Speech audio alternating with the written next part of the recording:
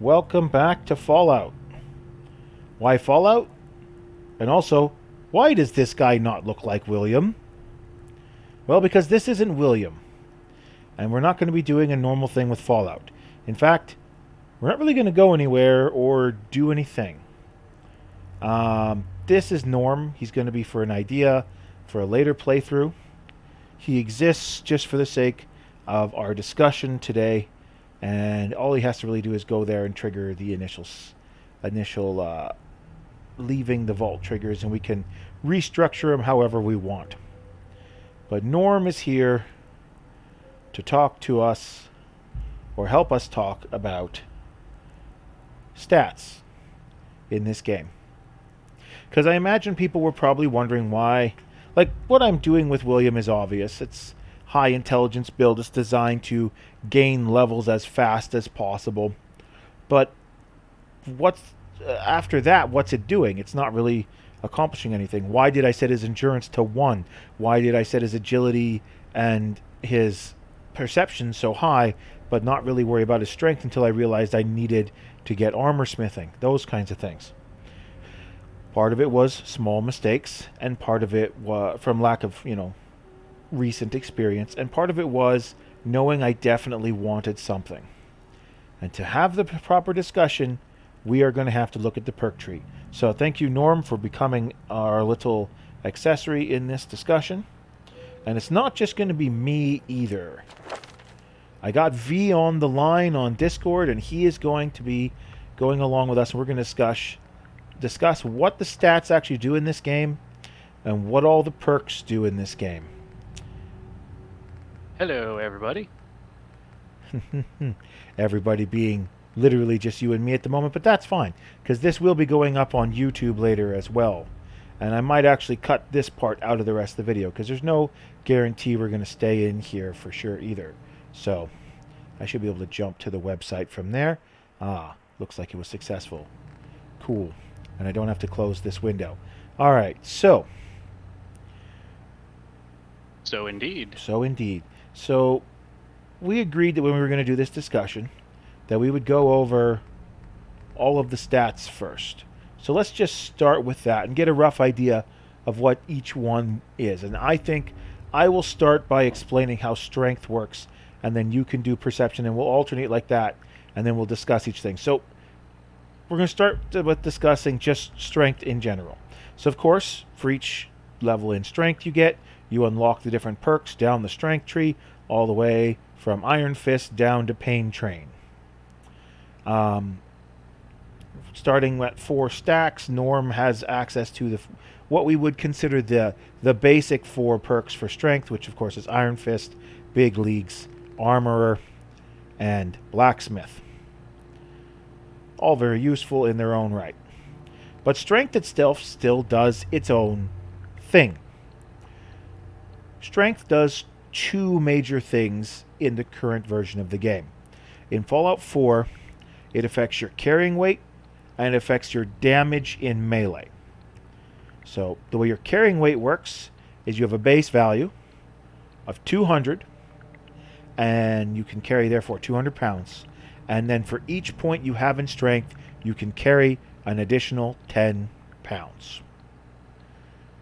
For your damage multiplier, you get the default damage of the weapon, which is, of course, whatever it says, and you multiply that by 1 plus your strength times 0.1, which, just think of it this way, you get 10% additional damage for each level of strength that you have. So if your punch would normally do 10 damage, with a strength of 4, it's going to do 14 damage, which is not a huge amount. So, but those are the only 2 stats that are actually directly affected by strength. So, thoughts? Well, not necessarily much, really. It is what it says on the tin. Yeah, effectively. You really are just getting what you would expect from a strength build. More damage, as long as you're not trying to shoot something, and a little bit more carry weight. And when you consider that the carry weight you have a base 200 pounds and it only gives you 10 extra pounds, that isn't so hot. Because I'm going to jump ahead a little bit, and I know we're going to be talking more about more stats later, but just pointing out the Lone Wanderer. When you take that perk and you don't have any companions, you carry 50 more pounds. That's a 25% increase in the amount you can carry. Strength will only increase the amount you can carry by 5%. That's not great. Effectively, Lone It's not Wanderer. super great now. Yeah, Lone Wanderer is 5 times more effective per level of Lone Wanderer, assuming it continues to go up by 50. We'll look at it more in detail. But it's at least 5 times more effective to take it at the beginning than to take a level in strength. But for the damage multiplier, if you are doing a melee-based character, that may be worthwhile.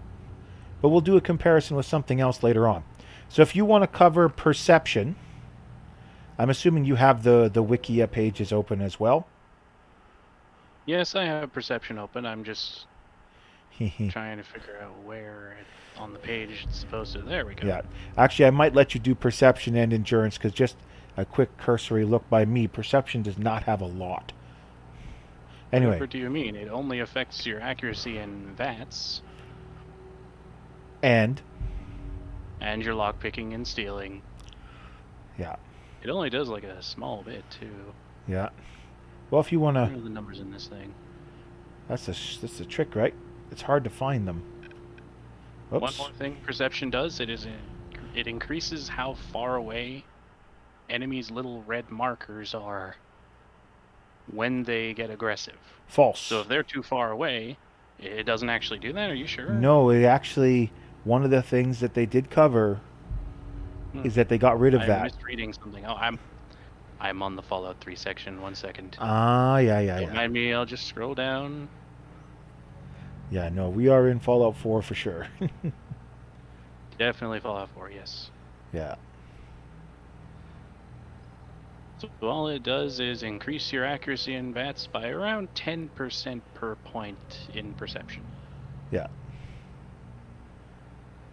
Now, of course, there's a much more complicated system put into there than just an extra 10% per thing, because farther away someone is, the harder it is to hit them, so on and so forth.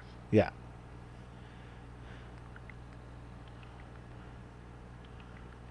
Do.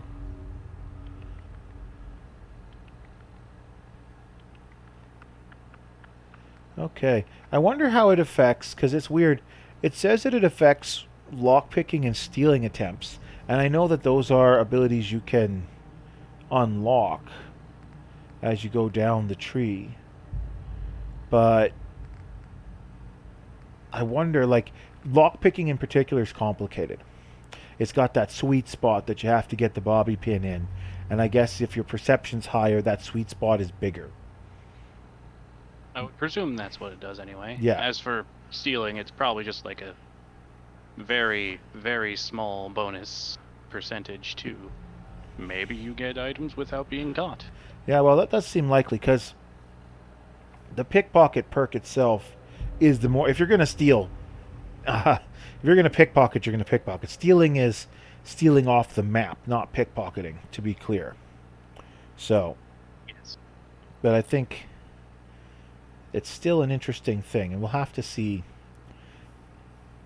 Because I believe the other one had some more stuff. But, yeah, so perception, aside from unlocking its perks, from pickpocket, rifleman, awareness, and locksmith, all the way down to concentrated fire, which is pretty good, actually.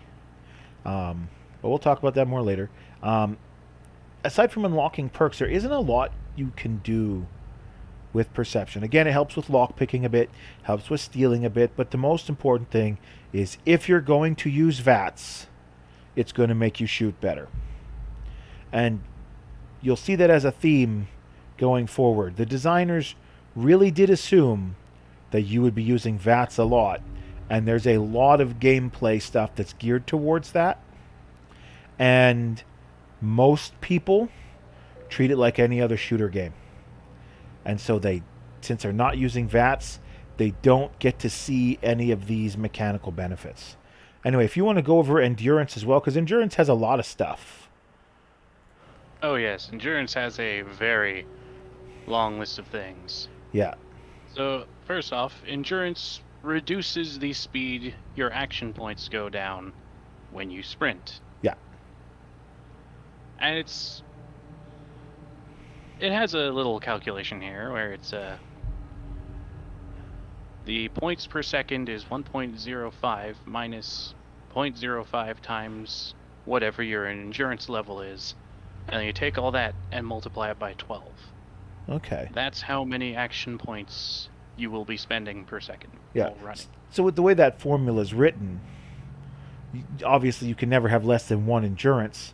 So it's always going to be at least 1 times 12. Yes, which Yeah. is really rough when you think about it at first. Yeah. But then you realize that 10 endurance doesn't even cut that in half. No, It's still 6.6. Yeah, but the nice thing is you can wear endurance gear, and you could put that over. It doesn't look like there's a. However, if you get the moving target perk, the base number goes from 12 to 6, Oh wow. making it a significant change. Well, And that's not even accounting for what agility does to it. that's pretty good. We'll have to take a look. We'll go over this a little bit more in detail when we get to those perks. Okay, what else does endurance do? Well, as the name would suggest, it increases your health. Okay. You get about 5 hit points per endurance, Okay. more or less. And that's like the base level, I'd assume. I got to scroll up if I want At to the see base it. level. And then every level you will gain 2.5 more health plus half your endurance in health. Okay. So you want your endurance to probably stay around an even amount. Okay. So obviously I'm playing dumb like I didn't know this. Obviously I knew this. That's why my endurance on my other character started at 1, which made his effective starting health 87? No, 88. Because he would have had 80 hit points plus 5 for his first endurance, plus per level he gets 2.5. Actually, I guess at level 1 you don't have those bonuses yet because you're still only you level only 1. really wind up with 85 to start. So you have level 85. So at level 1 you have 85 hit points and you can get another 5 for each. So 85 for 1, 90, 95. Norm here. Needless to say, Yeah. your health doesn't go up by a lot. Yeah, no. Norm here has 100 hit points with 4 endurance, which is, not a huge deal. Your endurance really doesn't pile up a lot. And of course, the perks you unlock, again, you get toughness. We're going to just take a quick overview. The 4 that are considered the base ones: toughness, lead belly, life giver, and chem resistant. And then that goes all the way down to our maximum level perk, which is solar powered. Which, boy, isn't that an interesting thing. Now, do we have anything else to say about endurance? Not really a lot.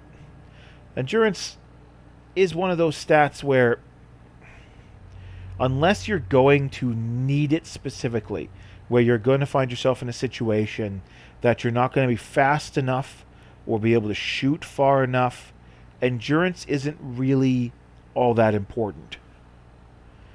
So Not you necessarily, can, no. yeah. I mean, effectively, even a character that has only 1 endurance has a maximum health of infinite because their health just goes up every time they level up. It may only go up by 3 points, and so it's not going up quickly, but that doesn't change the fact that their health is constantly going up. So, now, we move on to charisma.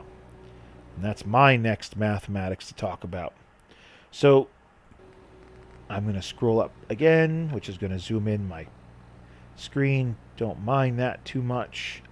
I just want to get this around here. So charisma has, outside of the perks, which we have Cap Collector, Lady Killer, Lone Wanderer, and Attack Dog as our base, and on our top end, we have Intimidation, which is literally just intimidate people. On a point-by-point basis, charisma only really affects three things. First of all, it affects your chances of passing the charisma checks in the game. Now, the charisma checks have a modifier that the harder they are, the greater chance there's you're going to fail. And how it basically works is your chance to succeed is your charisma flat. Your charisma flat times 15% minus the speech difficulty check. So at 4 charisma, you already have 60% chance of passing a test that had no difficulty curve. They all have a difficulty curve, though. So the difficulty of a yellow check is 35%, an orange check is 50%, and a red check is 65%, which means at 4 charisma, you cannot pass red checks. You have a negative 5% chance to pass. An orange you check... have a minimum of 5% chance to succeed in all of them, according to the... Well, yeah, okay. You always have a minimum. It always gives you a 5% chance. But effectively, on a red check, think of it like the reason why 5% and why they play around with multiples of 5s is this is role-playing game. And role-playing games use mathematics that are based around, ironically, Dungeons and Dragons and other similar games. And so the equivalent here is, what this says is, I have a 20-sided dice, and no matter what check it is, as long as I roll a natural 20, I will always pass. I have a 1 out of 20 chance to always succeed. But that means, most of the time, I'm not gonna. Now, on an orange check with 4 charisma, now I only need a 19 or a 20. That's still not very likely. And on a yellow check with this level of charisma, I actually have... What does that work out to here? It's 35%, so I have 60%. So that gives me 25, doesn't it? So you have a 1 out of 4 chance of succeeding on a charisma check with 4 charisma. And none of the perks in the charisma tree are designed to increase that probability. Which means if you want to increase your chance of passing a charisma check, you're going to need to go get some stuff. Now, there is some interesting ways that the mathematics work out. Because it's a flat 15, at 4, I'm already at 60. Put another point of charisma on, even just with a pair of glasses. Well, now that's another 15 points. That's 75. Now I have a 10% chance of passing even the red checks. So, if we just put a few more points of charisma, I think they basically said if you can get your charisma to 11, so max out your charisma, get it to 10, and then put on a pair of glasses that give you charisma plus 1, now you can't fail any of the checks. Because your total score for charisma is more than 165, which means you have a 100% chance to pass every single check. So, high charisma character might not be a bad idea if you want to get those rare dialogue choices through and make them function. But because it's such a flat, simple thing, it's kind of bland. The next thing it affects is your maximum population in settlements. And yes, I know I'm skipping the important one. I'm doing it on purpose. Max population in settlements is 10 plus your charisma. So literally, you just go, I can have 10 people in my settlement plus 1, 2, 3, 4. That's it. Because it's a static value, you probably don't want to be using items to up your charisma to try and get your population above 20, you could probably do it, but then you're forced to leave it on, or else your population in your town or settlement is overpopulated. And I don't know if the game would allow that. I imagine it's probably hard capped at 20, but it does not say anywhere that it is. So that's a thing. So now I guess I got to talk about the important thing, eh? Maybe. Okay, so obviously everyone knows that charisma is going to affect your buying and selling prices. But here's the thing. There are some catches at play here. There's a hard cap on how good you can make the buying and selling prices in this game. And that means that you are going to find yourself in a situation where you can max out your effective buying and selling prices. And even with the best efforts in here, the best you're going to get is you're going to get 80% of the value of a product from a vendor, and when you buy it from them, you're going to have to pay an extra 20%. So you're paying a total of 120% of the price. So if an item is worth $100 or 100 caps, you're going to get 80 caps, and you're going to have to pay 120 to get it. Now, that said, it doesn't mean it's bad. So, if you have no perks to improve buying and selling, you need a charisma of 16 to get the best possible buying price and 15 to get the best possible selling price, just because of how the mathematics work out. Obviously, with the max stat being 10, and you can only really put on a few pieces of items that have charisma. I believe the most I've ever gotten it to was 14 at the beginning of a game, because you can get yourself a suit, a pair of glasses, and a hat, and you're up to 14 charisma. But that's where this comes in, and we'll get to the cap collector as a perk when we get to it, because we're going to cover all the level 1 perks next. And we'll discuss bartering in more detail when we get there. Okay, I guess that makes it intelligence, and that's your turn. Oh no, I have to go again. Yeah, well, that's okay. The intelligence is simple. It literally only does So, plain and this. simple, increasing your intelligence doesn't really change any skills or any combat abilities. Intelligence mostly just increases how quickly you gain experience. Mm-hmm. So each point of intelligence will get you an additional 3% on top of the base experience you would gain. Obviously, from 103% to 130%. Yeah.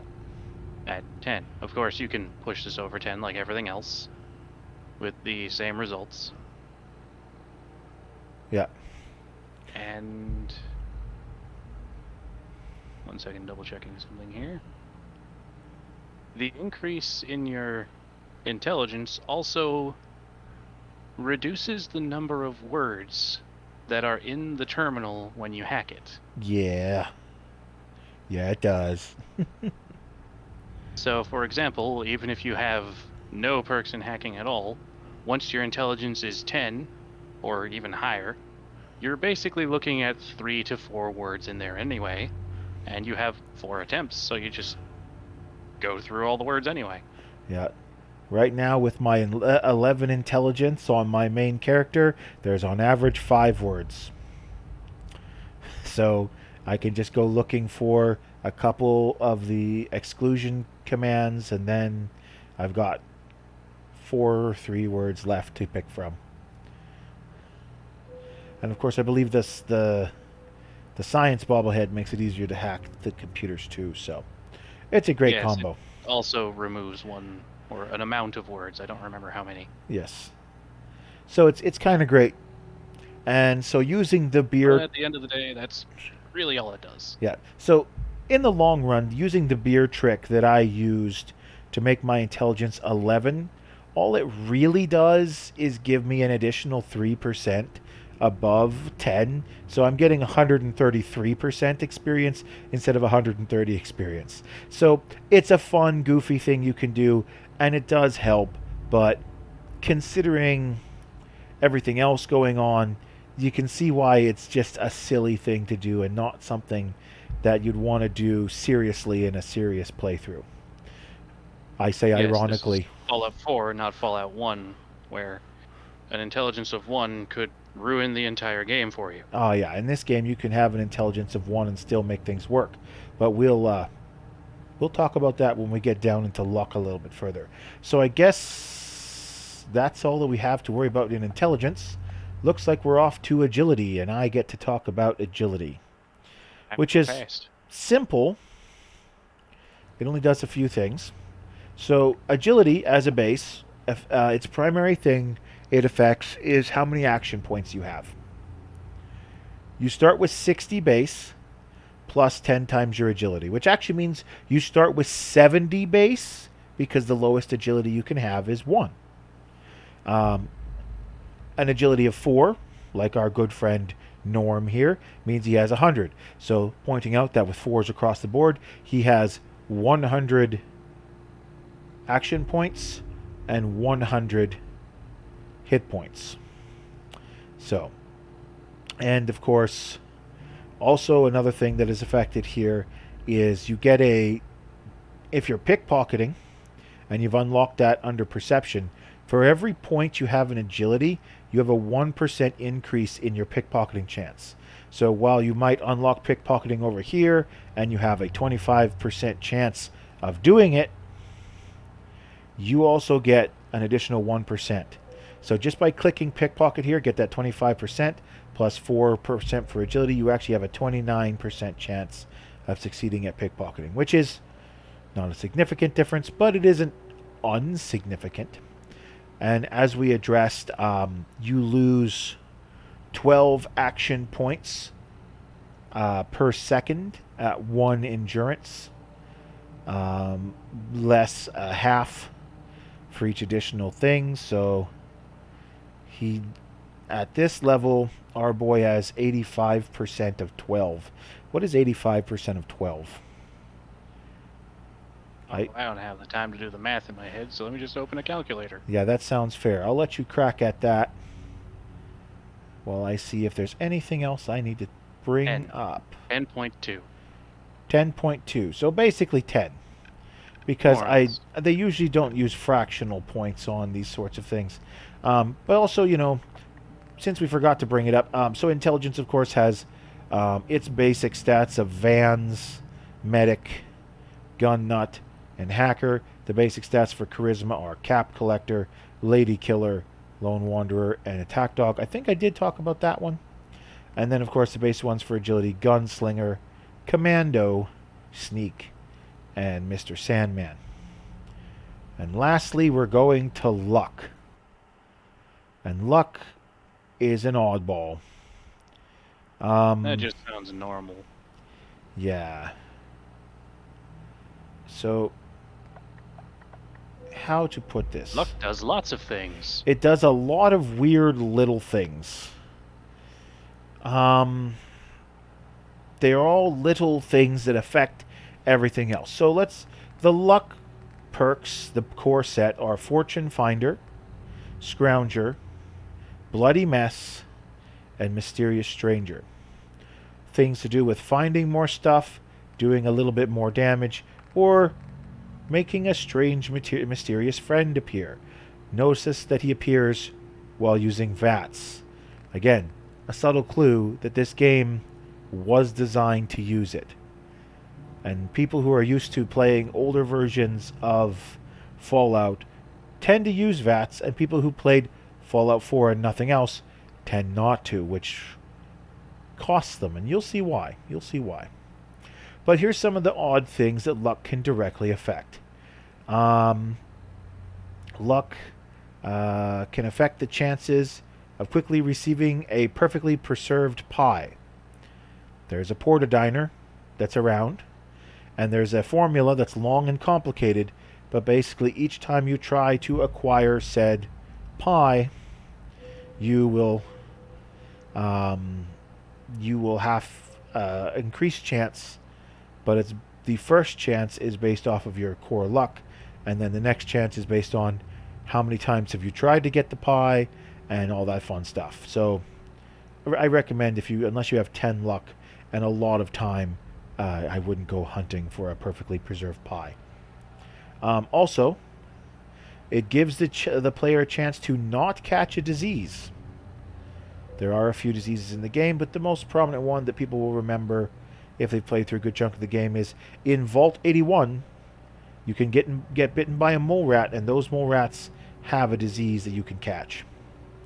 And there's a lot of little goofy, silly things like that, including weird, lucky weapons, hit tables, and stuff like that. However, there is a core thing that luck is for, a primary function, and that is critical hits.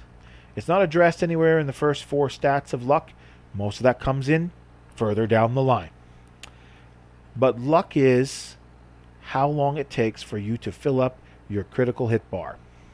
At a luck of 1, you have to get 14 shots off before you get a critical hit bar. 2, it's 12 shots off, and it proceeds to go up from there. With a luck of 4, Norm here would have to shoot 9 shots, and they'd have to hit. And then once he has 9 shots to hit, then he gets to have a critical hit available. Why do we bring this up? This is another mechanic for VATS. If you are not in VATS, you do not get critical hits. You might have a chance of a shot hitting something and it's done bonus damage, but it's not a true critical hit. Critical hits in this game occur when you are in VATS and you have a triggered critical hit. That's how they function.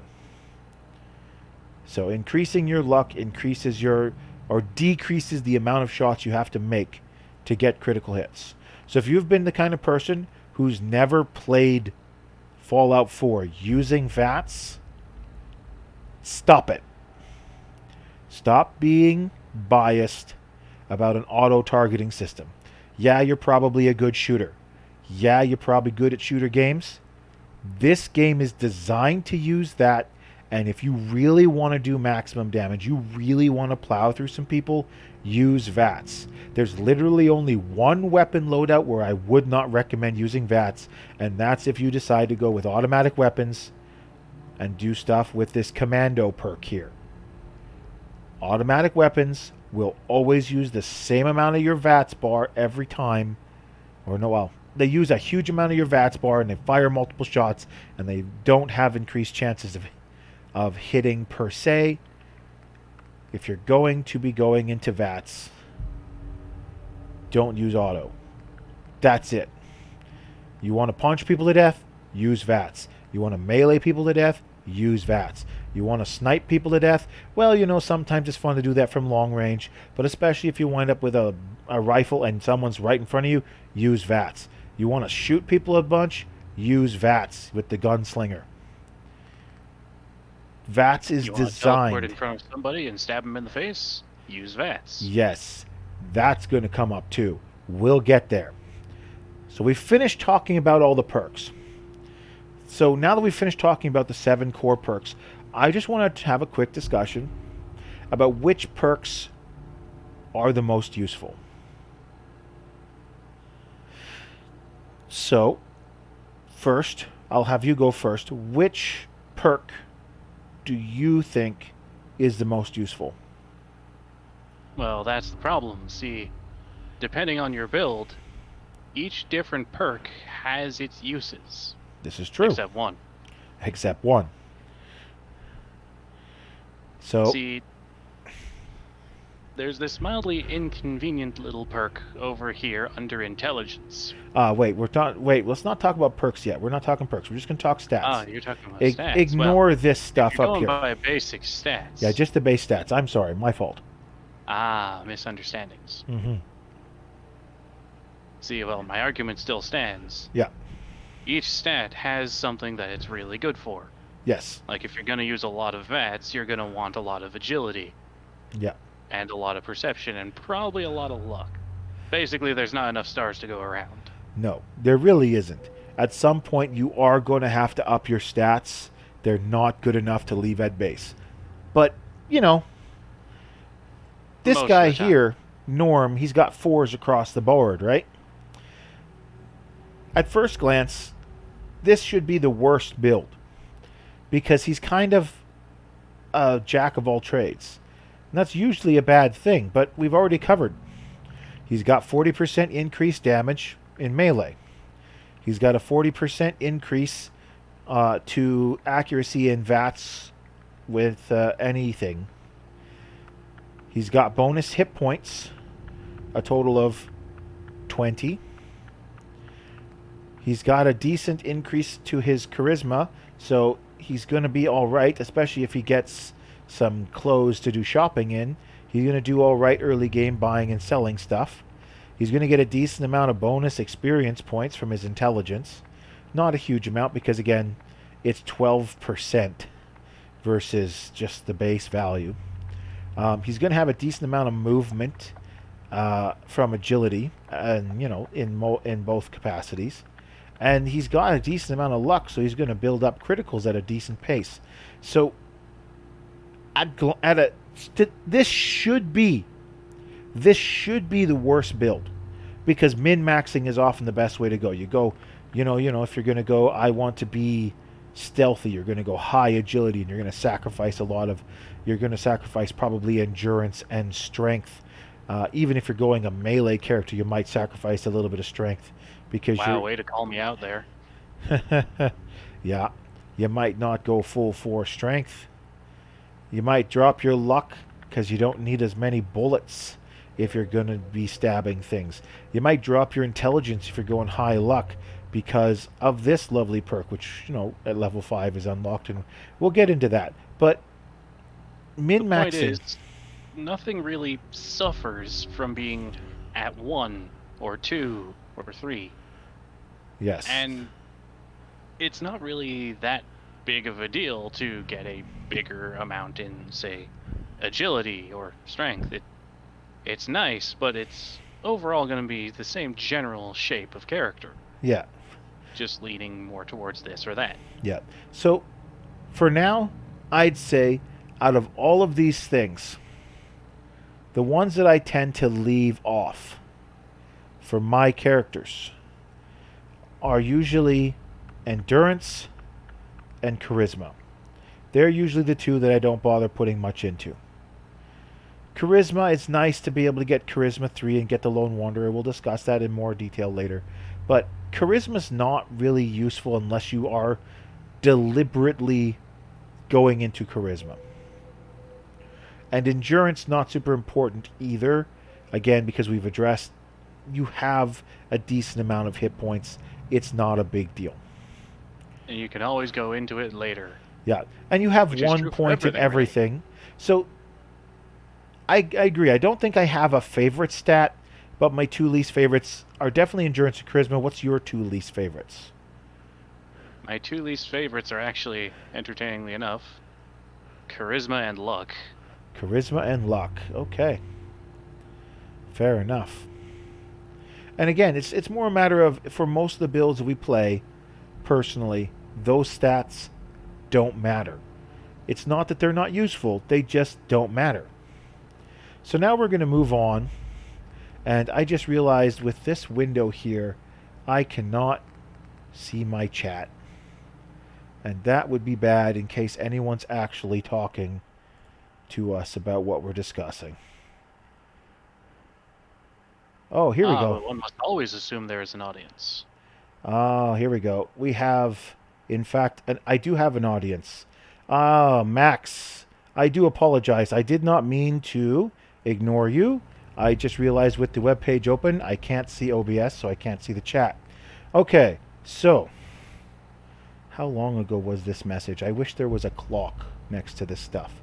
But again, I do apologize. So the reason you have a low luck is if you're not using VATS. But let's go, we're going to talk a little bit more about these core 4 stats for each one. Not going in depth into any of them, just a rough discussion of what they kind of do.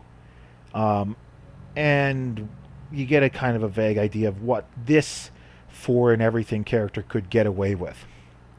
So, starting at level 1, Iron Fist. So, Iron Fist, 20% more damage. So, you get an increase again in your damage of 10% for each strength.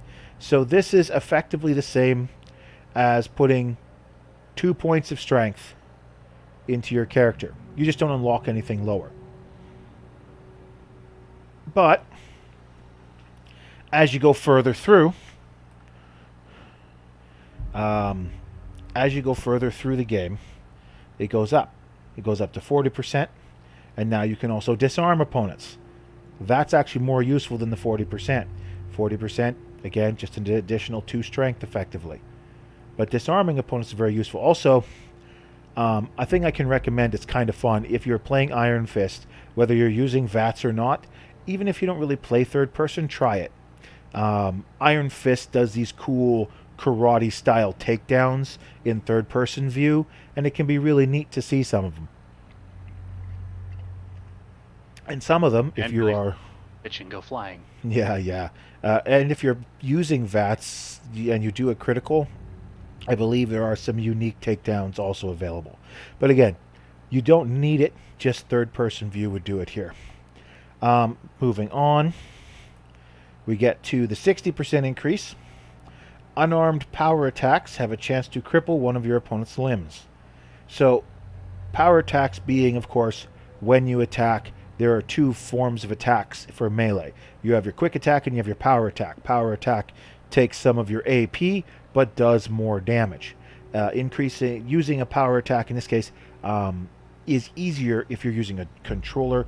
I tend to use a mouse and a keyboard, and the problem with the mouse and the keyboard is the power attack is just hold down the button for longer, which is a bit of a problem. Moving on, we get Iron Fist, 80% more damage. Unarmed power attacks have a increased chance to cripple one of your opponent's limbs. So again, even more chance of crippling. Super useful. Now we get to our final form. Punching attacks do double damage, and criticals in VATS will paralyze your opponent. So there's another perk designed to encourage people to use VATS. So you get the idea that, like, whoops, I did not mean to push that button. I just wanted to It's almost like they were trying to make a point. Okay.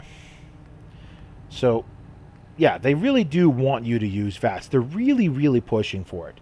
But it isn't necessarily good. Or per se. Now, when you're running a character with 4 stats, of course, you also have everything underneath that available. And Big Leagues is kind of more of the same. But we're going to move on to Pickpocket. So, Pickpocket, I guess you can do this one if you want. I suppose if you insist. So, yeah. Rank 1's plain and simple as is. You just get a 25% higher chance to take something from someone without them noticing. Yeah. It's just 25% easier, so not that much of a change, just plain old numbers. But then you get to rank 2, and maybe you decide to leave something not so friendly behind when you take their stuff. That's more fun. You know, for whenever you want to make a terrible person character. Oh, man, I think it'd be a lot of fun to leave grenades in someone's pockets. Live grenades are a great way to end a conversation with someone you don't like. Or when you're dealing with a NPC where they're talking to you and you know they're going to fight you soon. So you just go, no, you can hold this explosive, bye. Then you get to the third rank, which just goes, hey, can I hold your gun for a second? Yeah, thanks. Bye. Yeah, that part actually does make me laugh. Pickpocketing someone and stealing their equipment. Pretty solid. Well, considering the way things seem to be going, I think you can guess what the fourth one does. It's Yeah. just, yes, I'll take that hat and these pants. And I suppose you don't need those sunglasses. Thank you. Bye. Plus, it's 100% increase in pickpocketing chance. Twice as easy. So, Hilariously easy to do. yeah, by this point, level 30, you're just like, I'm going to take all of your stuff, and you're going to have this live grenade in your pocket, and I'm going to walk over there. And all your friends are going to panic because you're about to explode and you're freaking out. And now it is incredibly easy to handle this raider base. Pickpocketing is.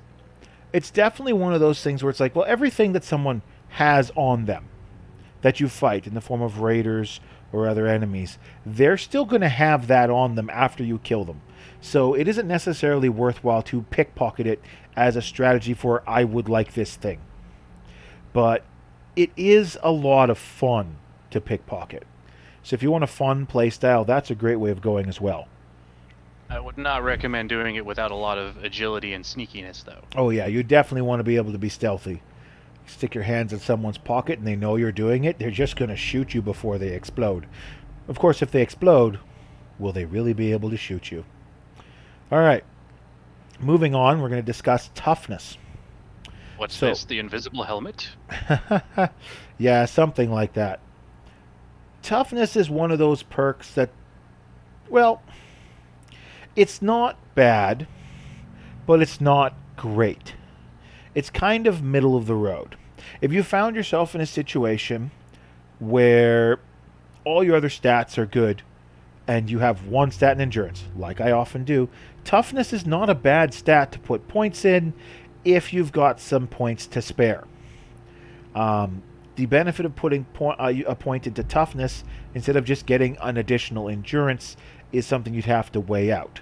Because damage resistance is complicated. Hella complicated. I still don't completely understand how it works. I think it's a percentage-based system. It's one of those things that I'd have to look up to really properly, fully understand. Also, if you're wondering why the sound in the game cuts out, it's because I've gone to a different window. And my OBS is dumb and won't remember the audio while I'm away. Anyway. But toughness at base just gives you 10% reduction per level. So first is 10, then 20, then 30, then 40, and then 50. It does nothing else. 50% damage reduction is great early game. It's protection. Yeah. That's not necessarily what damage resistance is. Yeah. Damage resistance protects you from ballistic weapons. If you're getting shot by lasers, this isn't doing diddly squat.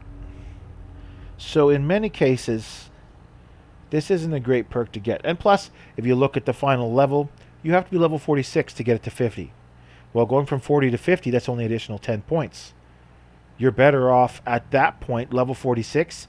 You're probably really good friends with the Railroad or some other faction that's going to give you really good power armor or other armor. You've got tricked out armor that you've upgraded to the end of the game because you've got armorer or other things like that. Or you've bought the best thing you could get. Hang, if you're with the Railroad and you've managed to steal some Corsair armor and you've got the max level of the Under Armor perk that lets you put armor in normal clothes, this is literally useless because your Corsair armor is going to have, what, over 200 damage resistance? And that's Somewhere not around going to there, add yeah. anything, yeah.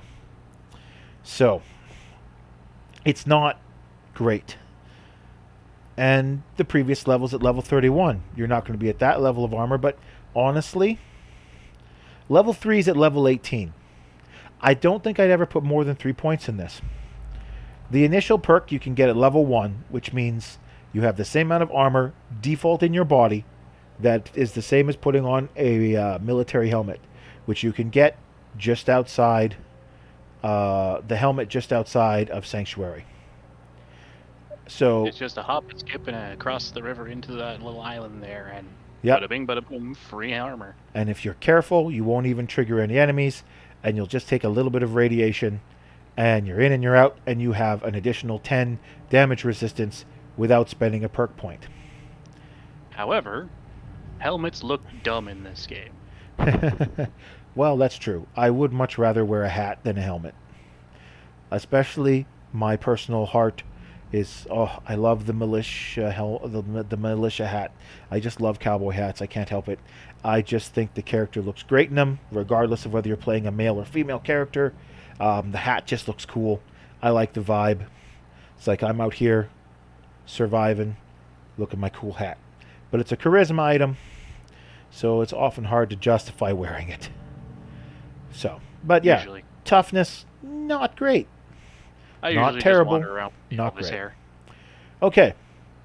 Cap Collector. Ugh. Your turn. Okay, fine. Ladies and gentlemen, meet the worst perk. I It disagree. gives you less of a discount than just putting another point in your charisma True. on the first level. Yep. However, the second level gives you 2 points of charisma worth of things. So, for the cost of 2 levels of experience, you gain 2.5 levels of better buying and selling. Yep. Only buying and selling. It does not affect any of your other charisma things, so it's probably still better to just put a point in charisma. In most cases. The last one, on the other hand, is a whole different story. You get to give a store 500 caps. Now, this sounds really bad, but it means that store will always be willing to buy and restock itself to an additional 500 caps. Yeah. The problem is, look at what level it requires. Yeah. This is a end game thing that you can just go to Diamond City and find someone who has more than 500 caps to vend with anyway.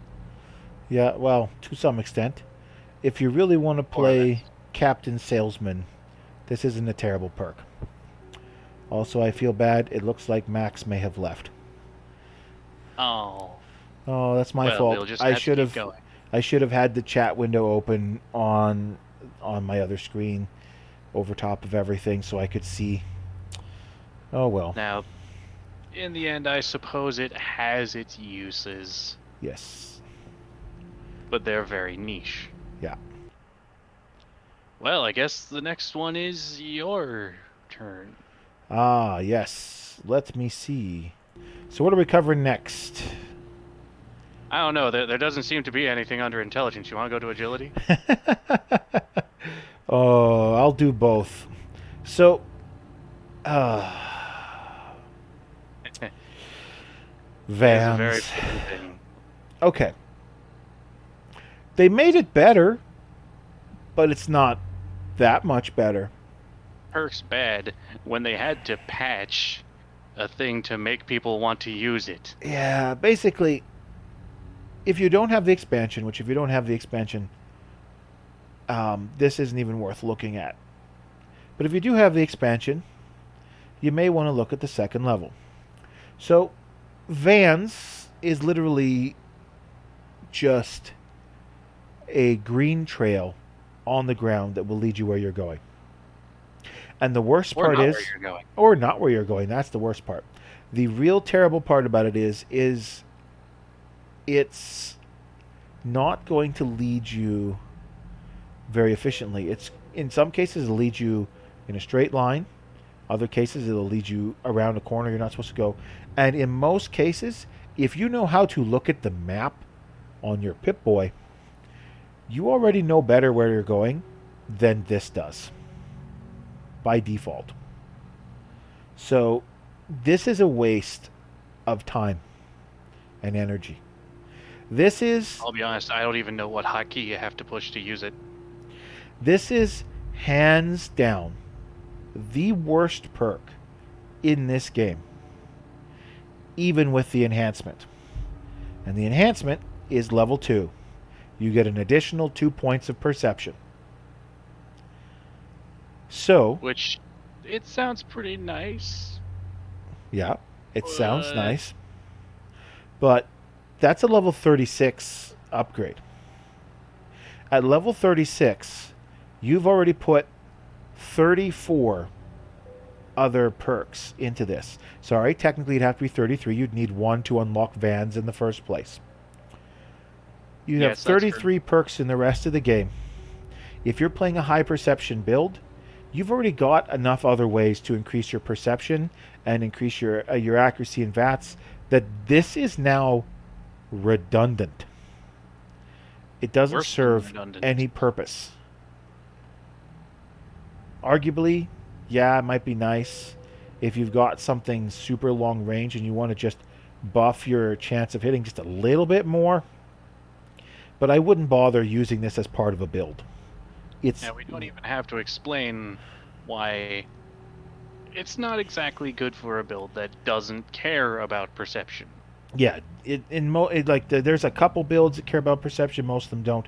And again, if you're one of those people who doesn't like to use VATS, this doesn't do anything for you unless you Ever. need 2 more points in perception and you really don't want to put the perk points in yourself to do that. Even though you have 33 other chances to have done that. Well, see, here's the funny part.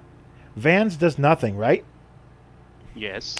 And the second level of Vans gives you 2 perception. So instead of putting your level 35 point in Vans and then your level 36 point in Vans to give yourself 2 perception, why not put your level 35 point in perception and your level 36 point in perception, and now you've already got 2 perception. And you didn't waste a perk point on nothing. Yep. That's the biggest thing. Yay. This is the thing, like if I were to ever max out a character that has every single thing, this would literally be the last thing I get. I would literally get everything else before it. This is terrible. I think it was intended to be good, and it's trash. So, in some regards, that means that having your intelligence at level 1 isn't great. Because if your intelligence is level 1, this is the only thing you're going to have available to you. And you're not going to like that. But moving on to Like, agility. Just one more is better, but Yeah. we'll get to there. Moving on to something useful. Gunslinger. Gasp. So, Such a new concept. like any of the combat style things, Gunslinger is going to increase your stats by 20% damage for for its weapon types. In this case, handguns, pistols. As long as they're not automatic, will do 20% more damage. First perk, only 20% more damage, but you can do it at any time. And early game, you really don't need it, though it can be kind of fun to just go, I have this now, and my 10mm is like super dangerous already. And it's amazing that it's agility 1 Yep. to get this. So you can upgrade your handguns even if you only have 1 agility, which can be great for someone who really does like to just shoot with freehand and not use VATS. So now, Gunslinger level 2 gives you an additional 20%, and I'm not going to address that going forward. It's 20% each level. But in addition to the damage boost, you get additional range. And it's upgradable at level 7. You start Which at is level 1. Ridiculously early. Yeah. You start at level 1. You put 1 point in at some point before level 7. A second point in at level 7. You've got a 40% increased damage and an increase in your maximum range on your weapon. And it is not a small increase in range. Nope. The actual value Most isn't... ranges go 70 for an automatic weapon, 100 for a normal semi-automatic weapon. Yeah. This adds 40. Just a flat 40 additional range. And that's the level 2. Yeah. So, next level, increase your range even further. Damage again, of course. Range even further. Next level, more damage. Attacks can disarm opponents. Disarming opponents is normally a melee combatant's thing. Now you have it here as well. And of course, at double damage, gunslingers also have their attacks have a much better chance to disarm opponents and may even cripple a limb. So you might notice a few familiar things here. Yeah. So you now have the ability to disarm opponents, possibly cripple limbs. So here's a thing where also again VATS comes in handy. Cripple a limb. Well, you have more likely to cripple a limb if you're hitting it. So using VATS, you can target specific body parts and you can cripple that body part. On human targets or humanoid targets, maybe not a big deal. But if you cripple something's head, whether it's an animal, a person, a super mutant, or equivalent, it's going to behave stupider. Literally. Also hitting in the head does bonus damage, and you're already doing double damage at this point. So again, this is an endgame thing. It's level 42, but it's adding disarming chance and a cripple chance, as well as increasing your damage by additional 20. That's pretty solid. The previous one's at 27. So before level 30, you can have 80% increase in damage and chance to disarm, plus those 2 range increases, because your previous perk stats don't go away. At this point, when you get this thing up where it has both range increases, which of course you can do by level 15, you can put a scope on your pistol. Because you no longer have a pistol. You have a sniper rifle that just happens to fit in your hand. Totally no safety issues with this whatsoever. No. Alright. We got one last perk to cover at level 1. Fortune Finder. Yes. The good money one. I mean, what? Go ahead. So, as it says on the cover, the base level just means every box you open has a chance to have money in it. Yep. Even when it used to not have money in it. Yep. You could find money there, and things that have money in them, like cap stashes, will have more money. Yep. Which is altogether pretty nice, as it starts. Mm-hmm. But then you get the second one, which goes, hey, you know that money? We're going to put twice as much of that extra money in there. Mm-hmm. I hope you like money. Yep. And of course, in this, it's caps, but yep. Money is money. Also note, level 2, or the second level of this, only requires you to be level 5. Which is a lot of money really early. Yep. Then you get to rank 3 at level 25. Also the earliest rank 3. You find way more money. I think you can get where this is going. Yes. We took some money and put it in your money so you can have money in your money. So now you can money when you money. And the last and just level. in case that wasn't enough, Mm-hmm. now there's even more money in things, but that's not the fun part. The fun part is every time you kill somebody, there's a chance they go kaboom with money everywhere. Have fun cleaning that up.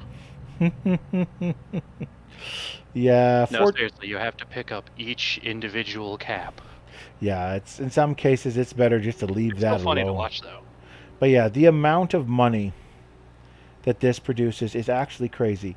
And the real value of it is that most people forget is, even back here at level 2, or when you unlock it at level 5, boxes you've already checked that were empty, if it's been more than a few days since you checked them in-game, will reload when you re-enter the area and have a chance of having new loot. If they have new loot, they will have money in them at this point. Every time. Pretty much every time, as long as they reload. Almost every time. Almost every time. I've done that before where I got this perk, even just the level 1 version of the perk.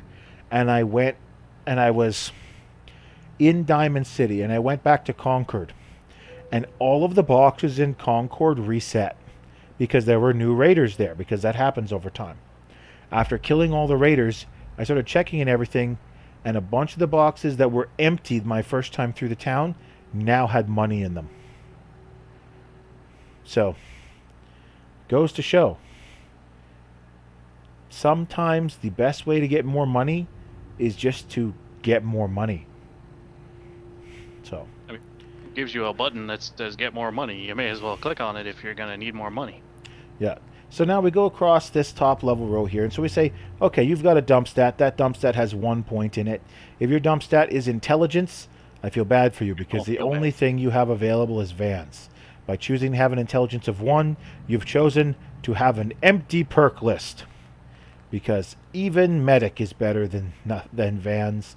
And Medic, well, Medic's pretty good, but not, there's better I wouldn't things. call Medic a bad one, but... No, but it's obvious that if you compare all these level 1 perks... Each row has its perk you don't really want that badly. Yeah.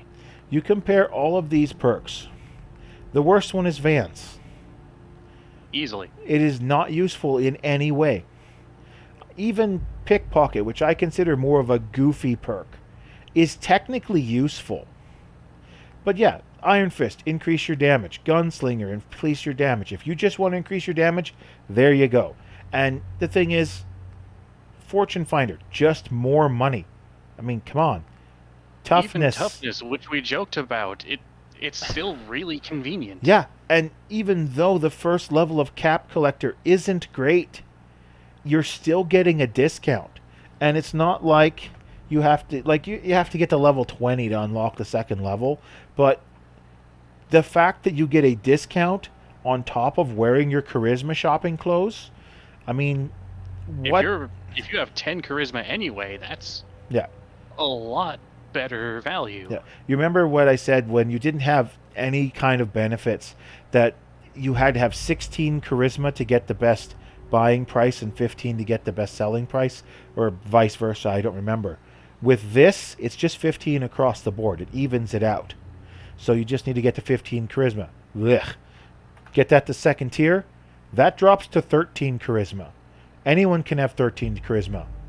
You put on a nice suit, get your charisma to 9, put on a nice hat and a nice pair of glasses. Congratulations, you have 13 charisma. Or a particularly goofy white-rimmed pair of sunglasses, and... I prefer the nice-looking glasses, not the goofy-looking ones, but charisma is charisma. You can wear a pompadour if you want. You can wear the cowboy hat if you want. Wear a dress as a man if you want. Yeah, as long as it gives you charisma, who cares? Wear what you want to wear. Put on 4 charisma worth of stuff, and even if your charisma's 9, you have the best prices at the vendors right here already. No worries. Now, max it out, and you get that extra bonus of being able to get the shops to have more stuff. But the first 2 levels are the only things that reduce the cost. But there's a couple objects out in the world. Primarily, there's a book that you can get, a series of books that make selling and buying prices better. And if you know where they are, you can really greatly reduce the cost. And I think I don't have the website open anymore, but I believe did the selling price go? Did your charisma go all the way down to 9 requirement? With the book? Yeah. Well, not specifically just with the book, but there's also a barter bobblehead one can go find. Oh, right, the There's barter directions on the bobblehead. website. Yeah. And you get the bobblehead, Cap Collector 2, and all 8 copies of that book. And Yeah. you only need 8 charisma to buy at the best prices. Yeah. And 12 charisma to sell at the best prices. Yeah. And again, that's easy to acquire. That is nobody's business. Like, it takes time. You're going to have to put in the legwork. But it's not that hard to do those sorts of things. And early game, especially if you have Fortune Finder and Cap Collector, you are now A+ on your business dealings. Moving on to level 2. Perhaps, let's say, the king of money. Yeah.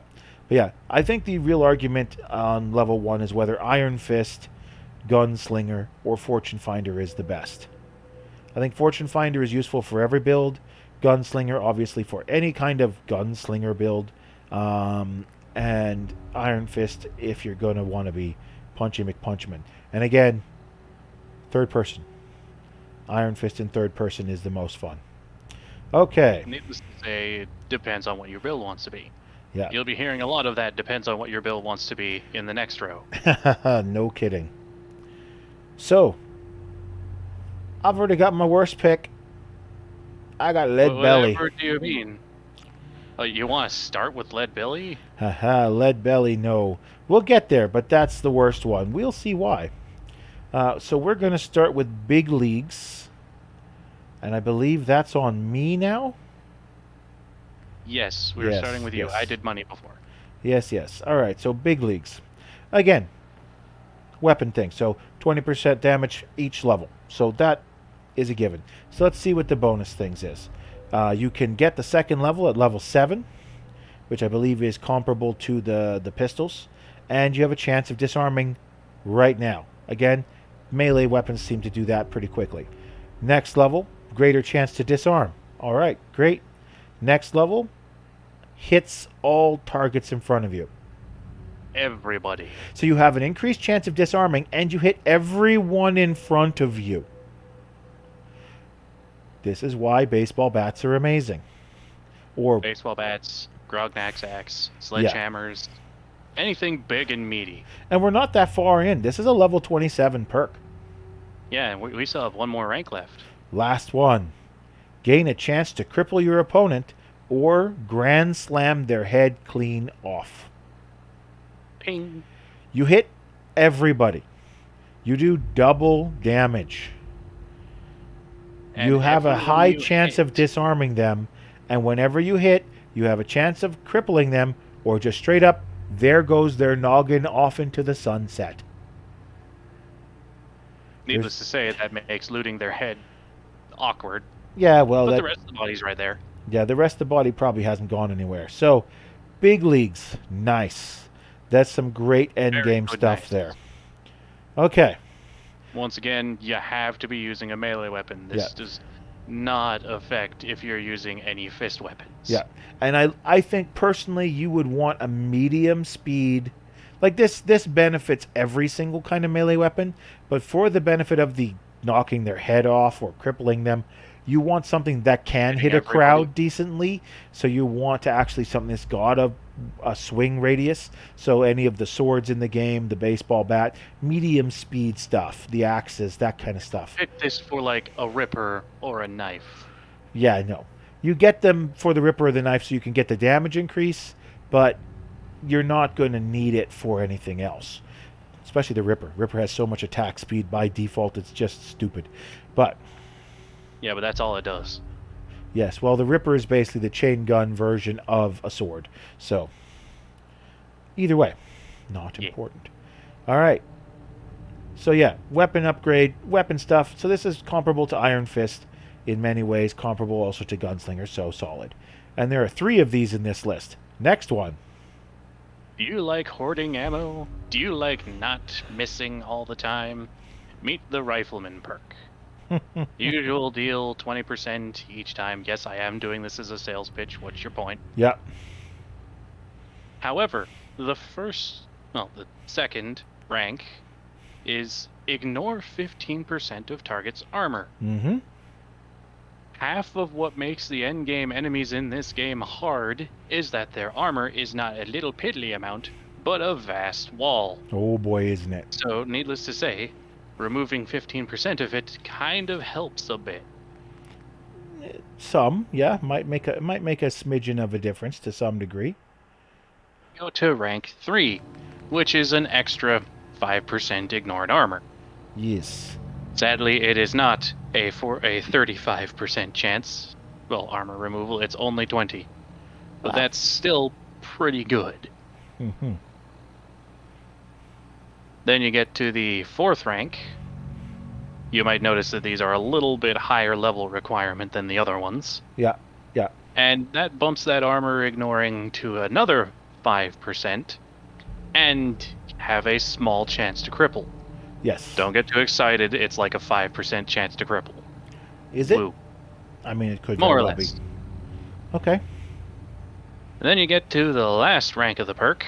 Really expensive leveling here, level 46, but it's now 30% armor removal and slightly higher chance of crippling limbs, Yeah. up to like 10%. Now you might notice this doesn't seem all that impressive At for the first glance. secondary effects. Yeah. But here's the thing. You are using not a machine gun, not a pistol, not a baseball bat. You're using a big, heavy rifle. This thing will probably never miss as long as you're using it properly. And it doesn't do 30 or 20 or 10 damage. It's doing, at minimum, 80 damage. So this thing's going to hit a big brick to someone's face and then ignore a good chunk of that armor. So there's a really good chance that if you have this thing all the way up, you will instantly take down whatever you shoot. Needless to say, VATS just makes it even more funny because now you have the chance to use crits to definitely not miss. Yeah. And do even more damage on top of that. Yeah. The rifleman is probably the one thing where I will alternate between using VATS and using not VATS. Because getting a Just scope... fun to slow things down. Yeah. I've said before that I don't like using long scopes in my normal playthrough because long scopes, they see too far, and the game's pop-in distance is at the range of the long scope. So there's a 50% chance you can see what you want to shoot at, and a 50% chance you can't. But a medium scope on any standard sniper rifle going long range, that's going to pop someone's head off. And if you can... Or smash a defense turret, yada, yada, yada. Oh, yeah. I mean, don't forget, if you're shooting at that range, you also have the benefit of stealth damage. And the base level stealth damage, I believe, is 2 or 2.5. So... I believe it's 2.5. Yeah, it could be. Yes, it's 2.5. Anyway. I get to talk about this. Nope. It's double. 2.5 is from something we'll talk about later. Okay. So... Oh, no, you're going to have a great time now, aren't you? Lead Belly. Where to begin? Lead Belly is a perk that, in my opinion, is only worth taking if you're playing survival mode. And even then, not that great. So all the first level does is reduce the amount of radiation you get from eating and drinking stuff. But unless you're planning on exclusively drinking Nuka-Cola and eating every scrap of food you picked up out of the corner store, this isn't worth anything. Every piece of meat that you pick off of an animal that you've killed in the game, you can cook. When you cook it, it no longer produces any radiation, and it has better healing properties than if you didn't do that. So even if you're playing in survival, all you really need to do is focus on hunting early game. Get yourself a decent amount of deer meat, or radroach meat, or mutton meat. Get that all together, cook it all up, and have it ready for when you need to eat. And you will not have any issues about taking any radiation damage. It's pointless. Now, second level just reduces it even more. And third level is no longer take radiation. See the problem? This does this and exclusively this, and it has no purpose. There's no value in this. I can think of exactly one situation where this would matter. What's that? When you are entirely out of food and healing items, in which case you've already messed up. And the only thing around is a puddle of water to heal yourself from. Yeah. Because you can heal yourself by drinking out of puddles of water. And if you did have full max levels of Lead Belly, then you're good. You can do that and you'll heal yourself and you'll be okay. Won't work for survival, will work in every other version because of course in survival you do need actual food. But yeah. The only Survival good thing... mode for the people who want to have this little extra mini game called Try Not to Die added into their RPGs. Yeah. So I can think of one good thing about Lead Belly. Maximum level cap is 17. So if you really do want to use this and you are playing the survival build, you can max it out by level 17, which means it's done and you don't have to worry about it. But at this level, for any other playstyle, it's useless. Just put so a you point... just get it at 15, 16, and 17 on survival and you're done. Yeah. just put a point somewhere else. But yeah, if you want it for food, if you are actually playing the survival build, and you want to use this as part of your build, getting it right away is fine, especially since you can get the second level by level 6. So maybe hit it at level 5 and level 6, and then wait until level 17 to finish it off. But again, not a perk worth taking outside of survival for any reason, unless you really want to be that weirdo who insists on picking up some spam, or whatever it's called in this game again. Scram? Cram. Cram. Cram.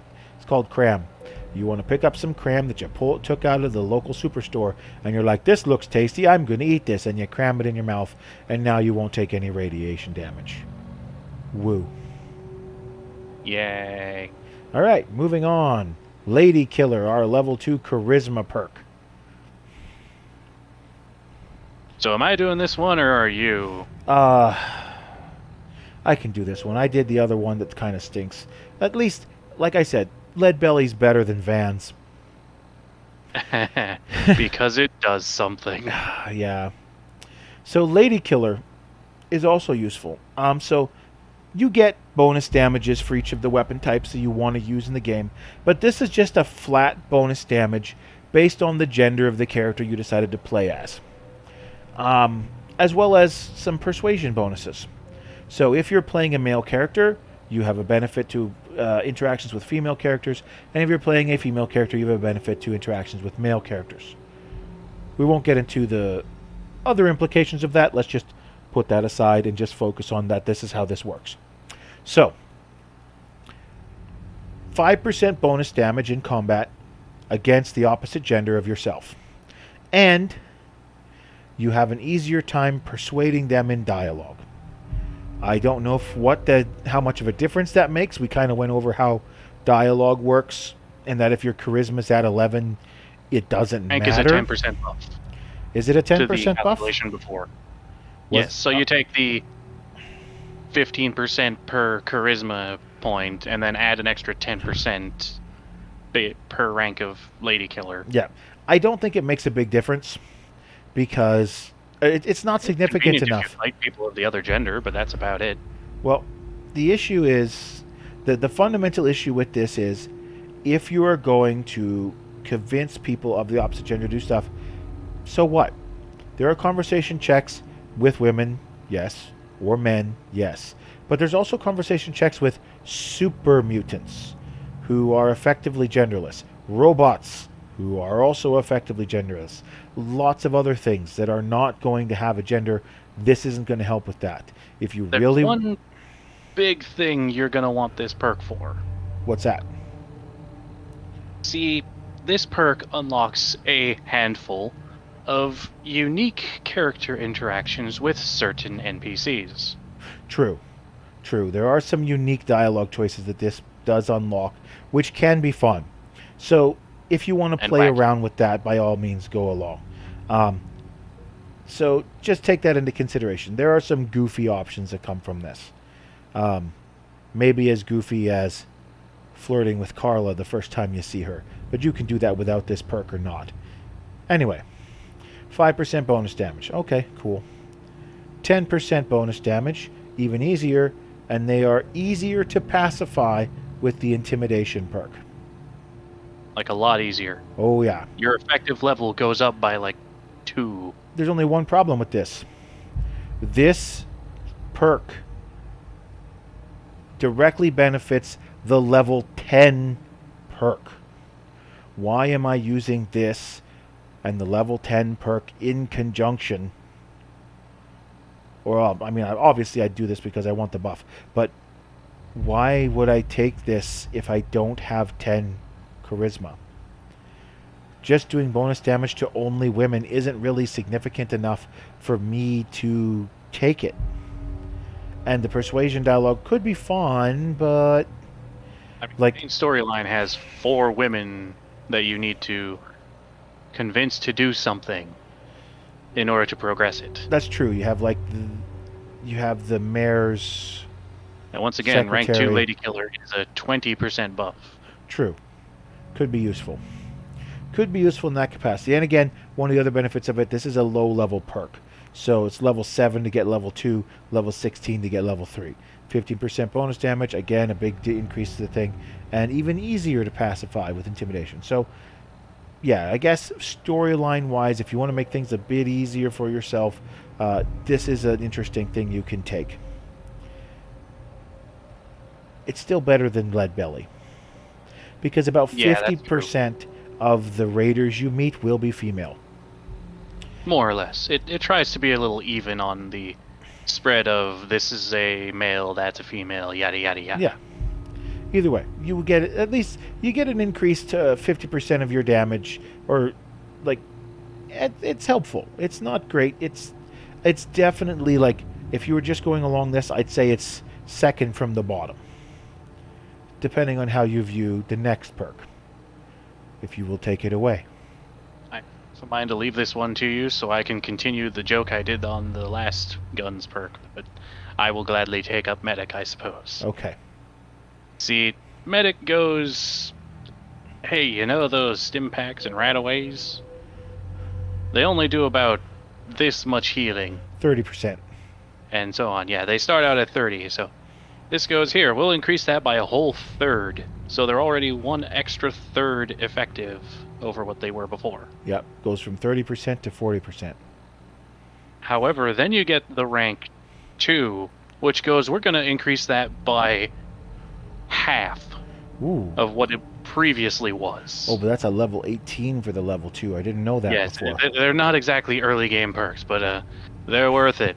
You'll see why in a moment. Well, we go up to the rank 3, and it's 80%. I think I know where this is going. 30. I think you can guess what the last one is. Yep. The last one is you will be maximum health after using one, and you will remove all your radiation after using a Radaway. And they don't go twice as fast. They go 3 times as fast at refilling your health. Oh, and that's so on. Nice. Because, yeah, I've had it before where I'm like, not in this playthrough that I can recall, but I've hit myself with a stim pack to heal myself, and it would have been enough to keep me from dying, but my hit points didn't regenerate fast enough, and I took some more damage and I died. But that's a level 49. If you jab yourself with a stim pack, with a rank 4 of this perk, yeah, and stand in front of a Deathclaw, it will take the Deathclaw 5 hits to kill you because you regenerate that quickly. Oh, that's interesting. Because it does not stop healing you until you are full health. And so, So you can basically use this to jab yourself and run through a particularly dangerous area. Yeah. And hide and be at full health after you're in cover for a bit. I almost wonder if the base value of Stimpaks is that it heals 20% of your health. I'm pretty sure it's 30%, but it could be 20%. In which case, this first one doubles it. Then it's just a nice even way going up. So the only downside of this perk is you got to wait a long time to get each level of it. Oh yes, it is ridiculously expensive. You got to wait until level 49 to get the last one. Yeah. And let's be honest, there's better healing perks than this one. I mean, it's still good, but it's expensive.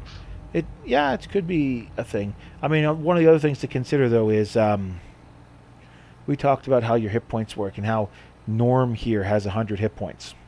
You remember the refreshing beverage? Yes, I remember the refreshing beverage. How much does it heal you for? See, a refreshing beverage does take all this radiation, get rid of it, and take all this health and put it to full. Yeah. And take all these addictions and other nasty things you had, including diseases, and throw them away. Yeah, it literally cures you of everything. Heals you. The problem is, a refreshing beverage takes 2 stim packs, 2 Radaway, and a whole lot of really expensive stuff. True. And then just kind of shakes it all together in a blender. That's true. Try not to choke on the pointy bits. I made one in my playthrough, and it's there as an emergency thing where it's like, if I'm down to like a fifth of my health, open up the Pip-Boy, pop that in, and it'll restore all of your it will remove 1,000 radiation, restores 500 hit points, gets rid of every other problem you could be dealing with, and so it's just okay. Now I'm okay.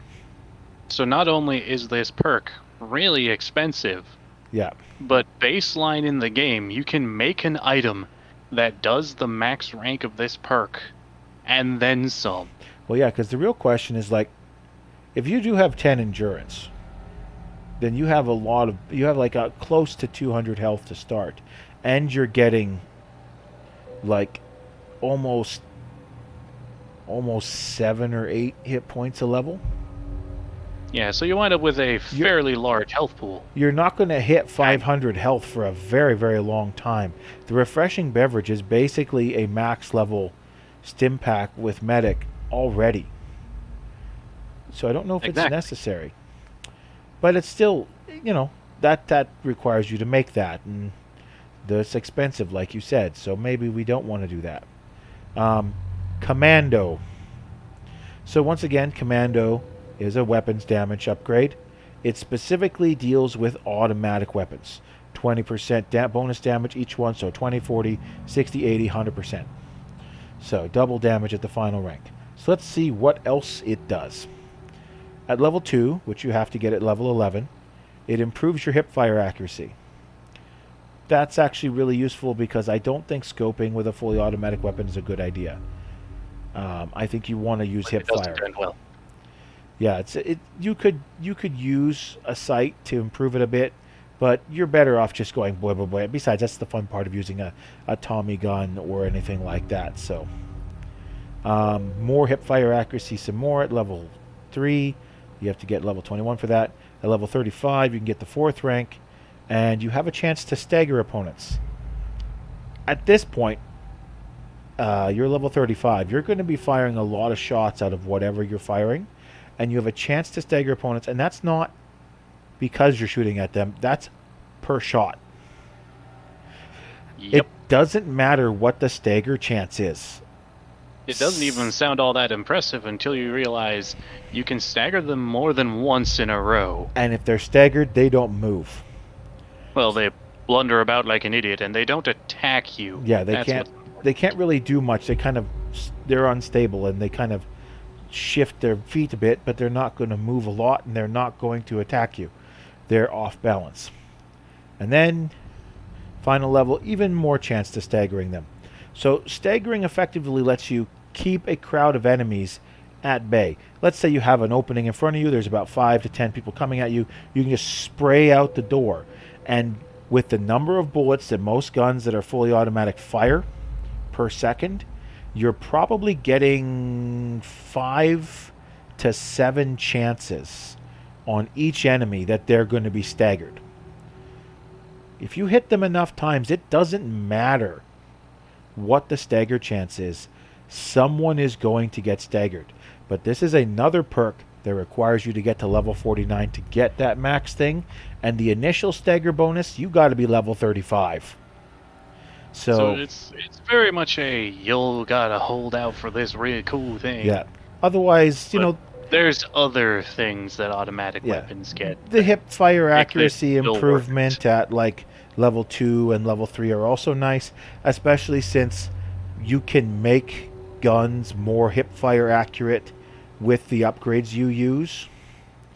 The theme to this game is automatic fire misses a lot. Yeah, but this fixes that problem. If you use the right gun with the right upgrades and this perk, you will do all right. And if you treat yourself to a really fun time, you will go find Cricket. And when you find Cricket, she will make you a gun, or she has a gun that's available, a legendary weapon, and the perk on it is the rounds explode. Couple that with this. That explosion only does 15 damage. Yeah. But that's per bullet. So now let's get some. You got a lot of bullets. So now you've got increased hip fire accuracy and stagger chance on all your explosions. Of which there are a lot. Because every bullet explodes. That sounds those like fun. Explosions do not stay small. Yep. We'll get into that in a minute. All right. Scrounger. All right, my turn. Speaking scroll of down a bit. bullets, how would you like to have more bullets? I like Remember bullets. Fortune Finder? This is that, but bullets. Nice. So, hey, look, an empty box. Now it has ammo. Hey, look, now there's more ammo. Yada yada, more ammo, more ammo. And a small chance when you fire the last round before having to reload your gun that you will simply find ammo where there wasn't any in your pockets. Yeah. There's a chance to gain ammo when firing the last round in your clip. How much? Don't know. The Funny thing chance. is, the final rank of this perk is affected by how much luck you have.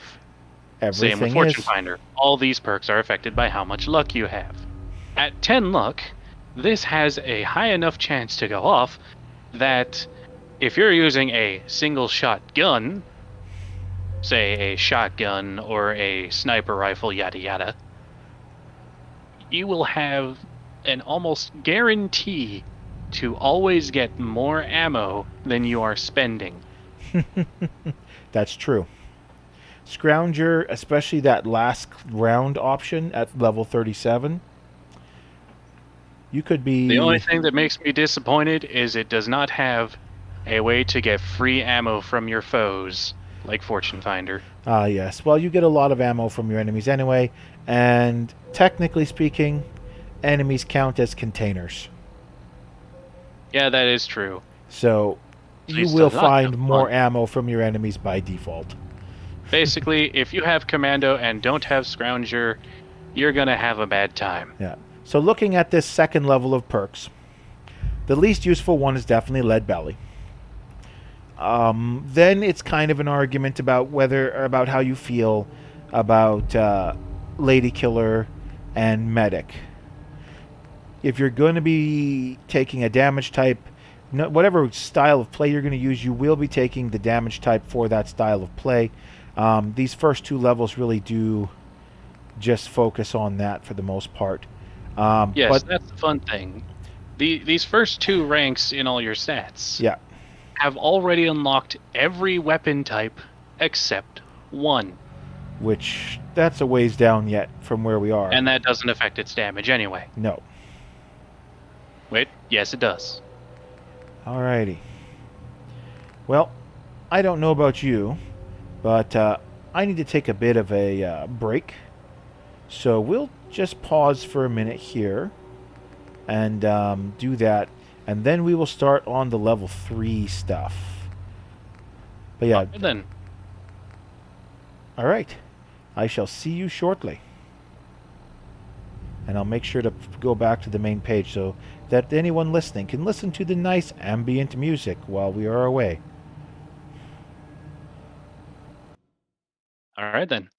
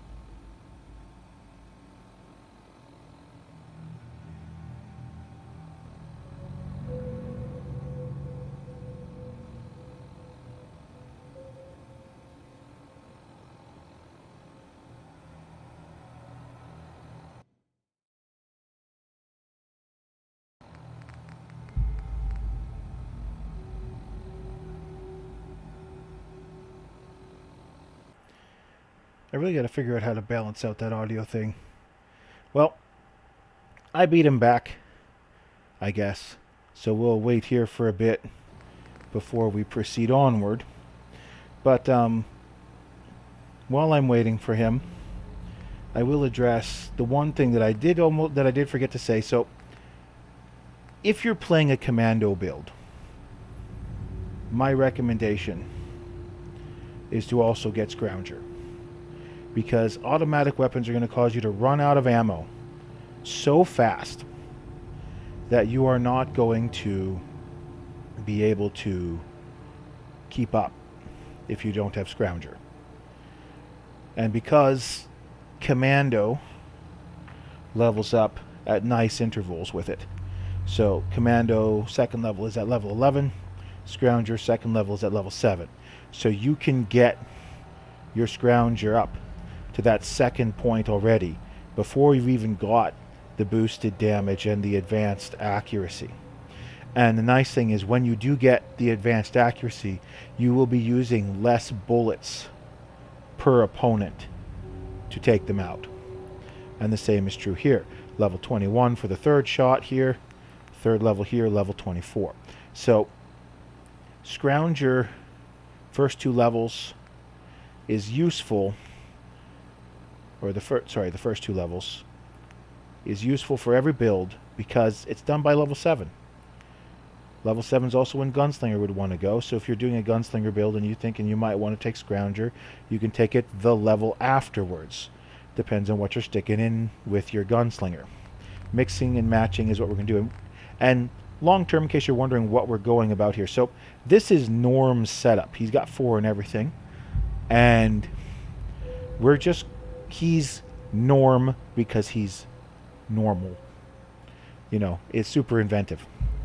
And we're pointing out that even though statistically this should be the worst layout for a character, that it actually does work out very nicely in spite of itself, just because they did take into consideration what to put in these first 4 rows.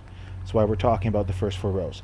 We'll also be talking about the 5th row, because obviously, for one, you find the Perception bobblehead really early in the game, so you could get these two. We'll also talk about Night Person, but you will be able to get, with the book in Sanctuary, another perk point, or another special point that you can stick in to level up one of these things and unlock the 5th tier of that object. And if you choose to unlock the Perception and then go get Preston, you will have Night Person very quickly. That's why we're also going to discuss that. And you will have Demolition Expert regardless, because you will have that bobblehead so early. And of course, if you get the other bobbleheads, you'll get these. And you know what level 5, what level 6, what are you looking at for a 4-star build? And then for fun, we're going to talk about the level 10 perks and which ones are the best and which one is the worst. I might be biased. So just wait for him to get back here. Were you expecting to get rid of me? No, not get rid of you. I just was faster than you. I think I'm just closer to mine, though. I do have to go up some stairs and things, but yes. Yes. Anyway, we were on armor, right? Yes, we are going to start level 3. So, and then I also pointed out to everyone that I especially recommend Scrounger if they're going to get the Commando, because automatic weapons go through bullets very fast, and you can get 2 levels in Scrounger by the time Commando has 1 level. So, fun thing is, even if you're not going into automatic weapons, Scrounger is still a good idea, because for every bullet you find that is not for a gun you own, that may as well just say different flavor cap. Oh yeah, that is also a fun thing. Scrounger is literally everything. When you have ammo, every ammo you have that you're not using, you can just read it as this much more money, because bullets sell for 1 cap a piece in most cases. That is so handy when you're using a melee expert character and go to Trudy's Diner right away. Yeah. Because there's a really good sword there. Yep. that you need to sell all your guns and ammo for if Yeah. you want to get it. That's another thing to consider too. Is if you want a lot of money and you're doing a melee build, you can get Scrounger, just so you find more bullets, because bullets are money, and you put together a Fortune Finder and Scrounger, and by level 7 you can have both of them at level 2, and you're finding a ton of bullets and a ton of caps, and every single bullet is just more caps. Then it doesn't matter if your charisma's 1, because you have more money than everyone else in the world. Okay, but we're getting distracted. Let's get back on task here. Back to row 3. Row 3. You first. I am first, yes. Does seem to happen a couple times. So row 3 has some fun stuff in it, but we're going to start with the obvious one. Armorer. Now, Armorer is an interesting one, because you want it. It doesn't matter what your build is, you want this. If you're playing a melee build, you want this, because you are going to get hit a lot, and you want to take as little damage as possible. And if you're not playing with Armorer, you're going to have to rely on what you can buy. Now, yeah, sure, you can get your first two luck perks and get a ton of money, and you can probably afford to buy just about anything in most of the stores you go to, and there are some very good armors you can find, but nothing beats taking that armor and then tricking it out to the nines. So, Armorer is essential, but it's also not something you need to worry about early game. So all it does is unlock the different levels of the Armorer perk, or the Armorer ranks, to be able to do modifications. You can do some basic armor modifications with no levels. If you get level 1 of the Armorer, you will be able to do most of the upgrades for leather armor, and if you get level 2 at level 13, you're now being able to do most of the upgrades for metal armor and a couple upgrades for combat armor. At level 25, you're now able to do some pretty high-end upgrades for most armor types. And at level 39, you've got level 4 in armor. You can do everything. Now, please note... Sort of.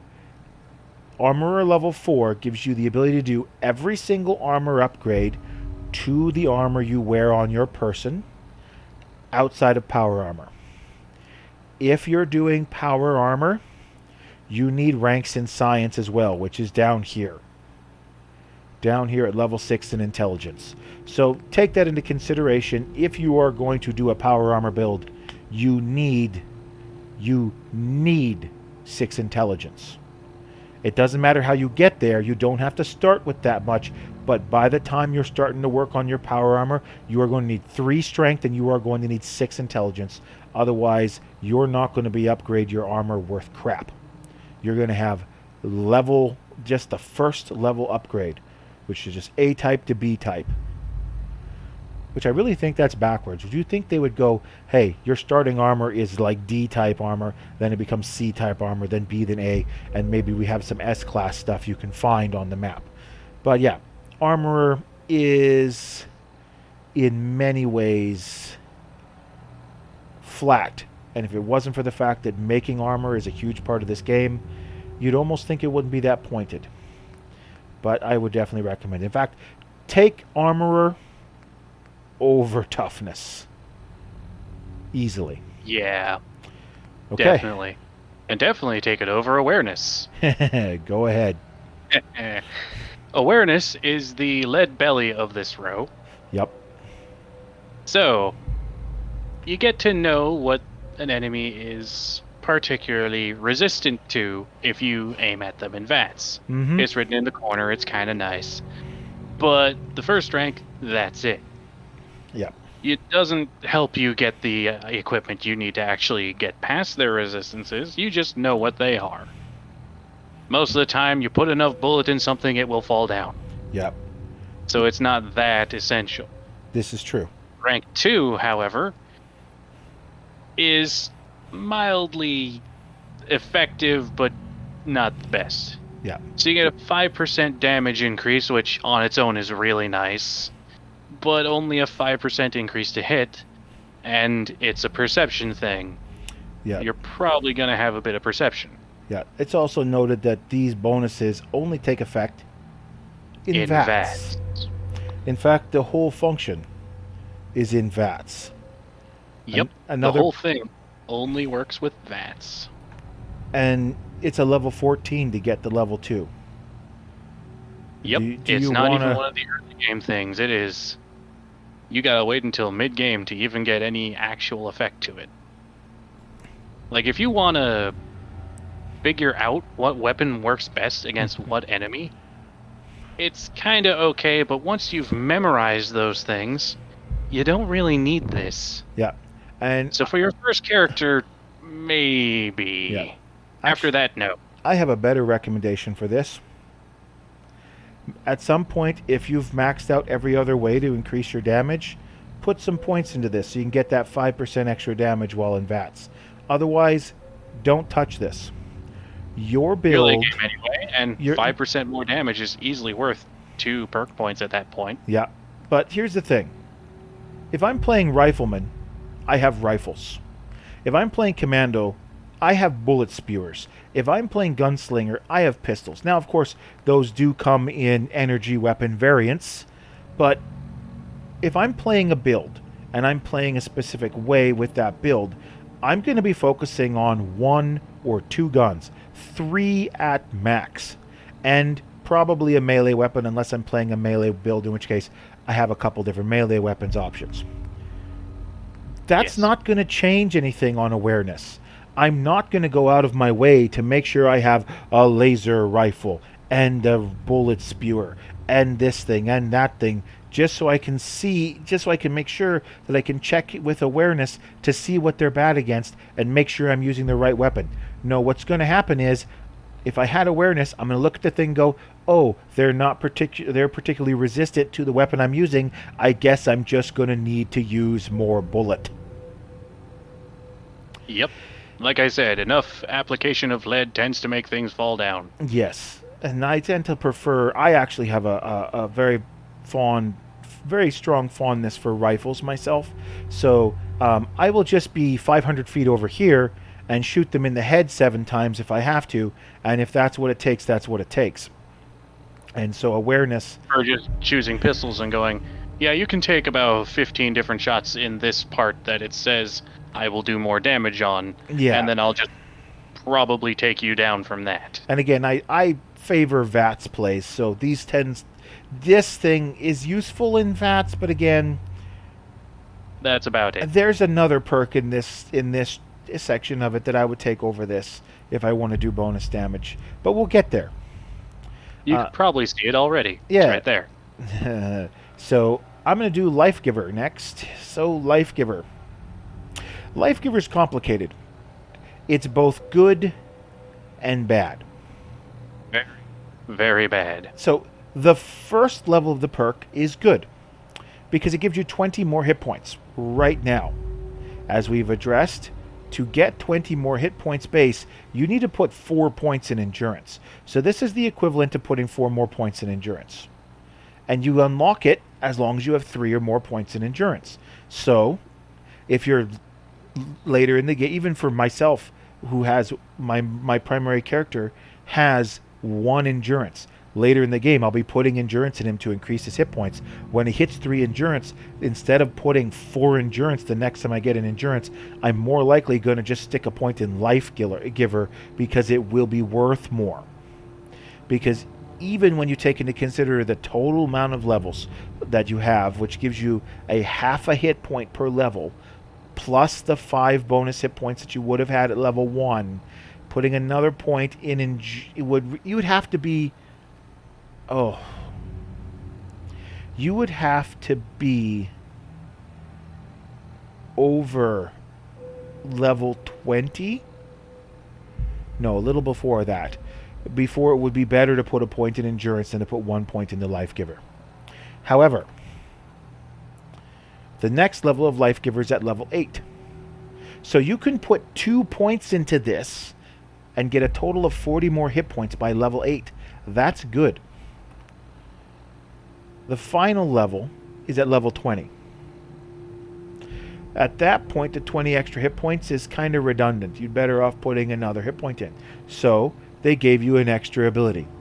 Slowly regenerate lost health. So Life Giver is one of those things where it's like, this is good, but also bad. Early game, I think it's a lot more useful than people think it is. But at level 20, you really need to sit and consider, am I going to take the third level of Life Giver and get that little bit of health regen, which is good, it's helpful, or if I'm already playing an endurance build anyway, why not put points into solar powered where I have additional strength and endurance, and you regenerate lost health at the max level. No spoilers. No spoilers for the end game content. Okay, fine. Until we get to the rest of the list. Admittedly, this does let you regen health from level 20. And solar powered, you have to be level 50. But we'll get more into detail of the end of the tree later. So, yeah, Life Giver... Those level numbers get really high later. Life Giver, I think I would recommend as an alternative to the next perk we're going to talk about if you can't put any points into the next one. So if you'd like to start with Lone Wanderer here. If you have Charisma 3, or any amount of Charisma over 3, and you have the intention of not having someone travel with you, there is no excuse to not get Lone Wanderer. Mm-hmm. First off, it literally gives you the opposite effect of Rifleman's Rank 2 perk. You get 15% less damage, so you ignore 15% of the damage coming at you. Yeah. But what really is the crux of all this is you get 50 additional carry weight. When you increase your strength by 1, you get 5 carry weight. So this gives you an additional 10 strength worth of carry weight from 1 perk point. Yeah, it's kind of bonkers. And that's only the first rank. And that's already worth it. People throw 1 point into that for no reason all the time. The second one doubles the damage resistance. And doubles the carry weight. Yup. So you get to do it again. But this is at level 17, where an additional 50 pounds ain't much. Yes. And an additional 15% less damage is, okay, let's not lie, that's still a lot. Yeah, actually that's significant. This is hands down the best perk available at this floor. Yeah, I would agree. Sort of. Well, there's reasons why you would pick another perk in this list. Yeah, again, this is the best perk if you are planning on not taking in companions with you. The moment you have a companion, this perk does nothing. Yes. Now, there is one exception to that. Dog meat. There's one exception. You can have dog meat, and this will still work. Yep. But any of the other companions, this perk turns off if they come with you. There's just one problem. See, dog meat has a nickname. Dumb called dog? Stupid Dog. Yep, Stupid Dog.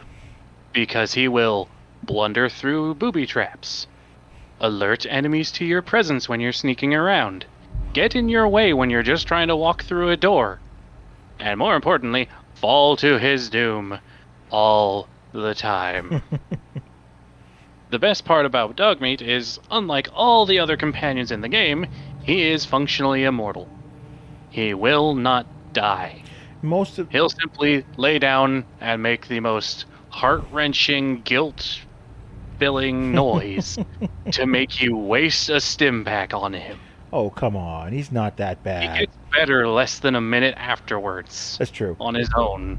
Unless you literally think... no dog for a minute is pretty bad. Unless you think you need dog meat to help you in combat, I wouldn't waste healing him with a stim pack in most cases. It's not worth the trouble. And bring him along. I will note that dog meat does have sneak 5, so he doesn't set off floor traps.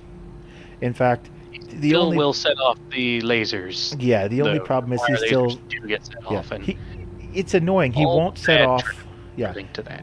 he won't set off like tripwires, like ordinary tripwires, but the laser tripwires he'll still set off.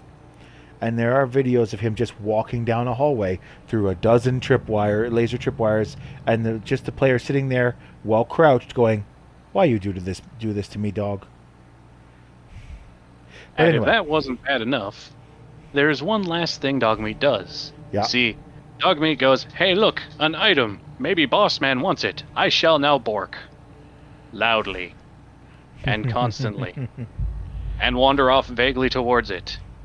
And sometimes get lost trying to get to it. Thus confusing person, and the player gets annoyed. yeah, Moving on to rank 3 of Lone Wanderer, on the other hand. yes. Let's get back on topic. Rank 3. Oh.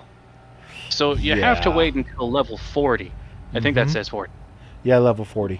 A 25% flat damage buff to any weapon you use Oof. is massive. Oh, it's so good. Especially because at this point, you've finished all but the last rank of every other perk that does weapons. Yeah, you're probably getting this on top of whatever you have for your primary weapon, as well as something else, which we'll get to. But there's And still then one more. there's the rank 4. Yeah.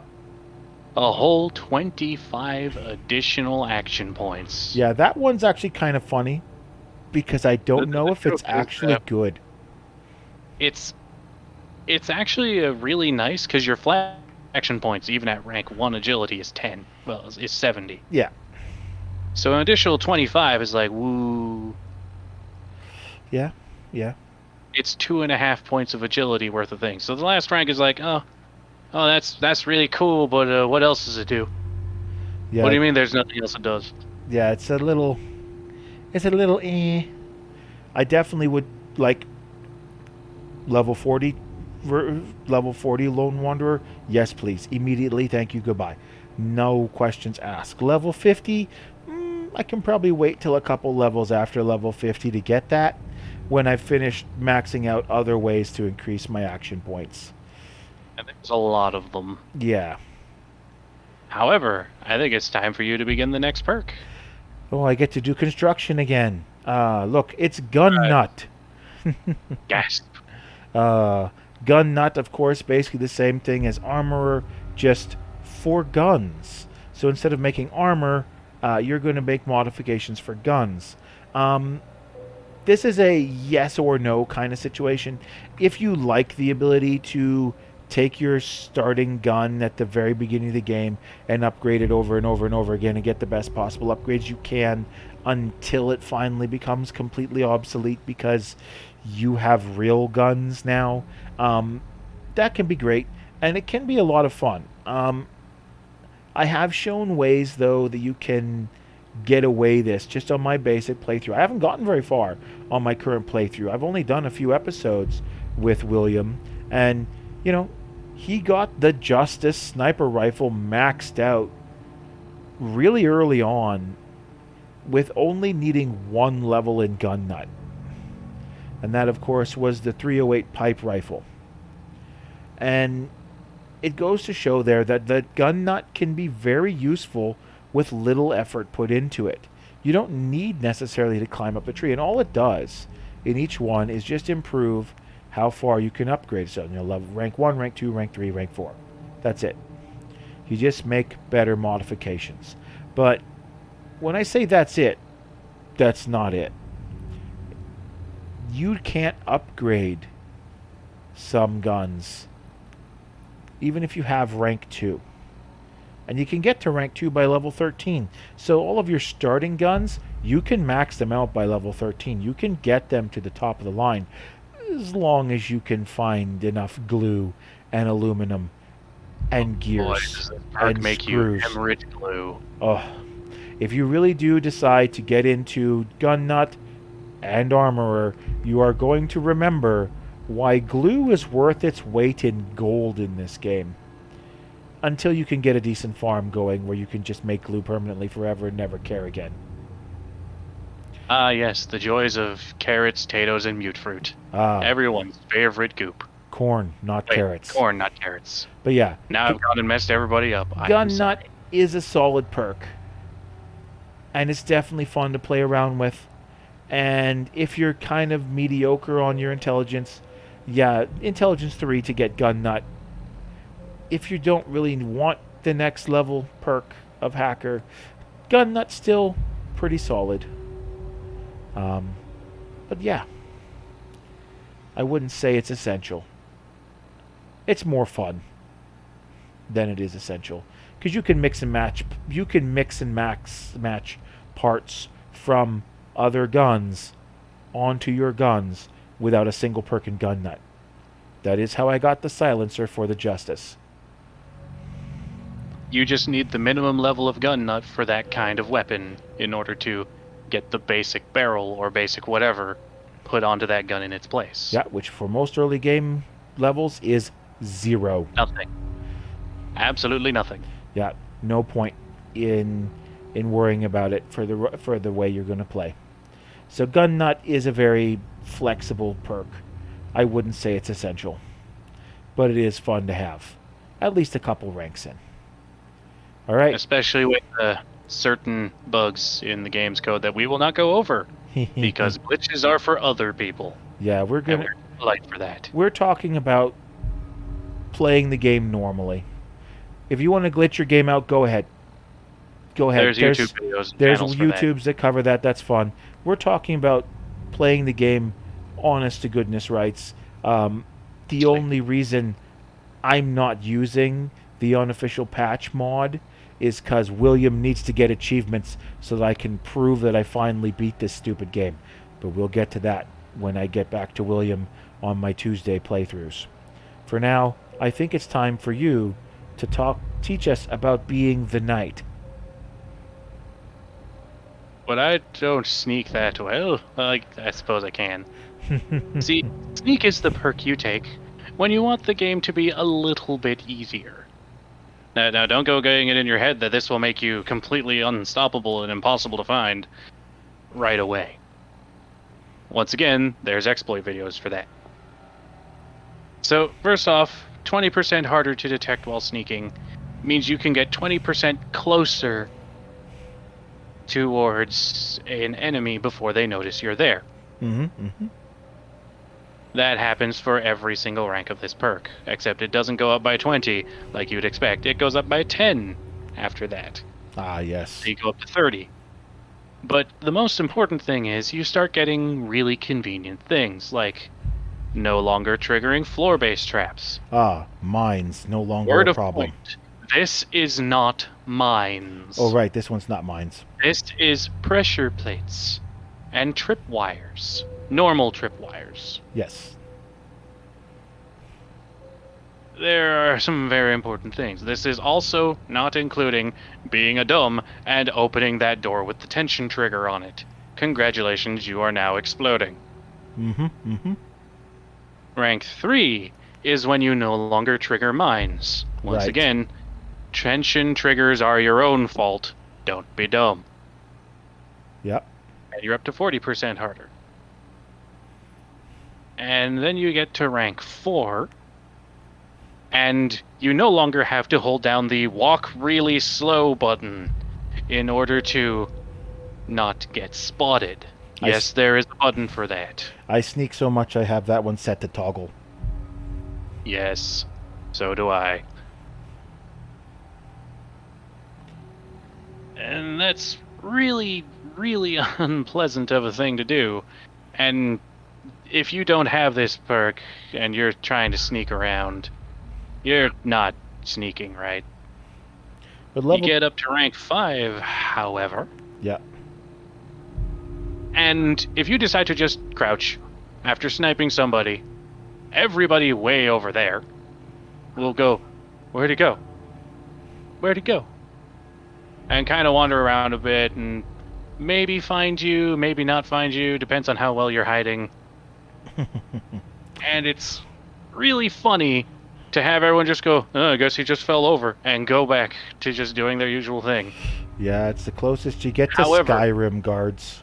You'll note the distant part of this. Yeah, If you are indoors, this does nothing yeah. at all. It doesn't even matter if they're 3 rooms away.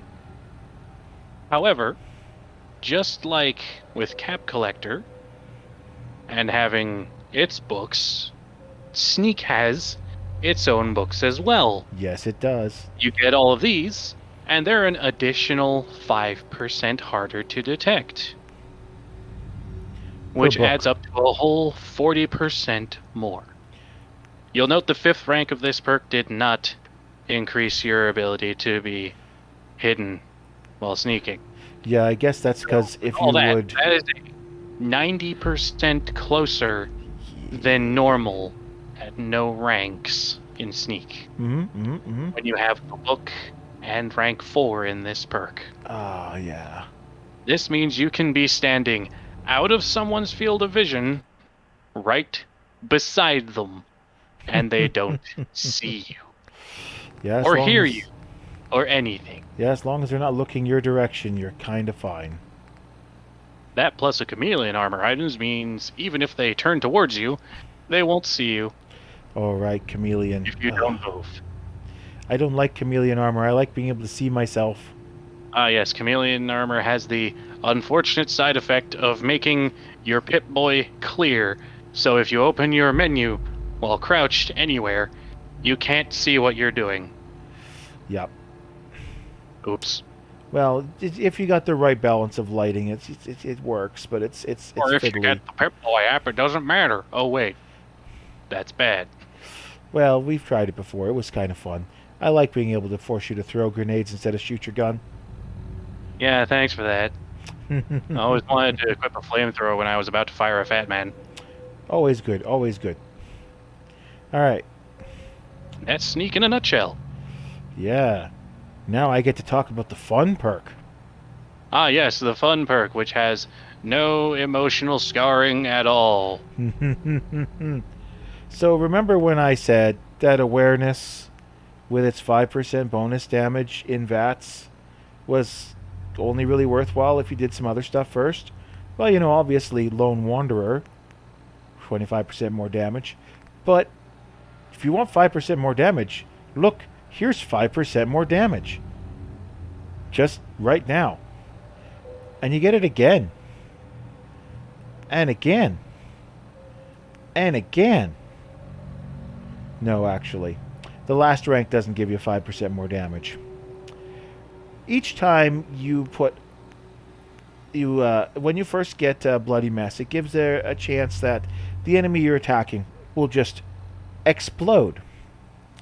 And, you know, each subsequent level only gives you more damage. But the final level, instead of giving you up to 20% more damage, just makes it that when that one explodes, the next one over might just do that too.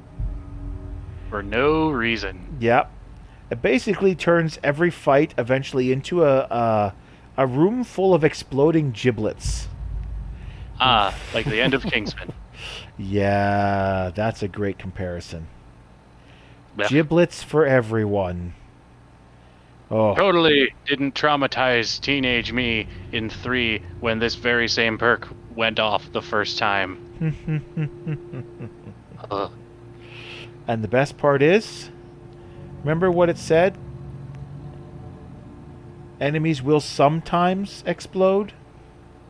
Well, that's a not chance. what That's a perhaps.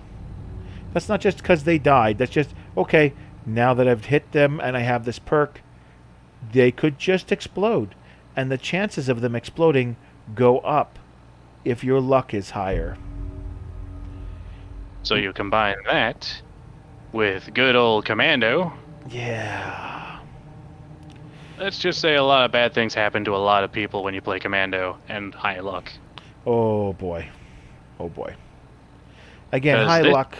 Axe with Fortune Finder. High luck is one of those things where I do recommend if you're playing a high luck, you really do want to go heavy into VATS. But I could see a high luck Commando explosion build. That would be a lot of fun. and have a lot of giblets. Just wait until we get to the rank 10 on this one. It is, oh boy. Just a sec. Oh no. Guess what I get to do? Okay. It's blacksmith time. The first time in a while, in fact, at all, that I get to do a first item in the list. Yeah, and you get to talk about this thing. I have half a mind to just say one sentence, and that's, this is gun nut for melee weapons. There's less ranks, so it's easier to get, sort of. It's sort of easier to get. Yeah. Its third rank is later on than the third rank of gun nut, but there's no rank 4, meaning there's no rank 4 melee mods. They only go to rank 3. So it's really convenient, especially if you're actually doing if you're not doing a melee weapon build, don't waste your perks here. Yeah. Because they do nothing for your guns. Yeah, blacksmith. I do recommend if you're doing a stealth knifey character, you need like 1 level of blacksmith, I think, to max out a combat knife. But you don't really need anything else. Really good stuff. That could be. That's not a combat knife anymore. Yeah, well, it's a stabby serrated I kill you knife. I mean, it becomes shadowed as you get to higher levels, so it's less. It makes you sneakier. I think when you're killing people, it's a little hard to explain how it works. Let's just say we don't go into modded mods. That's not part of this. Install mods at your own risk. Yeah. Expect bugs anyway. Ah, it seems that Josh wants to join our conversation. A conversationalist. Well, Yes, he sent me a couple a couple shots over Steam. The only problem is I don't think he actually has Discord. that is an issue. Yeah. So, how do I make a Discord link? Just a moment. I will be back in a second. I need to do something. Okay. He says he's installing Discord right now. You're all right. So, V's gonna step out for a bit. Well, since he's gonna be gone, and he just finished talking about blacksmith, I guess I can talk about locksmith. But locksmith is really simple. All locksmith does is give you the ability to open different levels of locks. So, no brain work. The only thing that happens in the last level of it, you can no longer break your bobby pins. Which means you can basically just spin your bobby pin around in a circle whilst attempting to open the lock, and it will always unlock at some point. But unless you're planning on breaking into every lock, it's not super important. I recommend getting the first 2 ranks as early as you can, but don't prioritize them. Don't get them at level 6 and level 7 just so you can get expert locks right away. That isn't necessary unless you literally are just, I want to steal all the things, man. And if you're doing that, you're going to want 6 strength because you're going to want the strong back. But locksmith is a utility perk. It isn't bad. There's no way you could ever perceive it as bad. Just a second here. But, yeah, it isn't necessarily super solid. I'm going to jump over to my Discord here. You guys are not going to be able to see that, but that's fine. No, I don't want to update Discord. Thank you. Sent an invitation. What's that? I have sent an invitation. You have sent him an invitation? Yes. Okay. I will let him know.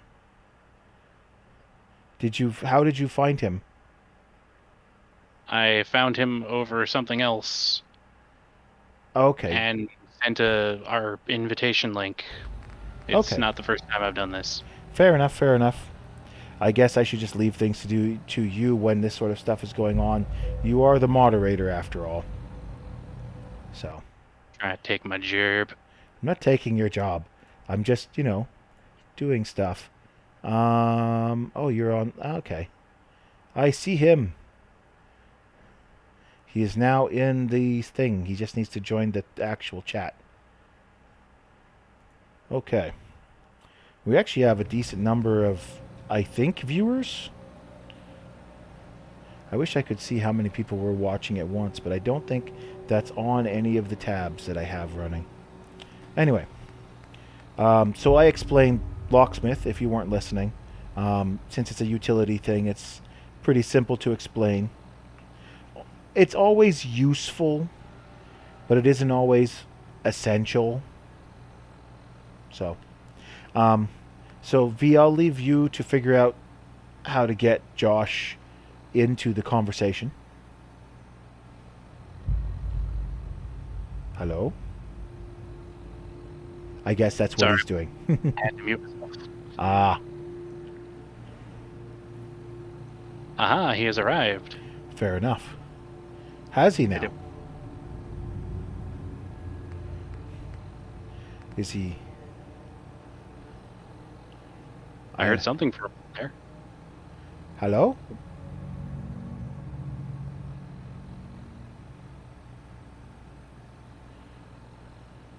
Oh well. I'll leave you to figure that out. I'm going to continue along to chem resistant. And when you've got it figured out, just shout hello and I will stop.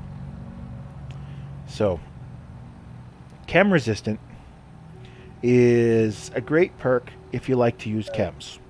The side thing here, Josh.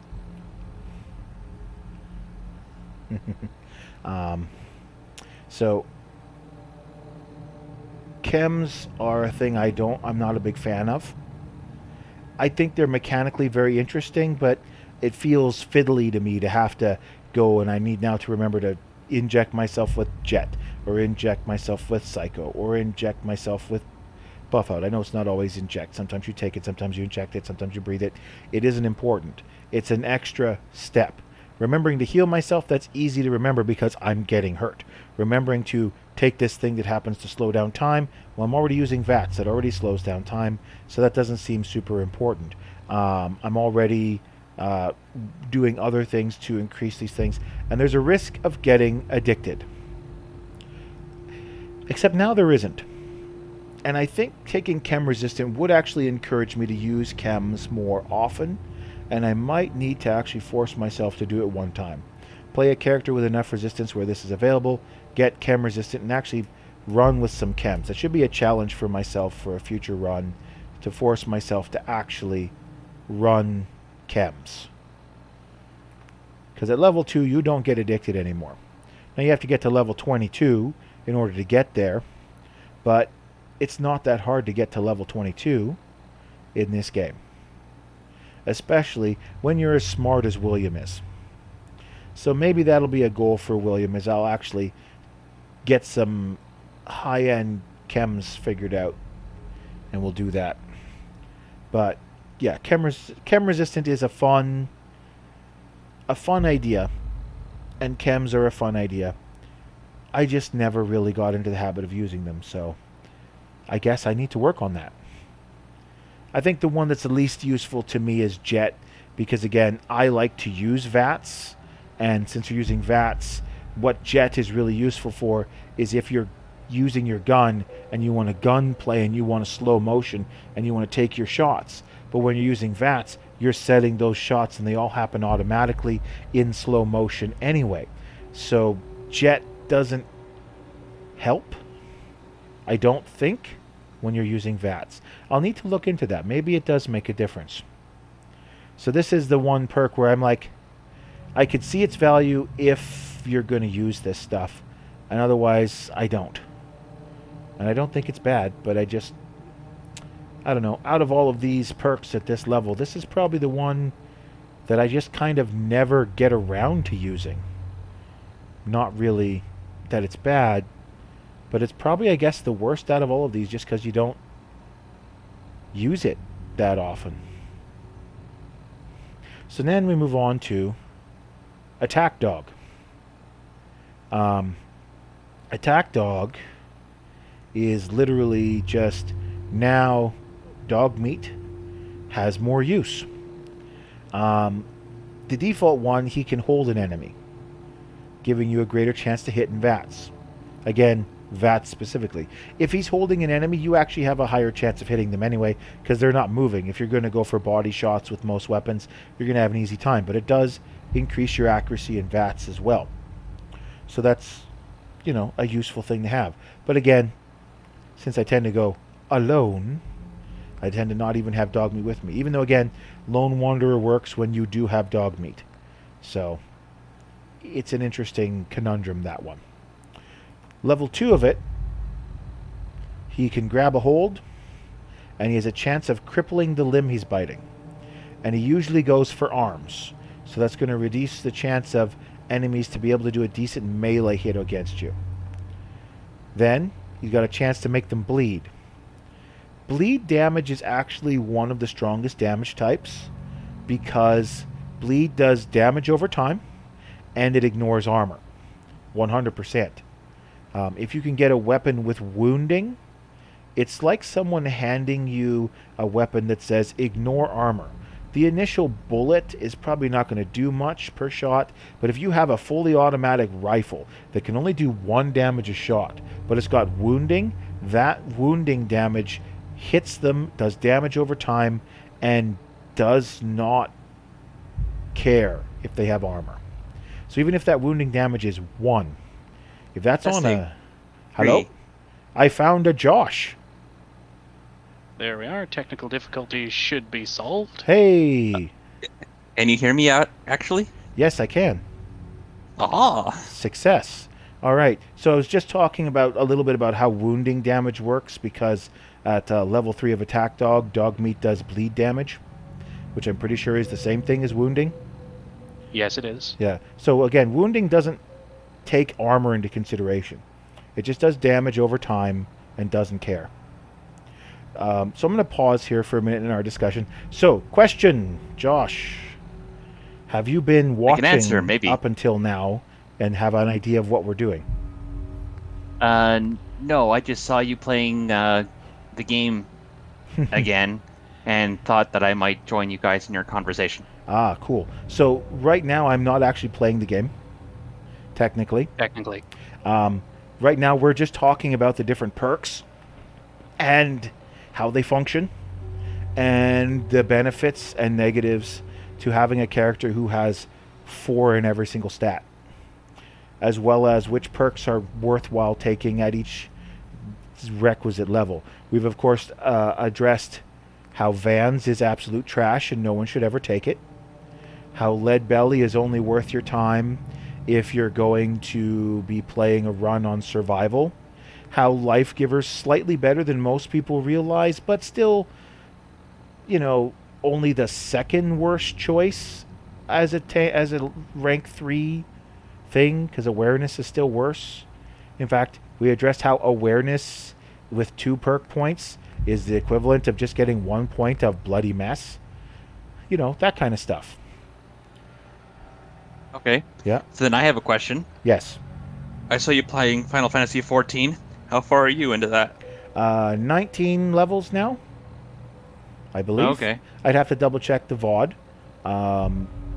That's going to be my locked in Monday morning stream, and then if I squeeze in an extra stream Monday evenings, I'm going to be doing that as well.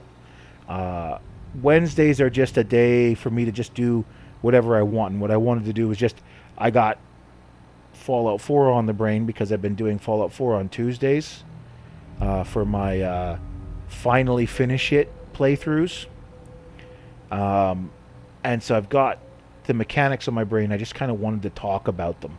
So that's what we're doing today. I'm not really doing much in the way of actual gameplay, which apparently is entertaining enough that people are actually willing to listen, though I sadly scared away the only person who was talking to me by not answering his questions. But that's what I get. That's not very good. Well, yeah, he was talking and I forgot the chat window was off the screen, so I couldn't see. I do not see you still in YouTube. Did you get kicked off already? What, on YouTube? Well, you said that you were going to start a YouTube account, Yeah, I have a according to YouTube one of your. account. It's active, and I have Twitch as well. They should both be active. What's your? Because you said that Storm Draylord was going to be your YouTube account as well, right? Yeah, it's on both. They're both active as far as I know. I was watching videos on my VODs yesterday to see how they turned out. So, I seem to have found it all right. I have not. Don't put a space in. I didn't. well, if you just copy one of the videos links, you can put it into Discord, and then he can jump there from there if he's curious. But I got 5 videos on there. The issue with Fallout VODs is even with the classical music, there's a couple songs that come up that fall underneath copyright. And so There we are. YouTube has an experimental thing where you can try to just block out the copyright song and everything else will continue through. And I'm hoping that that will allow those videos to go up without having to mute sections of them. Not that I can monetize anything yet, but you know, it is what it is. You need to have friends first, or viewers in this case. Yeah, right now the viewers consist of me, my other account, and V, and nobody else. So, yeah, I need to review how to build my Twitch page so that people who are watching Twitch can also go check out the VODs for older stuff that I've done. I don't know if it's necessarily meaningful to do any of the roguelike things, because I think that can just be done as like download those on my computer, edit them, and cut the runs into pieces and post those as separate videos. Because that I think would be more interesting. Instead of 3 hours of me banging my head against tin cans for you know, that's fun to watch live, but maybe not fun to watch on YouTube. So, anyway, going back to our conversation. So, V, we're up to Hacker now. If you want to talk about that, it'll be quick, and then you can also talk about Mr. Sandman. Boy, Hacker. So Mhm. Hacker is totally not Locksmith, I promise. It works literally the same way, except instead of not worrying about losing bobby pins, on the 4th rank, whenever you would be locked out of a terminal, you're not. So you basically have infinite do-overs, with the only limiter being you standing up and looking back at the terminal again. Yeah, basically. If there's a chair, you can just sit in the chair before you start hacking, and then you never have to leave the chair. Yeah, it just zooms your view in on the screen, and Yeah. that's all it does. And then you get to Mr. Sandman, where if you have a silenced weapon, you do 15% extra sneak attack damage. Only sneak attack damage. Yes. However, if you decide to be particularly nasty, you can sneak up on someone asleep and push a button, I don't remember which one, and it will instantly kill that character. That is Just true. straight away dead. And that's just the 1st rank. Yeah, it's a... Rank 2 doubles the extra sneak attack damage, Mm-hmm. while rank 3 goes all the way up to 50% more. Yeah. Yeah, Mr. Sandman is really nice. The fun part is it's sneak attack damage, and it says silenced weapons. Fun fact, all melee weapons are considered silenced. At all times, being Yep. a sledgehammer is silenced. Yes, it is. So if you can sneak up on someone with a sledgehammer, you can do 50% bonus damage and also instant kill them when they're asleep. Yep. What an odd combination of skills that works out to be. wonderful, weird, and wacky problems. Yeah. And then our last level for comparison, the Mysterious Stranger. So this is another perk that's designed to encourage you to use VATS. And again, like I said, a lot of them are in this luck tree. They really want to push it in the luck tree because the primary function of luck is to increase how quickly you generate critical hits, and that you can only use critical hits while in VATS, which is, for anyone who's never used VATS, it's probably annoying to know that that's a thing. So, however, this lovely gentleman, whom no one knows, will show up and assist you randomly based on how much luck you have whenever you're fighting in VATS. At the next level, he simply appears more often. You'll need to be level 22 to unlock it. When you reach level 41, you can bring him in again, and when he kills a thing, he has a chance. Is it a chance? Yeah. He will just instant fill your critical meter.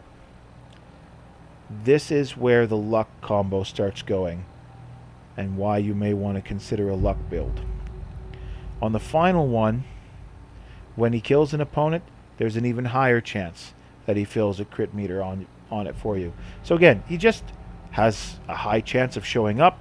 He does a decent amount of damage for the level of whatever you're fighting, and at the last 2 levels, he's going to have a high chance of giving you a bonus critical, which really stacks well with high-end luck builds.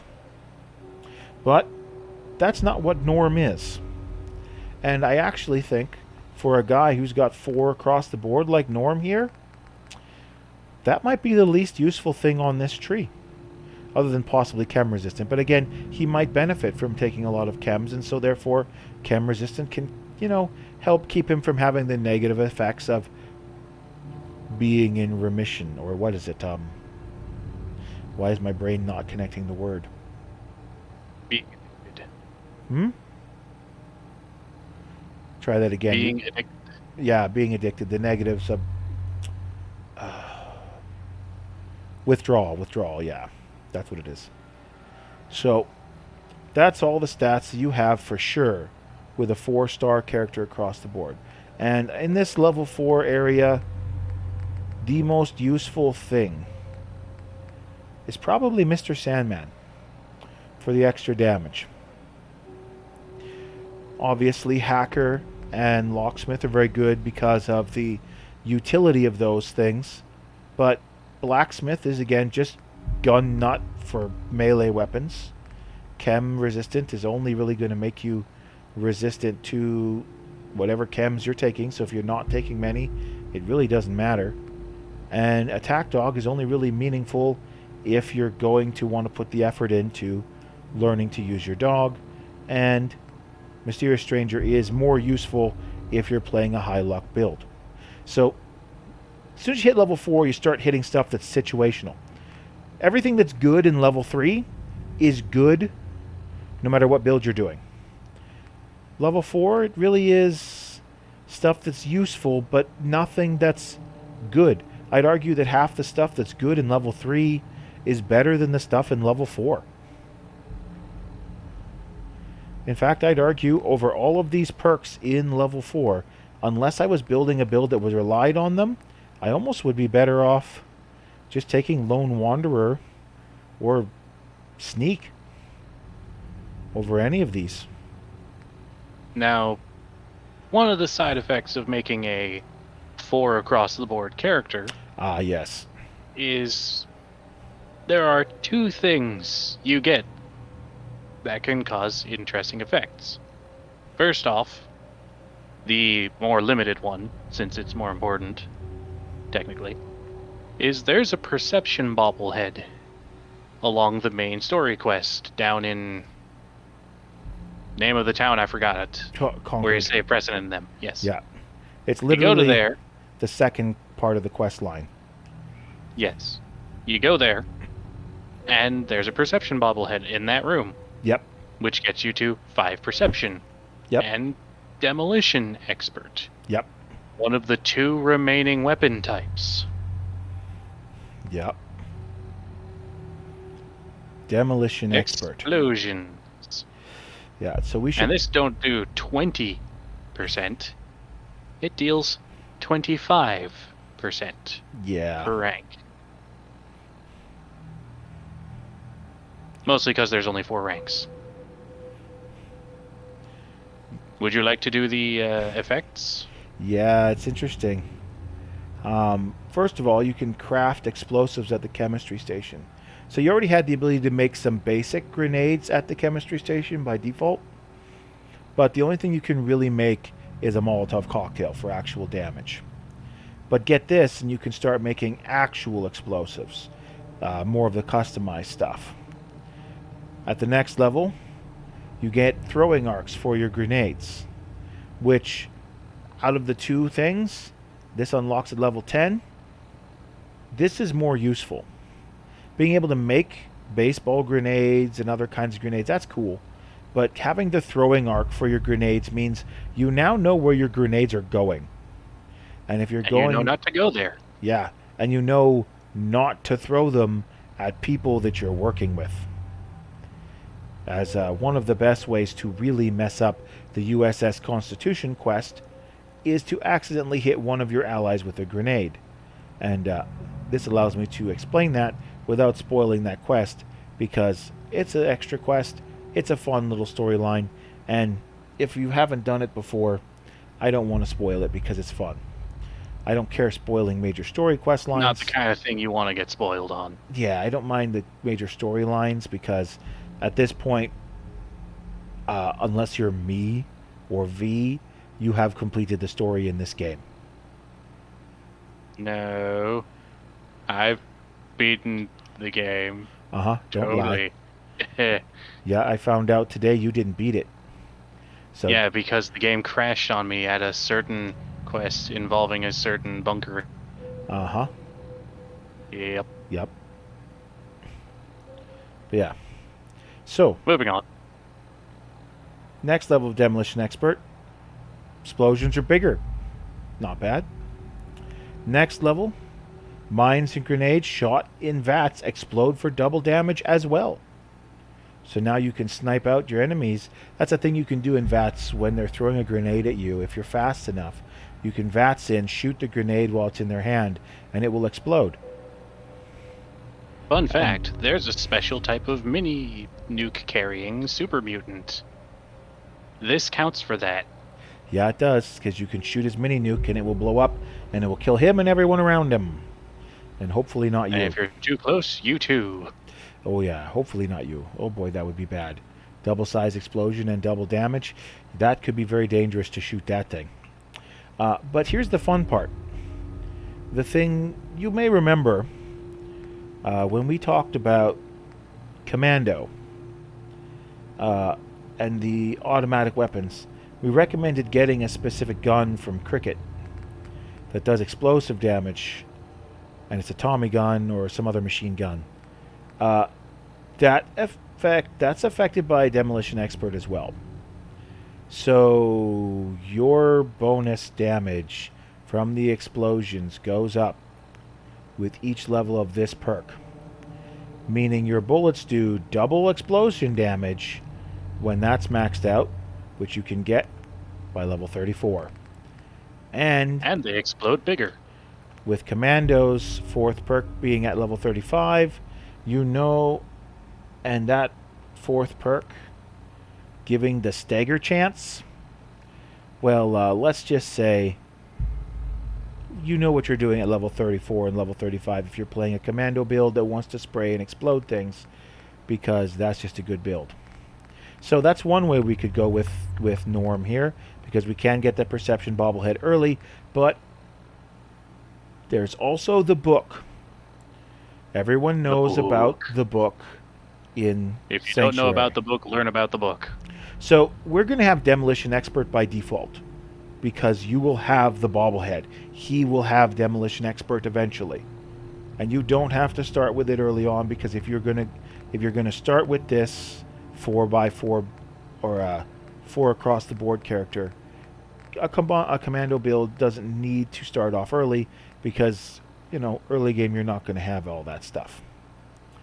but you can put another point somewhere, which means you could throw that point into Demolition Expert and unlock Night Person, or you could throw that point into any one of the other level 5 things.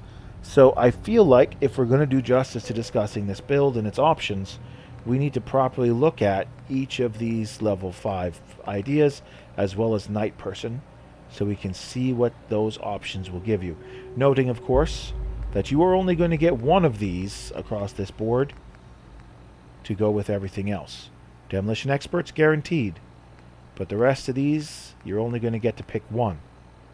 So, we're going to start with Heavy Gunner. And Heavy Gunner is your other damage type upgrade. The last one. Yep. Heavy guns. So first of all, we should address what are heavy guns. Heavy guns are the minigun that you unlock at the first quest line. They're the Fat Man, the Junk Jet, anything that is massive and shoots either a ton of stuff or shoots big, massive rounds.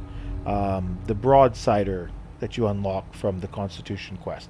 Again, not going to say what it entails, but it shoots cannonballs or bowling balls, and it is a heavy weapon as well. So, not a bad idea to get heavy guns if you want to do that. And like every other perk, Heavy Gunner gives you 20% bonus damage for each level. So, obviously all you get at the first level is the damage. Second level, you get improved hipfire accuracy, not unlike the Commando. Third level, hipfire accuracy some more. Fourth level, stagger. And fifth level, no additional stagger, because let's face it, heavy guns, at this point you're level 47, and if you're a heavy gunner, you're probably rocking a Fat Man with a Merv launcher, and it really doesn't matter if you're going to stagger, because you're already just going to turn everything in a quarter mile of your target area into shrapnel and nuclear fallout.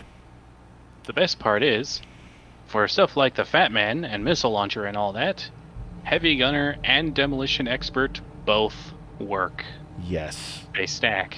If you're going to shoot... Meaning you can accidentally make it where you are going to kill yourself if you use a Fat Man. Yeah, make sure you got the distance necessary if you go that route. Could be a lot of fun. Could be very dead. So... It's more of a everything in that general direction kind of weapon. Now, if instead you'd like to focus into your perception, you will gain the Night Person ability. Again, you won't get it right away. When you get the book, you'll unlock Demolition Expert, and then when you get the bobblehead, you will get Night Person. Night Person, to start with, in-game time between 6 p.m. and 6 a.m. gives you an additional 2 intelligence and 2 perception. It does not increase... To doctor your in-game time, by the way. Yeah, you can just rest and wait to doctor time. It's not that hard. The side effect of this is additional perception, again, means more VATS. You're not getting it as an actual proper unlock, obviously, so you're not going to unlock the perks in those sections, but that means you're gaining more experience at night and you're getting more accuracy at night. This could be useful because, as I understand, VATS is affected by lighting, so this will counteract that. Again, VATS is a complicated thing, but at its base, it's really not important to worry about all that stuff. The important thing to remember is you got the +2 perception, so you get the +20% accuracy in VATS, which I believe is just intended to invert the negatives from being in the dark. But the +2 intelligence is more important, because it does mean you will level up faster, even though we've only got 4 intelligence on this, because that sets him to 6. Goes up by an additional point for the next one, and you now have night vision while you're sneaking. So that's kind of great. It is really convenient Oh, if you don't have fancy scopes on your guns and need to see what you're aiming at. this is true. It does mean you no longer need a night vision scope. It also means that in a lot of cases, when you're sneaking around in dark buildings, you won't need to turn your Pip-Boy light on to see where you're going. But again, Enemies can see that thing. yeah, they can. It's easier for them to find you then. But more importantly, you need to remember that even though you're indoors, it still has to be nighttime for that to be effective. So, unless it does say separate from the time scale. So maybe it's just permanent night vision when you're sneaking. But that could be bad if you're sneaking outside during the day.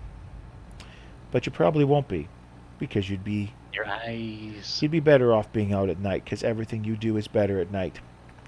Now, the last one is just, hey, you got a 30 extra health during that time period. You will remember that we have this thing here called Life Giver that gives you 20 health without having to get 3 levels deep into a perk. So I'm just going to be honest with you. The final level of this perk is probably not worth it at that point. Because again, I mentioned Night Person is only worth it because the first 2 parts happen really early in the game. You get 40 bonus hit points by level 8. That's nice. The extra 20 hit points when you get to level 20 isn't worth it, but the fact that you're regenerating health is. So that's the only reason why Life Giver's worth it. Even though Night Person gives you 30 hit points, because it's at level 37, it really isn't worth getting that final level unless, you know, you've only got junk perks left to pick from. Because it's not bad, it's just not good. Which again was the same problem with some of the other perks we've talked about. At least this is only just the final rank of something. The rest of it's pretty good. Yeah, the rest of it is pretty solid. It's pretty solid. Okay. Aqua Boy. How would you like to absolutely change the game? Yep, most people don't realize it, but it really does change the entire playstyle of the game. Hey, look, a lake. I see a hiding spot. Yeah. Sort of. A river. I see a shortcut. Yep. Out in the Boston Ocean. That's not a hazard. I can just go. Yep. Most people, Aqua Boy at its base level doesn't look like much. And as a result, most people underestimate how unbelievably useful the first level of this perk is. There are entire dungeons with hazard zones that become completely irrelevant. Because here's the thing, if you are underwater, all the radiation damage that you should be taking for an area is turned into water radiation damage. Yep. So Aqua Boy makes you not take that damage Yep. at all.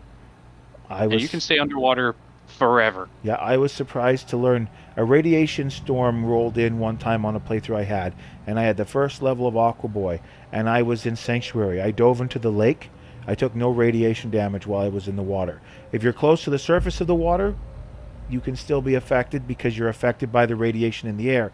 But if you're deep enough in the water, all the radiation around you is water radiation. And then it negates the radiation entirely. And because you can breathe underwater, you also can't drown.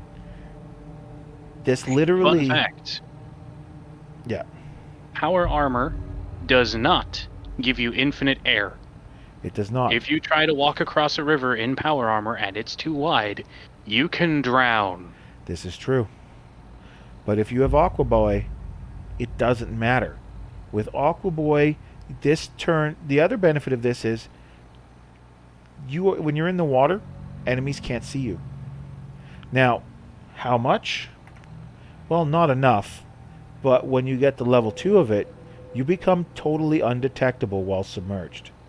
That's a level 21 perk. If you're going... That means you can shoot somebody, hop into the nearby water, wait for them to not be able to find you, then do it again. Yep. Since you are totally undetectable while submerged. There are entire sections of the map where you're fighting raiders and there's a river nearby. You can just jump off the dinghy you're on, and you go from being in danger to being unfindable. This is an almost essential perk if you're going heavy stealth. I wouldn't say it is essential, but it's very, very close. The ability to disappear at any time, just because this area has a lot of rivers, a lot of lakes, a lot of bodies of water, the ocean. I mean, come on. The value of this is a lot higher than people think. And Not to mention, there are several item pickups out in the ocean you can only get with this perk. yeah, once you have this perk, every single chest and hidden item in the water is yours. You don't care. And if you're in power armor, you don't swim. You walk on the ocean floor. This, I don't know why people think this perk is bad. Now, there is one caveat to this. Yes, there is one The downside. moment you leave the water, anything that would have seen you in the water that still can see you at the edge of the water now knows where you are. Yes. So, Mirelurks, Mm-hmm. raiders on the water base. Mm-hmm. If you leave, they know where you are, and they're gonna be mad. Yeah. Yeah, it can have that downside, but the only thing that actually limits me to not take this perk more regularly is the fact that I very regularly have an endurance of 1 on the characters that I build. But on a character like this, who's got 4 across the board, if I'm thinking of doing a stealth build with this might just be the perfect thing to take. Now next, we have something a little silly. Way to sound disappointed already. Yeah, I think I already know that this is going to be the one that I'm going to say is the least useful, but it's fun. Like, there's nothing wrong with perks that are just fun. But Animal Friend. Animal Friend. So level 5 and up in Charisma has 3 perks, including Animal Friend, Wasteland Whisper, and Intimidation, whose entire purpose is just point your gun at an enemy who's a lower level than you, and you have a chance of them just going, okay, I will no fight you. And I don't like it. I don't hate it, but I don't like it. Again, After all, name 2 animals that are actually dangerous in Fallout 4. Deathclaws don't count, they're monsters. yeah, Deathclaws aren't classified as an animal.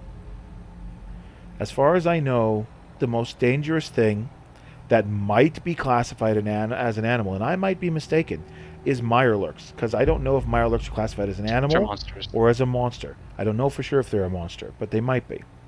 They're monsters. If they're monsters, this doesn't do anything. The most dangerous things, the 2 most dangerous things that this can save you from is rad scorpions Yeah, and Yaoguai. yeah, that's probably more accurate. That's probably Bears more and likely, scorpions. because a Yaoguai That's it. will definitely be something. So early game, yeah, maybe. But the thing is, if you're running into a Yaoguai early game, This won't save you. it's not below your level, and this won't do anything. They have to be lower level than you, which means all this will do is prevent the annoying rad roaches that are coming at you, except you have to point at them 1 at a time to pacify them. Fast. And This also will probably work on rad stags, which I guess can keep them from running away. yeah, the second level is kind of neat because you can when you successfully pacify them, you can then incite them to attack. So if you find yourself in a situation where you are higher level than said Yao Guai and you've pacified it and you've got raiders around that are being a pain in the butt, you could make it go attack them, which is a useful thing in the area. There's that playground near Hubris Comics that has a Yao Guai living in the city. And it's not a stunted Yao Guai. No, it's a full-size one. And it's one of those things that's guaranteed to be there. I've talked about that before with some of the pickups that I've found. There are some things that are random and some things that are, this is here and this will always be here. So for example, if you go to the Slocum Joe's in Lexington and you go into the basement, there is an economy Wonder Glue sitting on the table and it's always there. And economy Wonder Glue is early in the game very valuable. So that Yao Guai is also an always there thing. Also Swan. So you know. Oh, Swan. Then, the final rank of it, which you can get at level 28, when you pacify an animal, you can give it specific commands.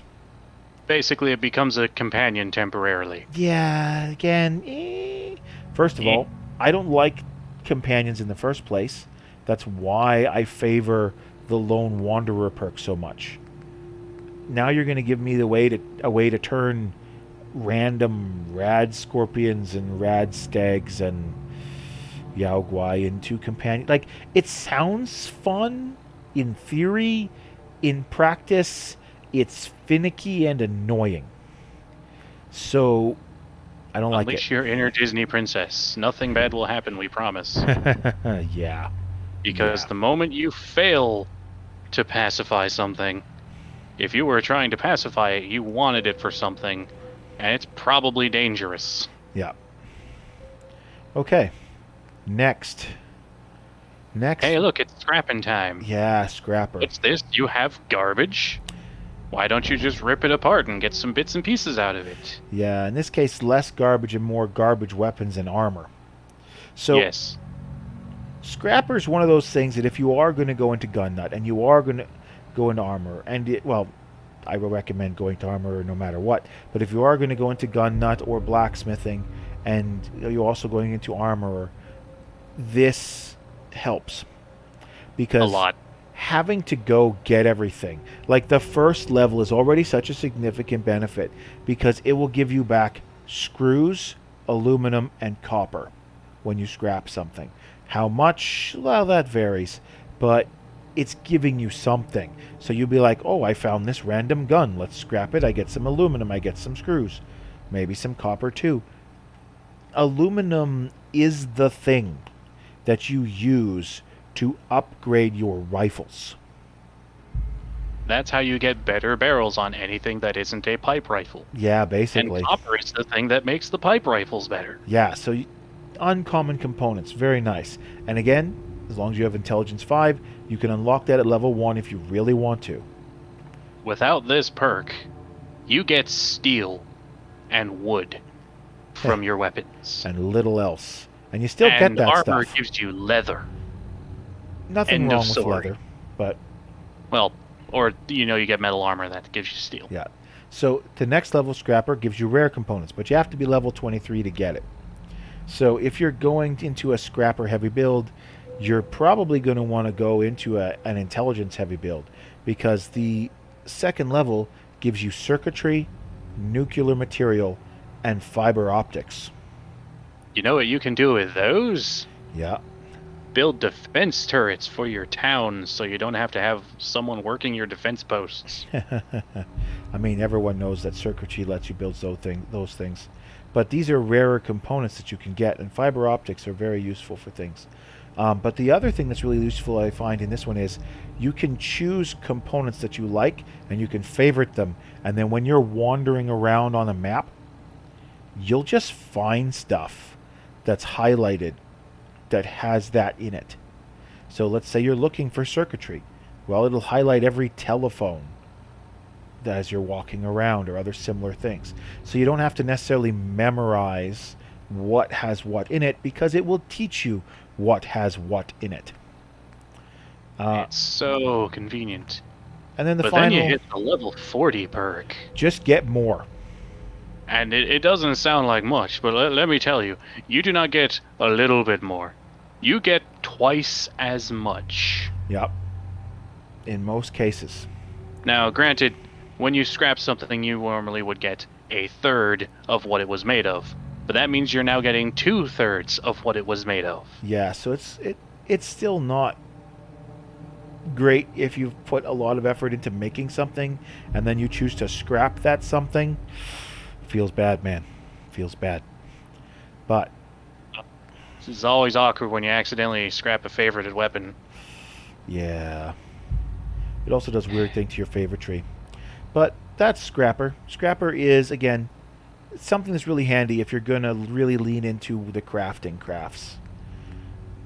I definitely recommend it if you're going to lean into gun nut. Armorer less so, but yeah, definitely helpful. Certainly a perk of convenience. Yeah, now more than another anything else. another alternative to pick for our level 5 would be Action Boy. Speaking of convenience, Yeah. Action if Boy. you're doing a lot of VATS, Action Boy is your best friend. Well, even if you're not doing a lot of VATS, if you're doing a lot of running around, or you're conversely doing a lot of scoping, Action Boy is your friend. Because you will regenerate your action points faster. At least to start. 25% faster. Then 50% faster. And then 75% faster. So, all it does is make the points you already have regenerate faster. But if you're using your points up very regularly, that regeneration is pretty good. If you've ever watched, for people who have used VATS a lot, you can watch your bar refill. And of course, the more you have, the longer it takes. But you can, it's probably about 40 seconds for a character at Norm's level here to refill if it's completely empty. At 75% faster, that's 10 seconds. So don't neglect how useful this could be. I think it's better if you're playing a high agility build, but it is helpful. And again, it's even helpful if you're just traveling around and you've done the calculations or you've thought it through and you realize running to where you want to go as opposed to fast traveling to where you want to go will take less time because of the loading time in between. So just run there and you can recharge your action points faster so that if you wind up in a fight on the way where you're going, you can jump into VATS again really quickly. But again, there's a few things. It's just, once again, an all-around perk of convenience. Yeah, it's a convenience perk. It's not necessarily an essential thing. And you get that with a lot of these ones at this level. Like, unless you're going into heavy guns. It's really good if you're impatient and want to get somewhere soon. So, now we're going to talk about an interesting The perk. best perk. This perk It's is another game changer. It really does change things up. Idiot Savant. What's the best way of explaining this? Idiot Savant is at its best when you are stupid. Technically. Well, That isn't actually true, but it's sort of true. that's the way it's designed. So Idiot Savant is designed to give you 3 times the experience from anything you might have, with the odds of it happening being higher the lower your intelligence. The higher your luck. Yeah, what this causes is if you have 10 luck and 1 intelligence, you will level up at the same speed as if you just had 10 intelligence in the first place. And then it goes up to 5 times experience.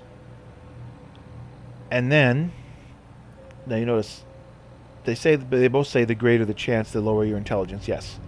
The reason they bring that up is because this is an assisting thing. Idiot Savant can be taken no matter what level your intelligence is. Because of how big it gets. So 5 times experience at level 11. Level 11. At those numbers, no matter what your intelligence is, Idiot Savant is compensating, and you're leveling up at about the same rate as if you had 10 intelligence. Because it's not triggering as often. The smarter you are, the less often it triggers, but it compensates enough that you will be getting the equivalent of 10 intelligence at every intelligence level. Unless your intelligence is already 10. Or higher. Or higher, in the case of William. You have a really low chance of this triggering, whether it's the basic version or the next version, because your intelligence, in this case William's intelligence, is 11. But even if it's just 10, it's not got a good chance of happening.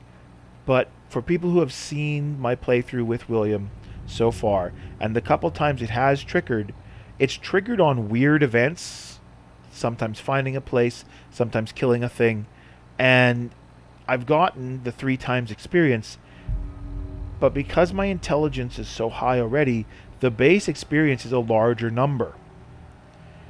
And that means it does way more.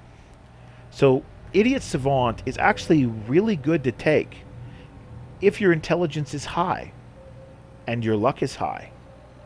I think that's the biggest problem that William has, is his luck needs to be brought up in order to compensate.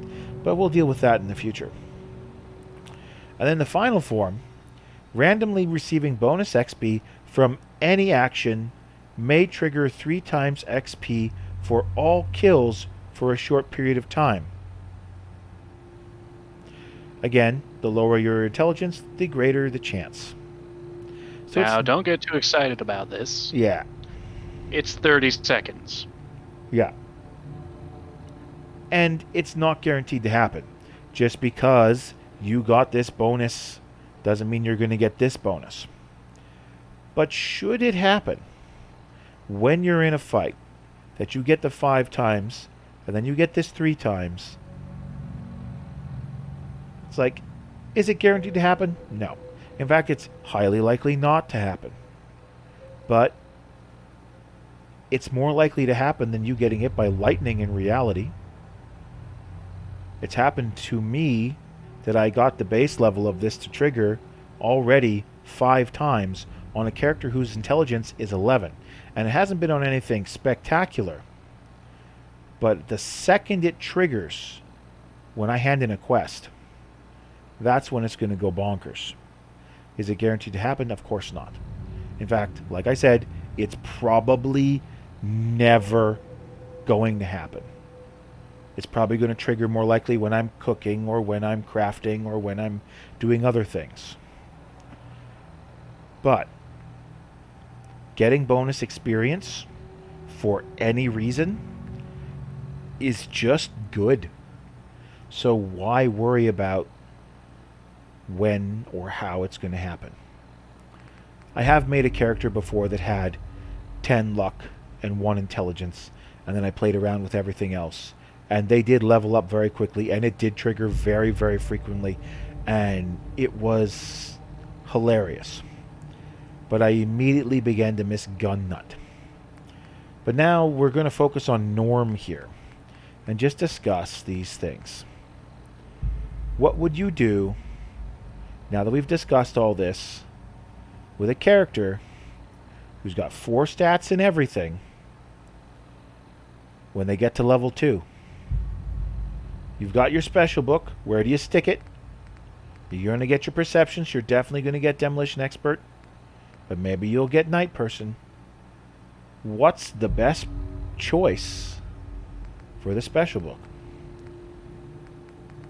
And the answer is, what do you want to do?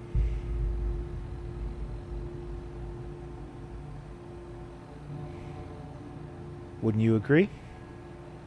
Oh, yes. Very much so. Yeah. So really, the question here now isn't, what do these things do? What they do doesn't matter at this point anymore. The question is, how do you want to go through the game? If you want to go through cowboy style, trouncing in, laughing your head off, as you pull out your revolver and just ping everybody and go along? Well, you're clearly going to go gunslinger. You're probably going to want armor. You should probably get Bloody Mess to make sure you don't die. Highly recommend you use VATS to make sure you hit things. You're going to want Scrounger to help keep your bullets up. You're going to want Lone Wanderer so you take less damage. Because again, if you have dog meat, it still works. Just don't take any other other companions with you. And you'll be able to just kind of walk through your fights and laugh your butt off as you go. And for your level 5 perk, since you're being that kind of I walk through everything kind of person, maybe you want to take Scrapper so you can upgrade your guns more effectively, because you're going to want Gun Nut. Or maybe you're going to want Action Boy because you might be vatsing a whole bunch of people's heads off.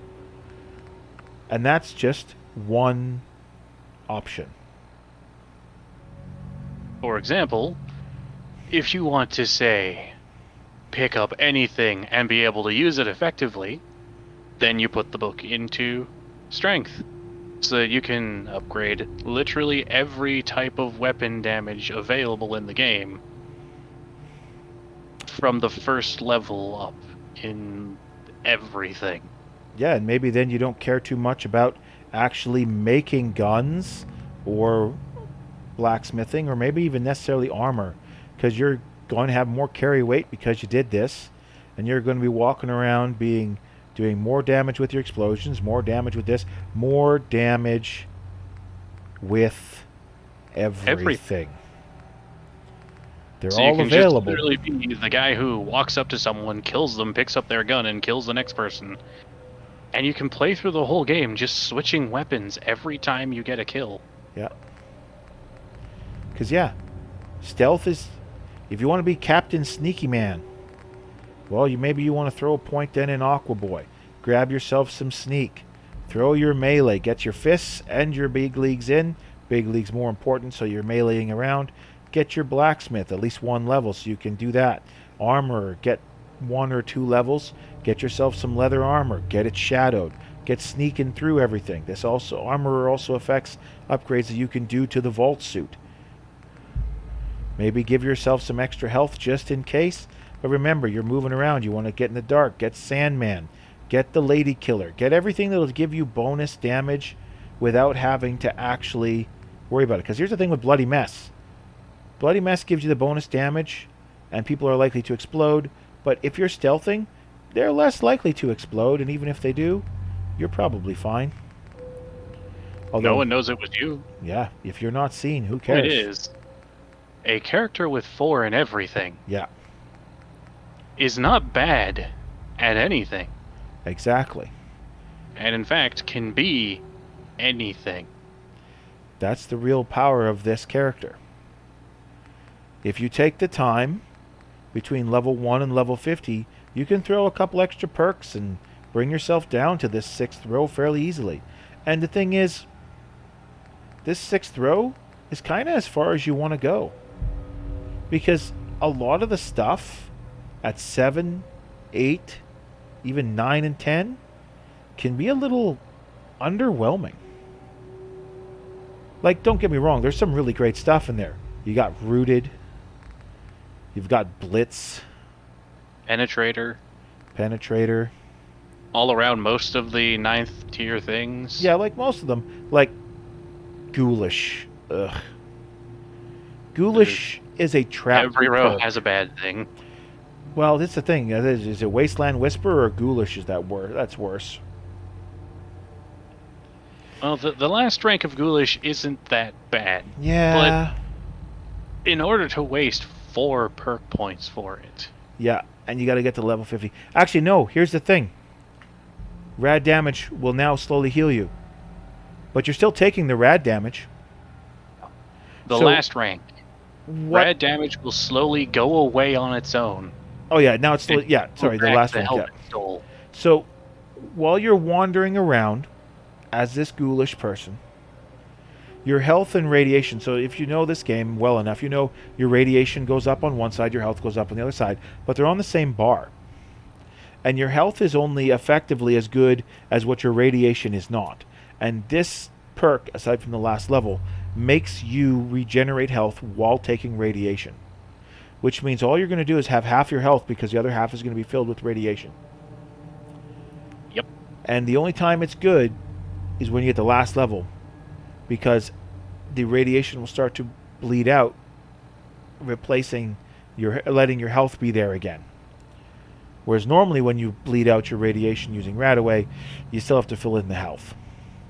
So that's I mean, granted, it's And nice. even then, It's nice that the it's like perk's not 48 and bad. then 50. Again, no, it's not bad per se.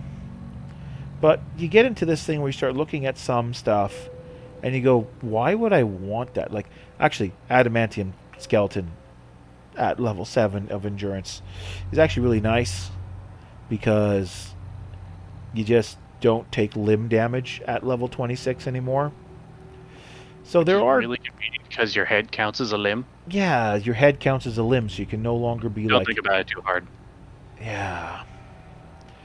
But, Should we go over the level 10 perks? yeah, I want to talk about the level 10 perks. Because if you weren't going to be going into level 4 across the board, and you were going to min-max, there are some traits that aren't worth getting to level 10. Because the effect is just so little of an effect. Yeah. I mean, just take Pain Train, for example. Oh boy. Me no like Pain Train. First off, this perk requires you to be wearing power armor. Yep. Second, this requires you to enter melee range in power armor. Yep. Which isn't necessarily a bad thing. A melee in power armor can be nice. There's a fun kind But of the punchy problem build you comes can in do. With the third caveat, robots and larger enemies can't be staggered.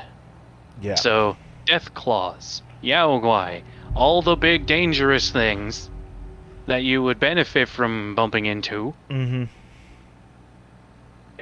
don't get affected by it. Yeah. Whereas the stagger on every other thing that we saw that staggers affects everything. They don't care what Everything. size it is. And it is nasty. Yeah. Now, Pain Then you Train get to... Yes? does get better because it does do damage, and the damage becomes better. And Yes. there is a fun thing you can do when it's maxed out. It's just a dumb, silly thing you can do. You can just run over raiders in your power armor. Yeah, effectively that's what it is. I got power armor, I see raiders, and they all get splattered on me as if I was driving a moving car, and if they didn't die, they're knocked on the floor. It's like, Now, again, it's one There's of a certain pair of power armor legs you can get that benefit from this perk specifically. Yes. They're Yes. really dumb. Oh, I peeked the mic there. Be careful about that. But, Turn once myself again, down a little rank bit. 2 increases the damage, staggers more. Who cares? Can't hurt the big things. Yes. It kills the little boys anyway. Yeah. But then you get to the third rank, and you notice something conspicuously missing. Yeah. It doesn't But say. then there's that last little thing. See, impact landing near enemies inflicts even more damage. Yep. Nowhere in this perk did it mention that impact landing starts to do damage, Yeah. meaning it already does. Yeah, impact landing already does damage by default when you land your thing.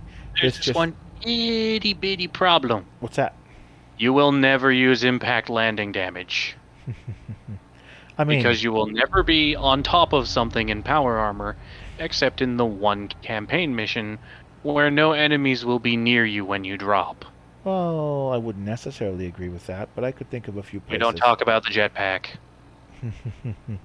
But yeah, The the jetpack bad. real issue with Pain Train is, since it's a power armor build and you're in strength, this forces you, again, like I told you, to really max out your power armor, you need a science to level 6. You need to get intelligence level 6 and unlock science. And you need at least one rank in science to properly upgrade them. And then you also need armor. Now, you'll be in strength, so who cares? You can get armor. Oh, sorry, that wasn't armor. You need armor. But you can get armor easily enough. But it's a bit of an odd thing to put together.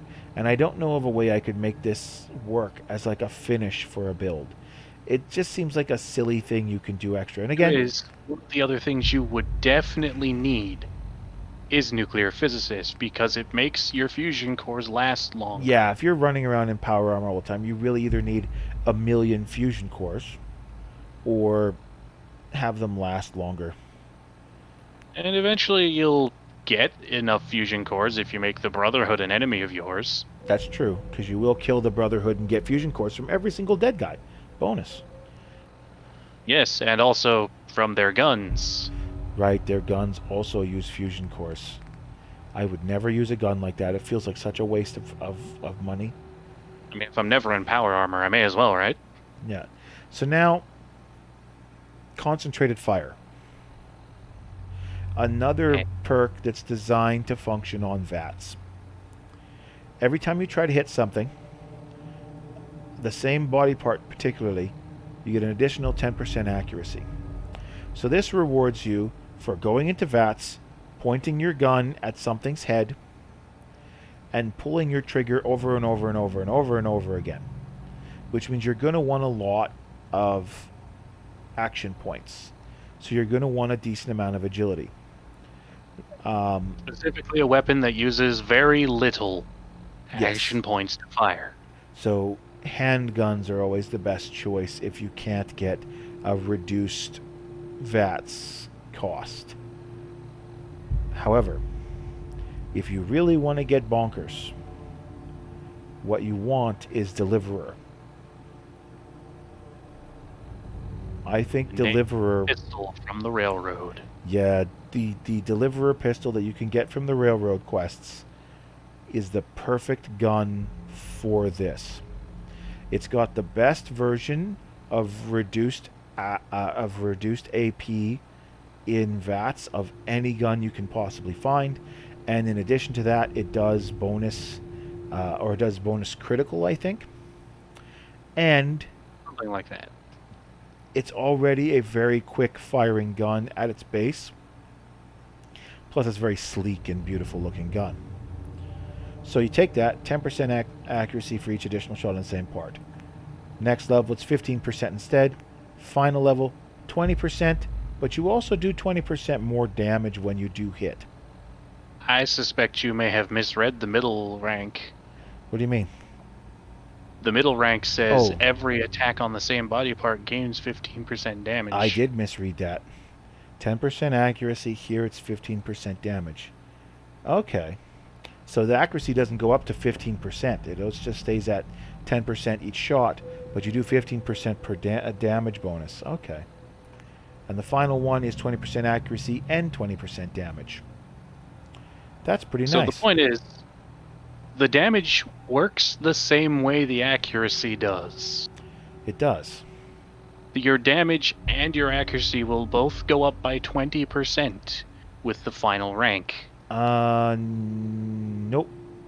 It doesn't say plus 20%. Every attack on It the just same says body part gains 20% accuracy and does 20% more damage. yes, but plus 20% more accuracy means it's cumulative, whereas does 20% more damage just is a flat value. Either way, it's still a really nice perk. It if is. it weren't at 10. Yeah, but it's at 10 perception, which is something that's actually very easy to get to.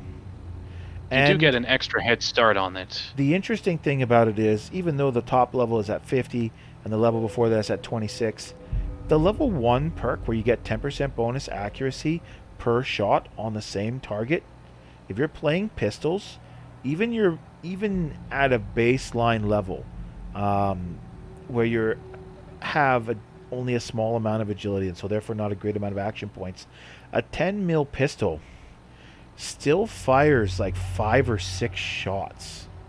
So your last shot's getting a 60% increase in accuracy. Yes. Now, granted, Here's the thing. that's not great because you're having to fire that many shots. Every single perk on this chart, Yeah, every single one, if you have the appropriate base stat, you may get the first rank of that perk at level 2 for anything. yeah. That's how these work. I can get this at level 2. I can get this at level 2. I can get this. As long as I have the thing, that's how it works. So getting this right away is actually very strong. Like, I'm looking at the way these are set up. If I had Pain Train at level 2, I wouldn't take it. But if I had Concentrated at level 2, I would definitely take it. So now we're moving on to Solar Powered. Where it works literally the opposite way of Night Person. And gives you... If you get both of these, weird things happen. Yeah, it's kind of interesting.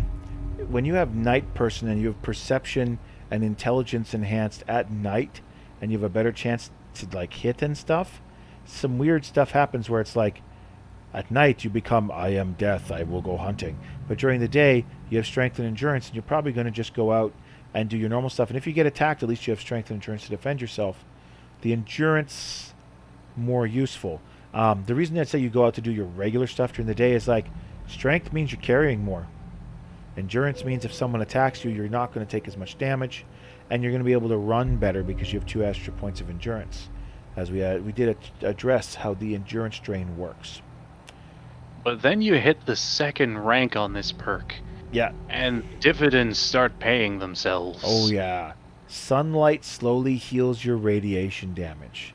So if you have solar powered, which is level 27, and I will remind you that you can get level 3 or the 3rd rank of Life Giver at level 20.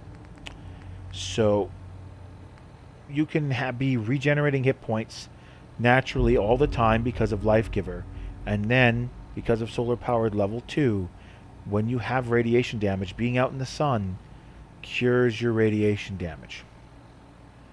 So since it says sunlight slowly heals your radiation damage, I imagine if it's stormy out in any capacity, that won't work. But as long as you're out in the sunshine, your radiation just naturally goes away. And because you would have Life Giver level 3, you'd regen. If you want a storm to go away, all you need to do is find a chair and rest for 1 hour, and the weather will change. Yeah, it's kind of fun how that works. Even if in-game the weather would not have changed for 3 hours. Yeah. Yeah. It's kind Call of that funny. weather weird. Well, it doesn't use logic sometimes. Anyway. And then just in case you thought things weren't dumb enough, you get your level 50 perk. Yeah. Sunlight regenerates your lost health. So now, you can stand out in the sunshine, your radiation will go away, and you will heal. And again, if you have Life Giver, that means you are healing faster automatically. So this just really does make it the kind of thing where it's like, alright, you were busy all night doing your important questy stuff. Now that it's daytime, time to do your shopping stuff. Go wander around Diamond City out in the sunlight. Go talk to the different vendors, trade your goods, and while you're there, you're just slowly healing. And if you want some extra special nonsense, you can spend 4 extra perk points on Ghoulish, and you get extra health back from your radiation going away. Oh, I don't know if I'd want to. That seems silly. That, again, Ghoulish doesn't seem like a good perk. I would literally skip it and just go straight to Something I would solar-powered. gladly take before, say, Lead Belly. Yeah, but Lead Belly, again, we addressed, Lead Belly's bad. is a bad perk, except for on the one circumstance. Anyway, moving on. Next To level 10 perk. intimidation. Yeah. Hey, look, it's that thing we talked about before, but with people. Yep. Hey, look, that's exactly what it does. Yep. It's literally just Animal Friend, but now with people. And guess what? Yep. Wasteland Whisperer is just Animal Friend, but now with weird wasteland creatures. Yep. That's it. Wasteland Whisperer works on Death Claws if you're level 60. I'm not going to lie to you. The only reason you want Charisma 10 is for buying and selling stuff. Otherwise, you could probably just get away with Charisma 8. But that only matters if you're planning on keeping companions around. Because, fun fact, your companions can hurt you. A lot. But if you get inspirational, they can't hurt you anymore. And then the second level, you can't hurt them. So Which is really handy if you have a melee friend and happen to be using anything that explodes. yeah. Also, your companions take less damage while in combat overall, so sometimes it's nice to just be like, hey, Dance, you're my newest, bestest buddy now that I'm level 19 and I have both of these. Go punch things for me while I stand here and watch. I think that's how I would play a charisma build. But anyway, that's a bit further down the perk tree than where we were originally going to be. Well, further up, yeah. Also, they up, carry down, more. whichever way. Backwards. Anyway, let's go back to where we were. I find a lot of the stuff in charisma pointless. Local leader's the most useful thing, but only if you want to build settlements. Anyway, time for Nerd Rage. Yeah. The other bad one. Nerd First Rage off, is... Yeah. Your health has to be below a fifth. Yeah. Second, you gain extra armor and do more damage with that. Yep. This means you would need to find a way to keep yourself below a fifth hit points and not get killed instantly by anything that so much as breathes on you. Yeah. Like I said, But that's not the annoying part. Yeah. Here we go. First off, you get even more damage. So it goes up to 50 damage resistance and 50% more damage. Yep. But once again, that's not the annoying part. Rank 3 is the annoying part. I think it's 40. No, you get even more. So you go up from 20 to 50 and from 50 to 90. Nope. More. Oh, it says 30 more. Okay. Yes. So you go up to 90%, and you might be thinking, hey, this is almost double damage. That's really good. Your kills can heal you, kicking you out of the effect. I don't think it works quite the way you think it does. But if it does work that way, yeah, because here, I think it works differently than you think. But anyway, not important. So it looks like this ridiculous, amazing, great thing. But you gotta be near death at all times, and the moment you even use it and something dies, you're back to healthy enough that it's not working. Yeah. Yeah, it's like a last second save your life kind of thing, and not really worth the trouble of trying to play the game down that low. I could see someone figuring out a way to balance this out and turning it into something great, but I don't think it would actually stick long term. If I was gonna choose between that and Aqua Boy for emergency oh crap problems, I would take Aqua Boy every time. Yeah, Aqua Boy is better than Nerd Rage. And easier to get to. Plus, you only need one perk. One perk. Well, 2. Well, you need 2 to make it perfectly effective, but even if you're still detectable in the water, did you know that none of the enemies will enter the water? Not even Mirelurks. No, they don't get in the water. Actually, maybe Mirelurks. Right. But at least none of the raiders and other things will enter the water. They will all stay out, and you will be fine. So, Gunfu. 1 bullet for you, and 1 bullet for you, and now you do more damage to that second target. Yeah, So Gunfu on is... and so forth. Gunfu is literally the inverse of concentrated fire. Gunfu does 25% more damage to your second target, and then beyond. So you shoot one guy, and then the second one's going to take 25% more damage, as well as anything else past that. The second rank makes that third guy and everyone after him take 50% more damage. And the final rank makes that fourth guy auto crit. Yeah, you instantly do a critical hit against your fourth target and beyond.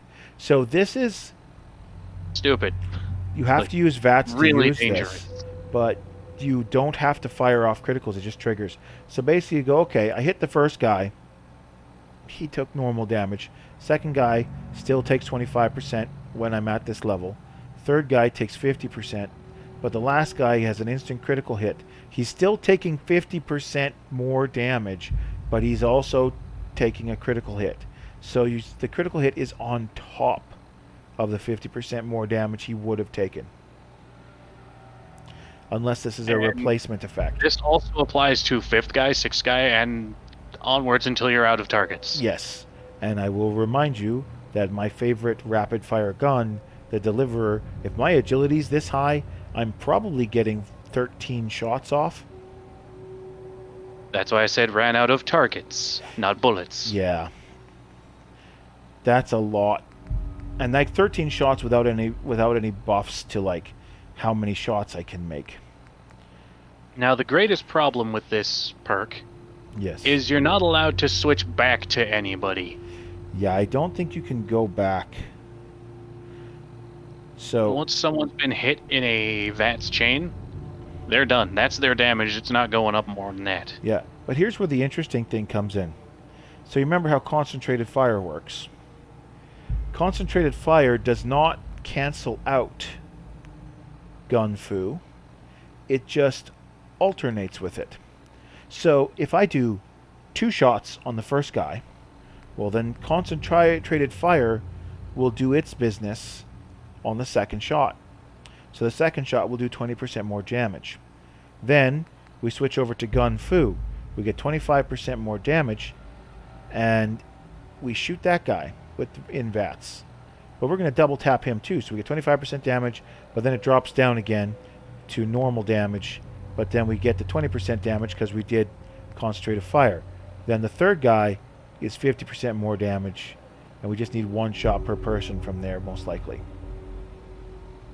Usually. I would imagine that that's how it would work. I would need to play with it. And if I'm playing with this, I would have to make a build that's literally just 10 agility and 10 perception. I'd probably make it 9 perception and just use the bobblehead. And then where do I put everything else? That would be a struggle. 2 of your other points. I would need to put a lot of extra points into intelligence in order, or not intelligence, into luck, because we're using a lot of VATS. Okay. Anyway, last one of the level 10s. Ricochet.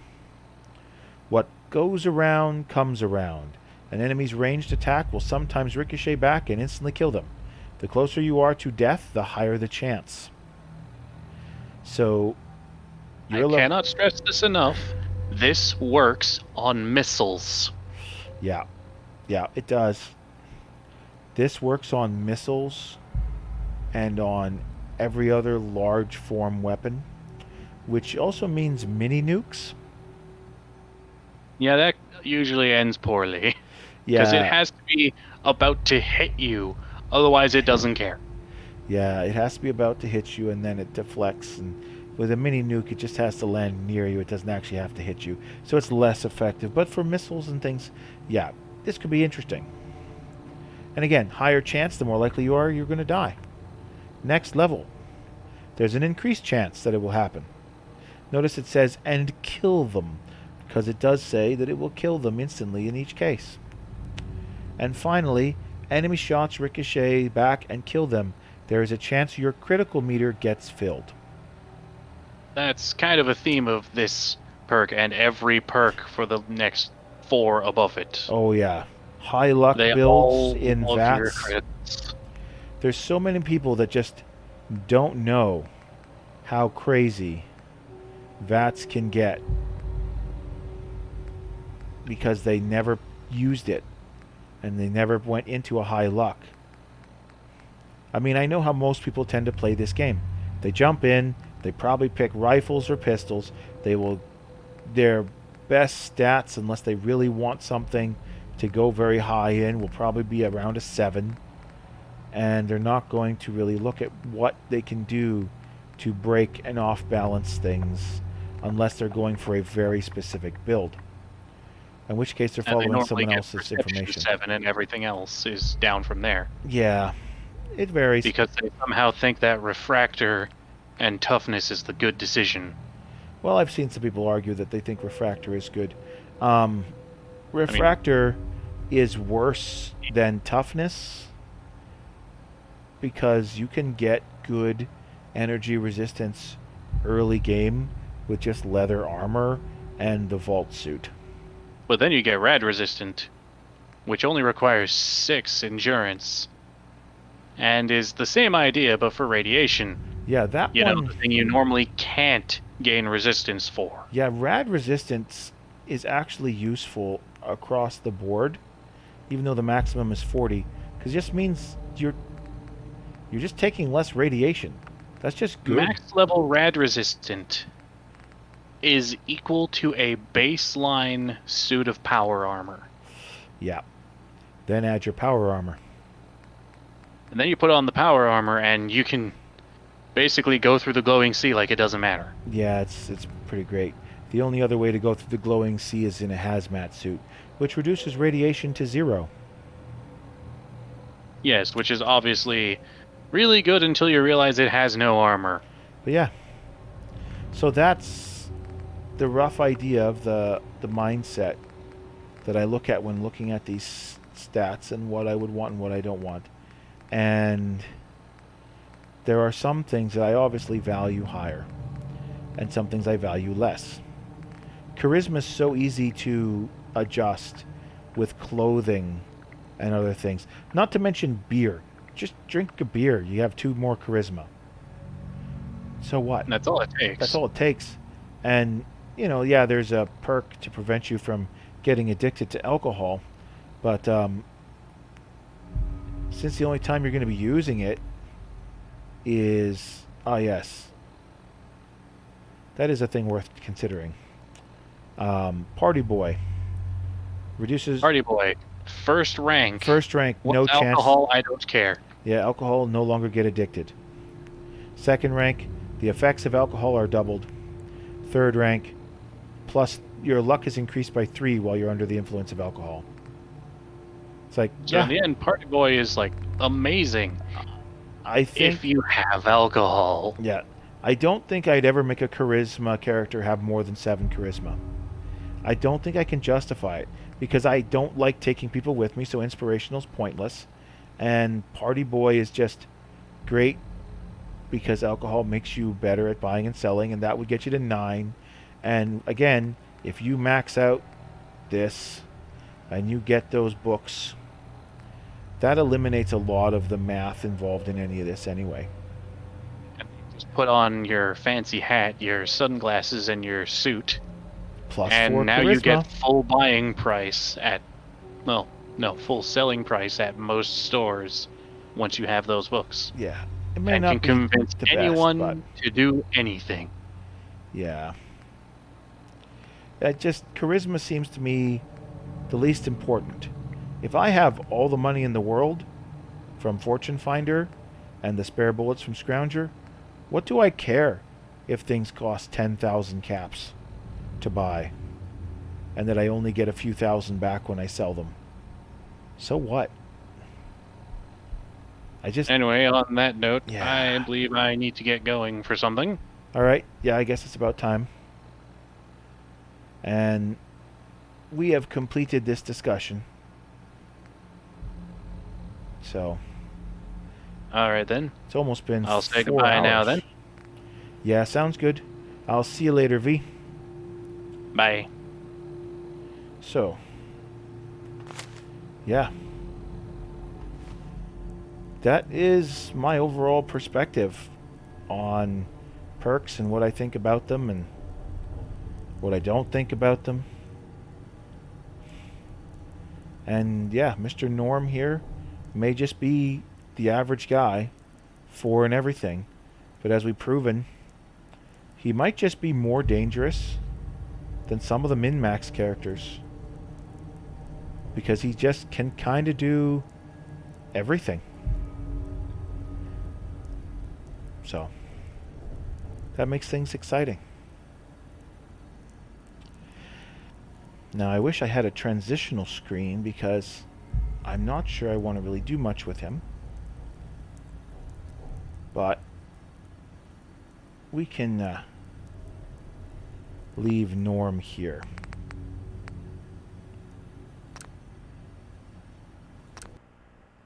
He'll be fine. Okay.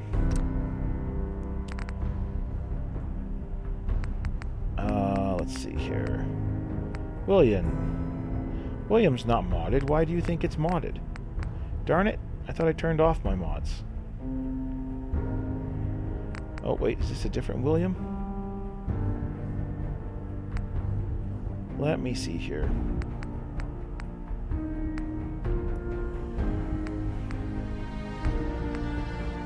Nope.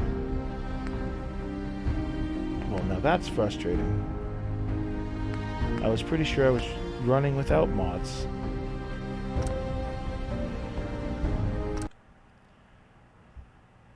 Level 18.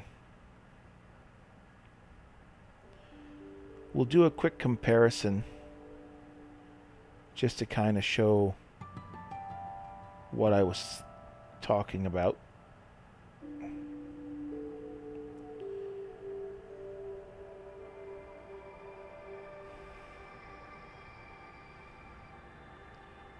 And then, ah, yes, the music. Whoa, why'd it get so dark? Ah, William, how are you doing, my boy? All right. So, again, we managed to force William's intelligence up to 11. So he's got all this stuff available.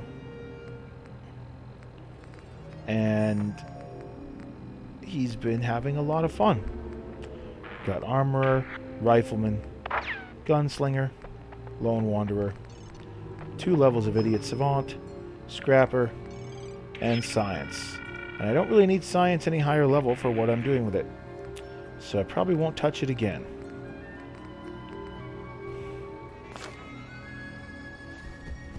And of course, because he's got armor, I've been able to trick out the armor he's wearing, with the irony being that there's some big stupid footprints nearby. Or it sure sounds like it.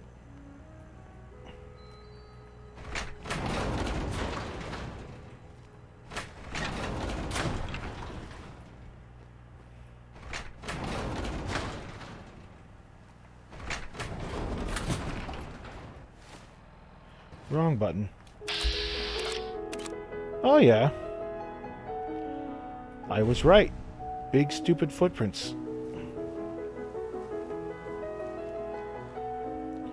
Alright. Well, should I have some fun?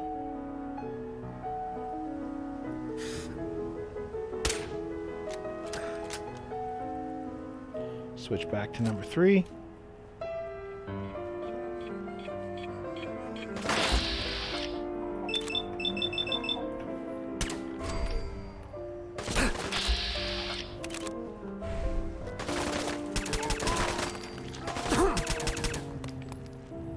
This is why this gun is so great. Alright. So yeah, armor's been doing me some good. Haven't taken much damage. I'll take your nuke.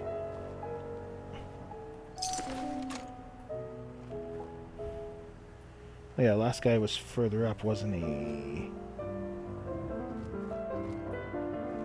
Did they all die in this pile? No, that doesn't seem right.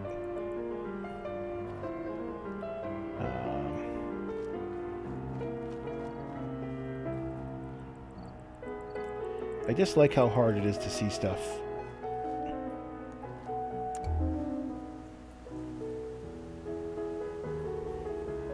Oh. What? Nothing. Are you alright? That was a weird noise.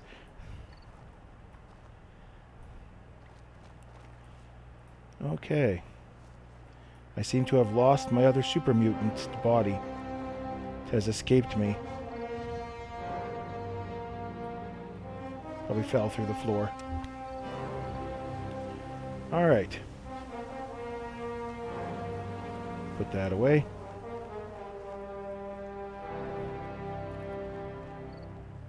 So what did you think, Josh? You were pretty quiet during that whole conversation.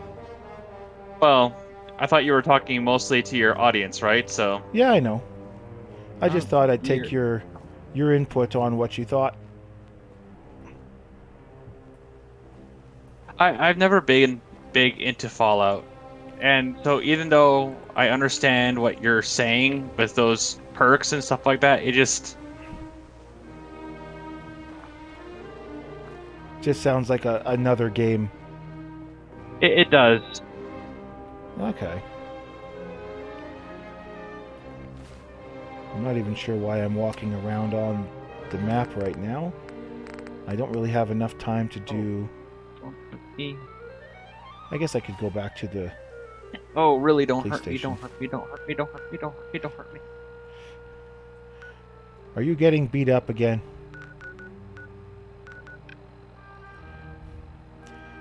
If you guys Oh, are... I'm in a dungeon. Ah, okay. Final Fantasy? Yeah. Ah, yes. That's how it goes. I'm trying to... With my playthrough of William, one of the things I've been trying to do is make sure I get all the faction settles before I put the story further along. Because otherwise some of them get locked. So... What gets locked? Well, like, you can't progress with the Brotherhood of Steel if you Oh. kill Kellogg. I mean, you can, but you have to join them before you get that far. See you alive and well, sir. Are we in luck, sir? Mission accomplished. We have the transmitter. Finally, some good news for a change. Nice work, sir. I didn't do it alone. Aelin, Reese, it's time to welcome our newest recruit to the recon team. He shows a lot of promise, and with the proper guidance, I think he has the potential of becoming one of the best.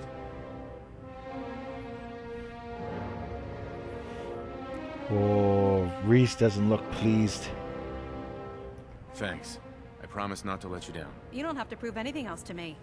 Getting that transmitter was enough. So you decided to stay, huh? I expected you to take your payment and run. I got tired of wandering alone. Too bad. I was getting used to the thought of you leaving. Reese, that's enough. Like it or not, you're going to have to learn to work together. Oh. And you need to understand what it means to be a part of the Brotherhood. We're not soldiers of fortune. We're an army, and we've dedicated our lives to uphold a strict code of ethics.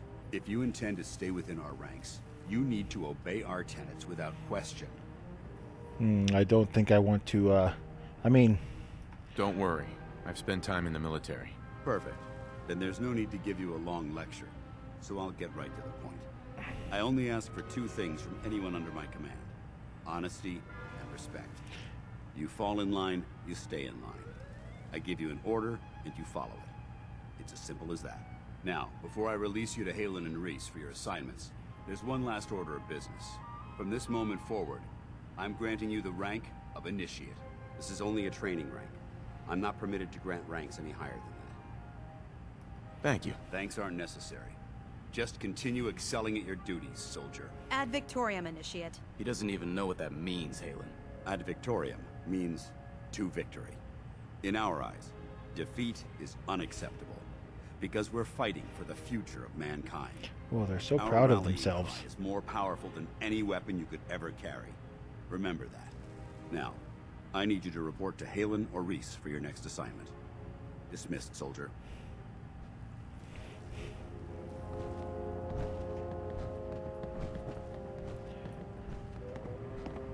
So they want me to talk to Halen or Reese. And Reese was a dick. And Halen was nice. So who would I choose to talk to, I wonder? Anyway, I just wanted to finish the quest. We finished. That was a cluster. So you finished your quest too? Yeah, that was a cluster. Explosions everywhere. I like explosions. Just not as much with this character.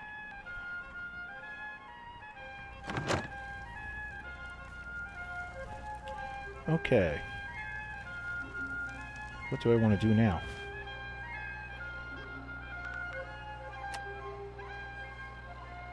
Okay, so this actually does start a quest. Well, let's just leave that alone.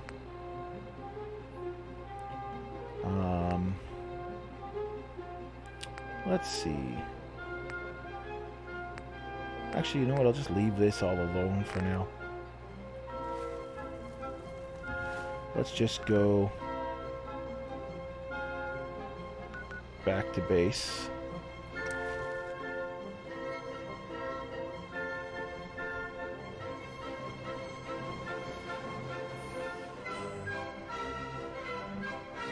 And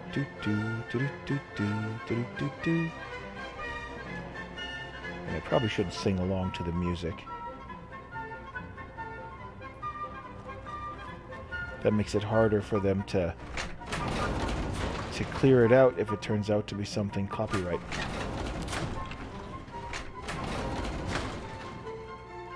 I thought I was finishing a quest. I was starting a quest. How much crap am I carrying?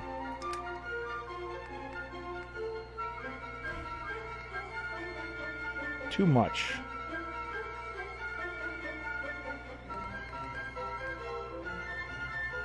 Mostly because of this thing.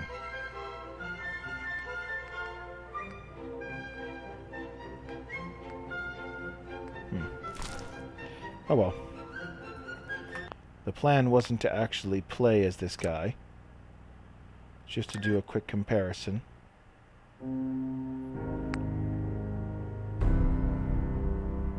Could have sworn I had all my mods turned off.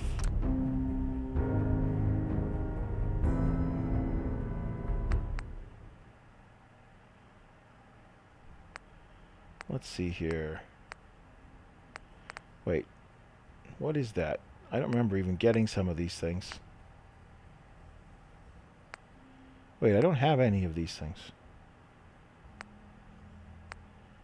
I literally don't remember ever getting any of these mods. I don't know where they came from. Well, these are just featured ones. Ah, yes, the unofficial patch. Well, anyway. Oh, the patch is on. Oh, that's why. That means that the bugs that I found are just still there. That's kind of sad. Okay, well, it's Bethesda, right? So I don't think they've ever fixed the bugs. Yeah, but the unofficial That patch like fixed most of the major bugs. Also, the other thing that makes me sad about this is it means I cannot. I thought I was playing without any mods, so I'm not getting any achievements for what I'm doing. Which was the whole reason why I did this without mods. And this being here is actually ruining it for me.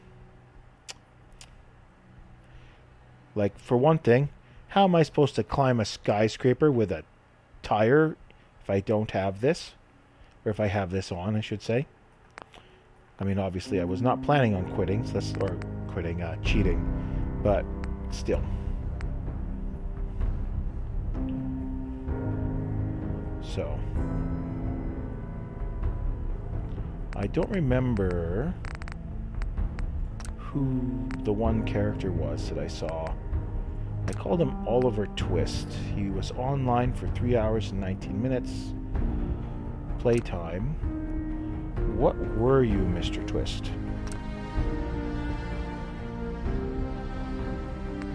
No.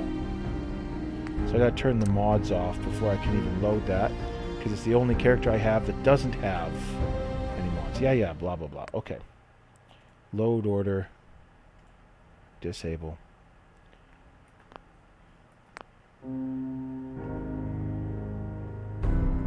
Okay, reload.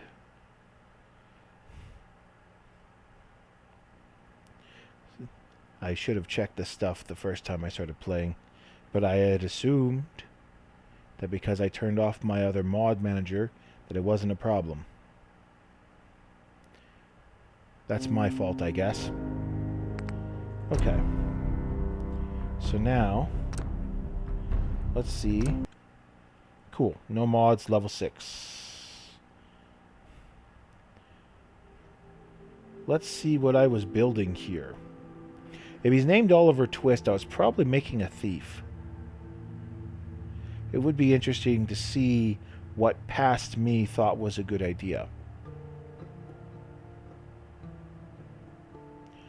Because I don't know when the save file was made. It's raining. Alright. Ah, yes. Back when I thought I had to rearrange the entire town, or else I was doing something wrong.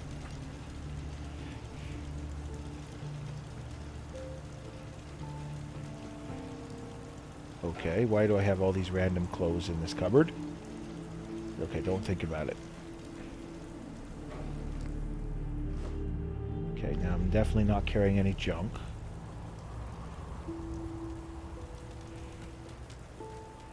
Wait a second. Why are the clothes in the cupboard beside the weapons workbench and the minigun in the cupboard beside the armor workbench?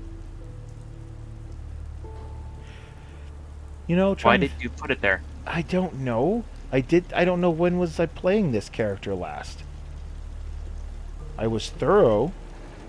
Because just taking a quick look around town, it looks like I scrapped everything I can see. Like every single thing. I don't see any fence or any busted down buildings. And when I look into the buildings next door, the only thing that's here is the radio. And the dead bugs. I even scrapped the safes already. Interesting. Okay, don't go near anyone. I don't know what I've triggered or not triggered yet. Okay. I've got one turret here, one turret there. This is before... I would have made this save game before they implemented cement walls. Because every single time I've had a game in the past, in order to make sure I don't have to deal with people randomly being on the roof of the main house, I would set up a cement wall adjacent to that building, and then you can then attach a staircase to it that perfectly allows them to get up and down from the roof. Oh, that's an interesting development. Another turret here. Is there anything in here? I still have dog meat with me too, so this character does not know that dog meat is a bad thing and doesn't want it. Or doesn't know that he doesn't want it yet. A few random objects on the floor. Looks like I got all of... I swear this character has scrapped everything. There's nothing here. Well, maybe you were planning to do something with it.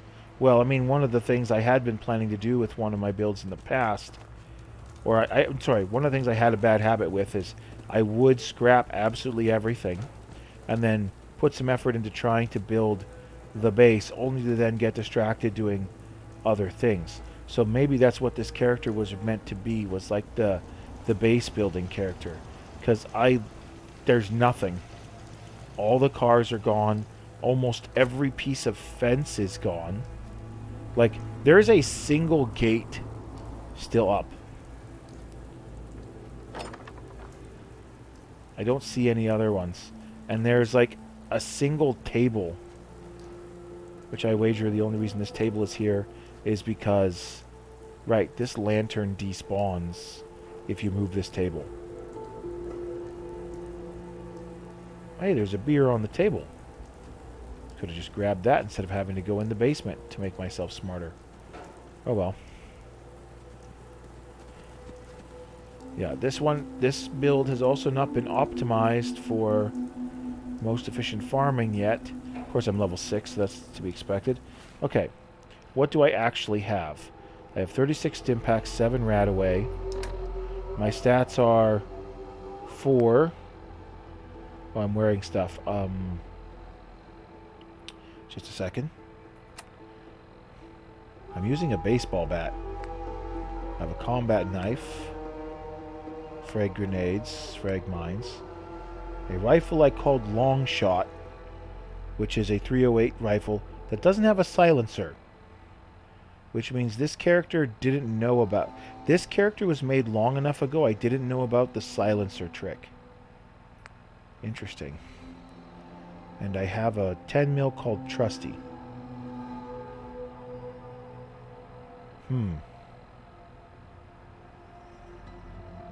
Or I just didn't get that far. I'm beginning to think it looks more like I just didn't get that far. How did I get to level... I don't want to think about how I got to level 6 without leaving Sanctuary. That's crazy. She did it. No, it means I had to have just sat here and built stuff and made stuff the entire time. And basically never left.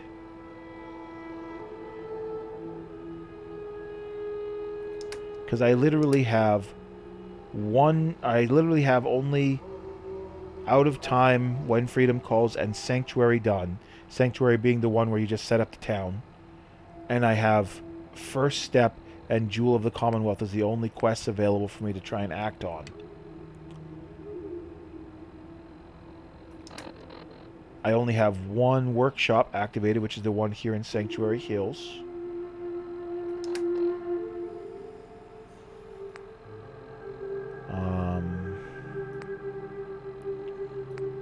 I haven't done much.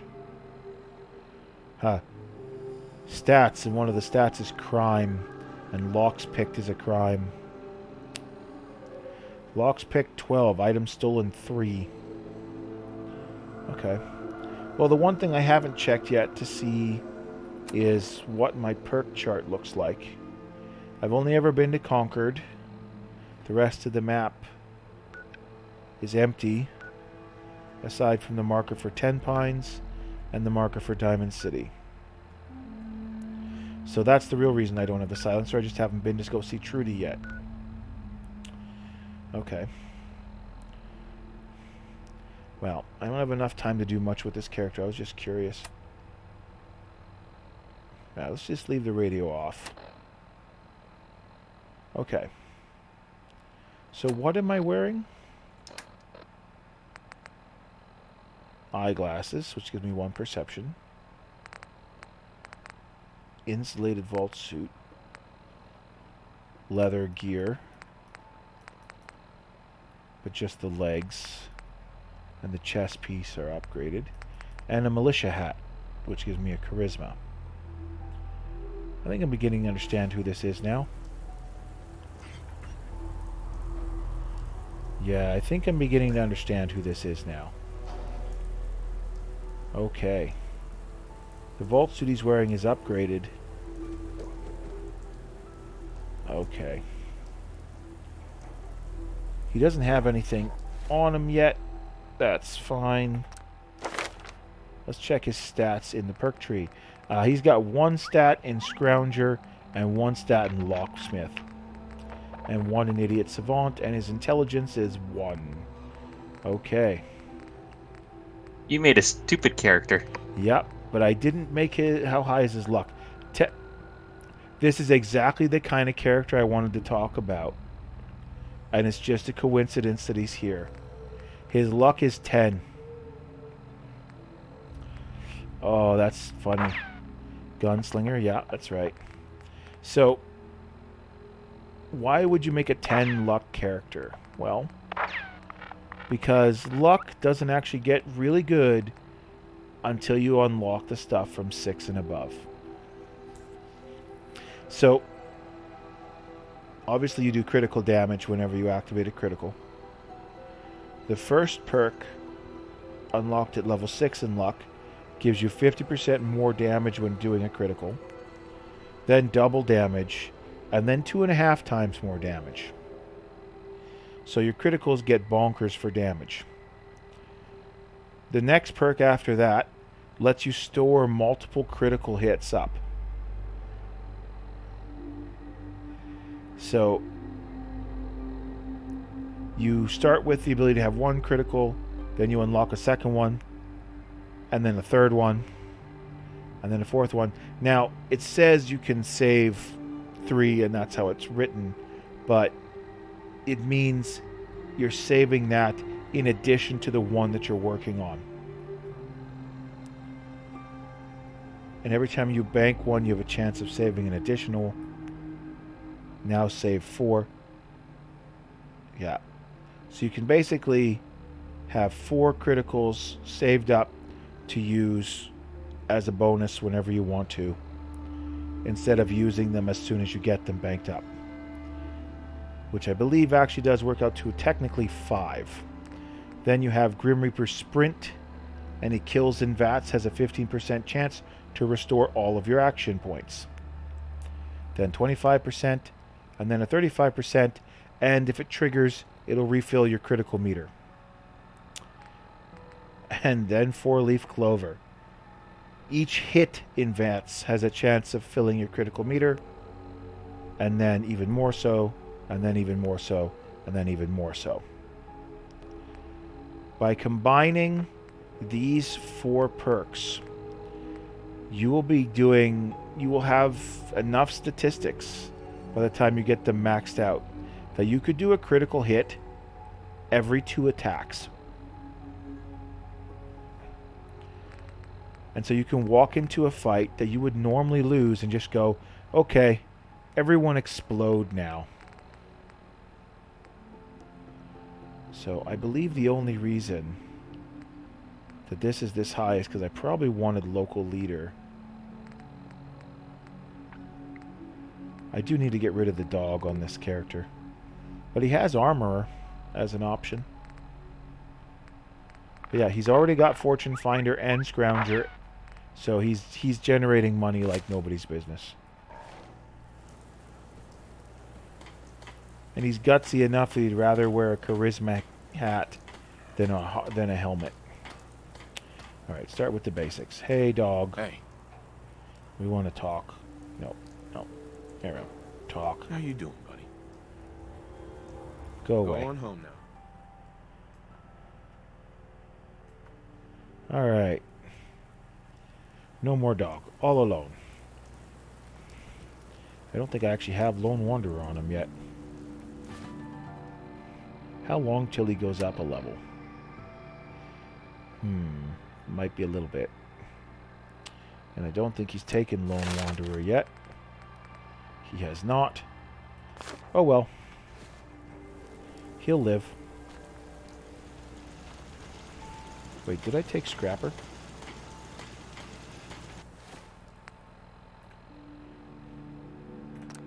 Wrong button. Oh no, he's not smart enough to do Scrapper. Okay.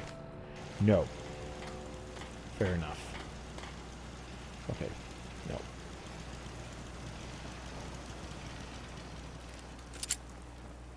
Do-do-do-do-do.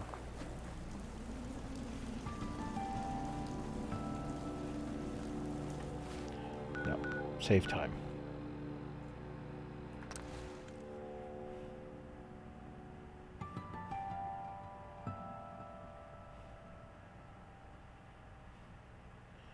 Oh yeah, that looks friendly.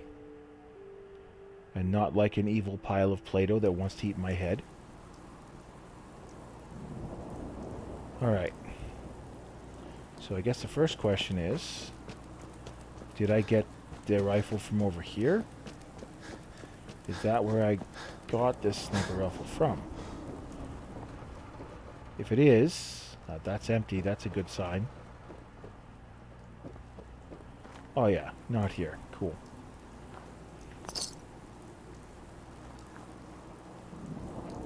Alright, I've already got the next level of lockpicking, so of course I'd clear out all the safes. Okay.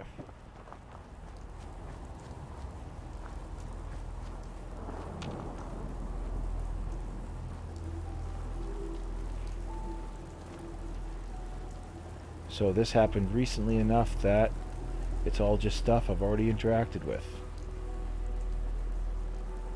Okay.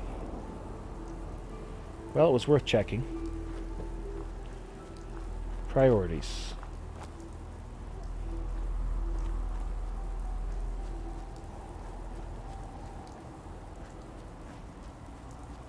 Wait, do I have a suit?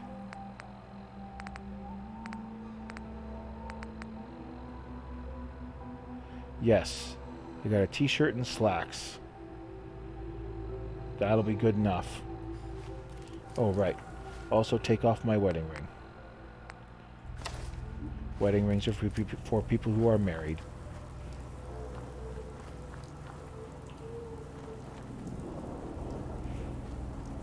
Okay. One deceased friend. Second deceased friend is over by this house. And if I haven't missed my guess, this character will likely have not gone this way yet. So I should have some ammo here. Stimpack, ammo, some money, and a mute fruit. Right, I'm super lucky. I don't need the Minuteman outfit.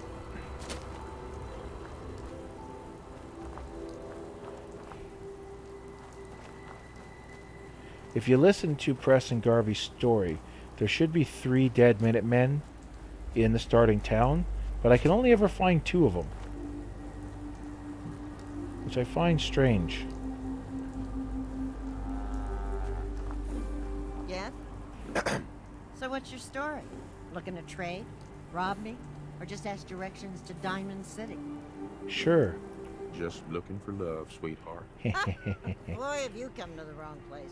My loving days have long since passed. But I'll tell you what, wise ass. You made an old girl smile, and that ain't easy. Yay, You she's wanna do some happy. trading? I'll give you a discount. Let's see what you got. Always happy to make a sale. Okay. This stop is just a way to get more money, so let's review. Got a combat knife already. Currently using a baseball bat. Frag grenades, mines. Definitely don't like using mines or Molotov cocktails. They're just too unreliable. Okay.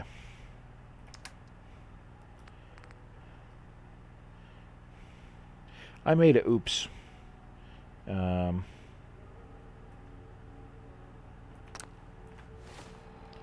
Okay. We can do this fast if we're careful.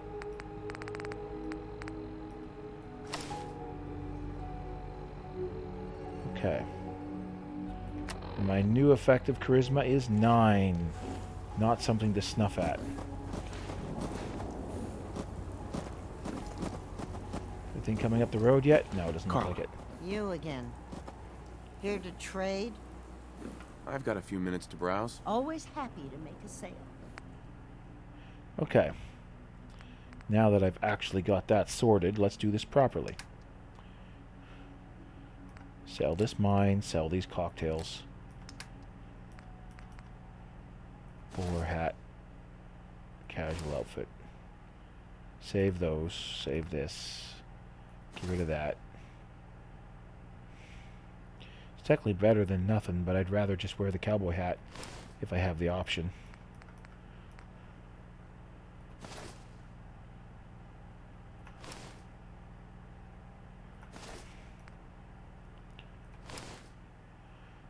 Now she's out of money. Let's undo that.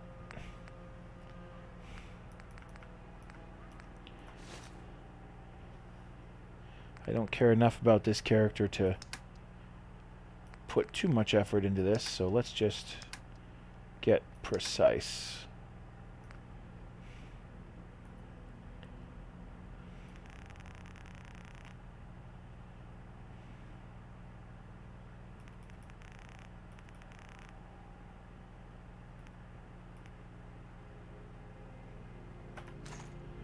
There, I'll just take all your money.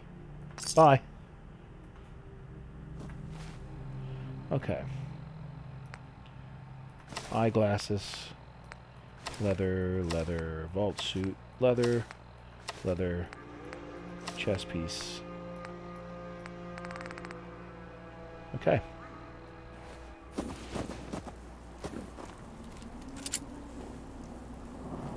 Walk down to the crossroads. What spawned in? Another vendor. Well, isn't that convenient? Put this away. Hello, young lady. I know you are a merchant.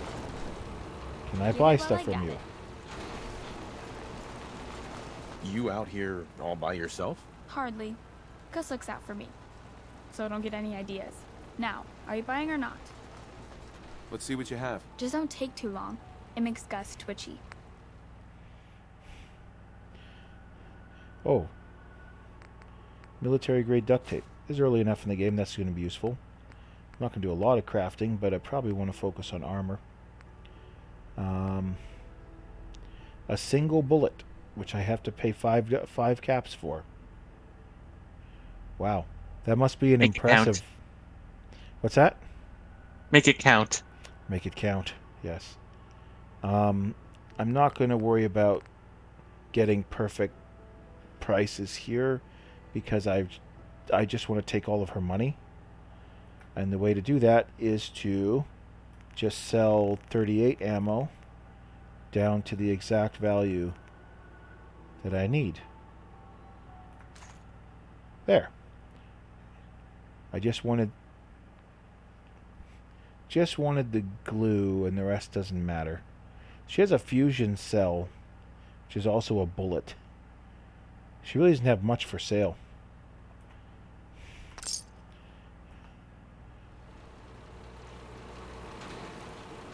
Anyway. Well, now I find myself in a situation where I do need charisma. Okay. Put these glasses back on. Put this t-shirt and stuff back on. You owe us. I ain't giving you poison shilling chem pushers. Let's hope this goes well. You know what that junk has done to my boy? Whoa, whoa. Easy there, Sierra. This doesn't involve you. Okay. I should have good odds at this. You stop waving that gun in my face, or it's gonna involve me. Okay, okay, just take it easy. Good, good. We'll lower our weapons, alright? Just don't do anything crazy. Oh, that's gonna be weird. Looks like you got some trouble. I can help. Help? What are you, some kind of hired gun? Or maybe you can talk some sense into Trudy over there. Always better to have more I'll people talk to her. buy and sell. Maybe we can work this out. Appreciate it. If things go sideways, we'll back you up. Okay. So technically, Trudy will like me better if I just help her kill Wolfgang. But I would rather have Wolfgang be here as an alternate shop vendor. I saw you in that poison cellar talking. Well, he ain't getting his money. Period. Yeah, okay, that's what you want. And peacefully, Look, please. You owe them money. If you just pay them, then this'll be over. Everyone walks away without getting hurt. All right, I'll pay. Ah, good. But that bastard ain't gonna sell one more drop of jet to my boy. You hear that, Wolfgang? You'll get your damn money, but I better not catch you selling chems to my boy again. Fine by me, Trudy. Your son's broke as shit anyhow. All right. Hooray! Crisis is over. If you're here to trade, step up to the counter. All right. Good day, sir. We get paid and I don't even gotta shoot nobody. Good job. Here. Now how about I show you all the pick-me-ups I have to offer? Ah, yes, Wolfgang. By all means, I will Let's see what you have. buy got all of your needs. money. I got product. How rude. You turn your back to me. Anyway, I just want your money. I don't think you have anything I actually want. No. Not for this character. He's too dumb. With an intelligence of 1, buying anything other than, like, a dick doll is probably a waste of time. Because he might just get addicted to soap. I exaggerate, of course, but... So let's just sell a bunch more of my ammo that I don't need.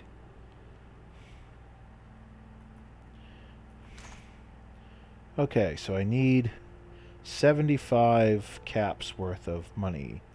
So we'll use 5 mil rounds for that.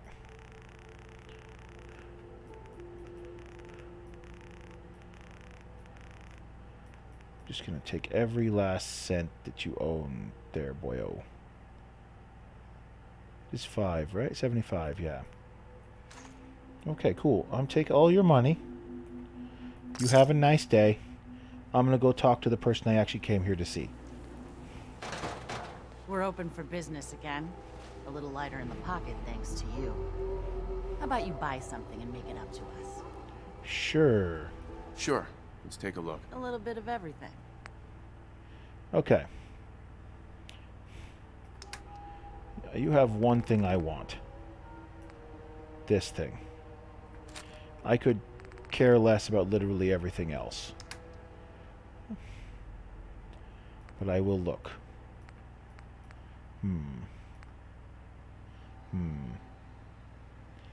mean, I do want something cooler than my current glasses for sighting, so...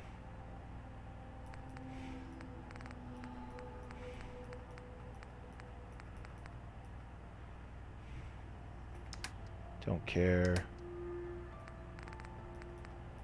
We'll need some duct tape.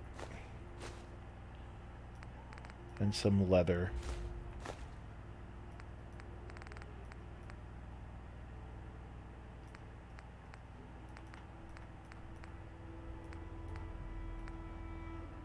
Da da da da da da da da da. TV dinner trays are the ones I gotta look for on my other character. Well, that's as interesting as it can be. Anything else I want from you? I'll just take all your 308 ammo and all your 10 mil ammo. I'll probably eventually stop using 10 mils, but actually no, I won't, because I will definitely. This character would definitely go for deliverer as well. And again, my defaults tendencies are kicking in. I have a sniper rifle that's going to be silenced very shortly. All of my bad habits are returning. Okay, so this is... What the hell? Squirrels? Well, to be honest, I want to take a nap. Yeah. And so I'm trying to figure out how to exit Discord. And... Oh, you just... Is that it? You just, there it is. Yeah. Aha. You just exit It's the a little chat blue... thingy. It's a little blue dot. Okay. Well, I'll see you at work tonight then. Night. Today's Wednesday, dude. Oh, right, Wednesday. Tomorrow night. Never mind. I got my days mixed up. I guess that means I can run an extra stream tomorrow. I don't know what I'm going to do. Or well, Final Fantasy 14, because you're only level 20. Yeah, I should probably work on Final Fantasy 15, work on getting caught up. Either way. Oh, now how do I exit? I need to start thinking about what I'm going to make for dinner. Did you figure it out?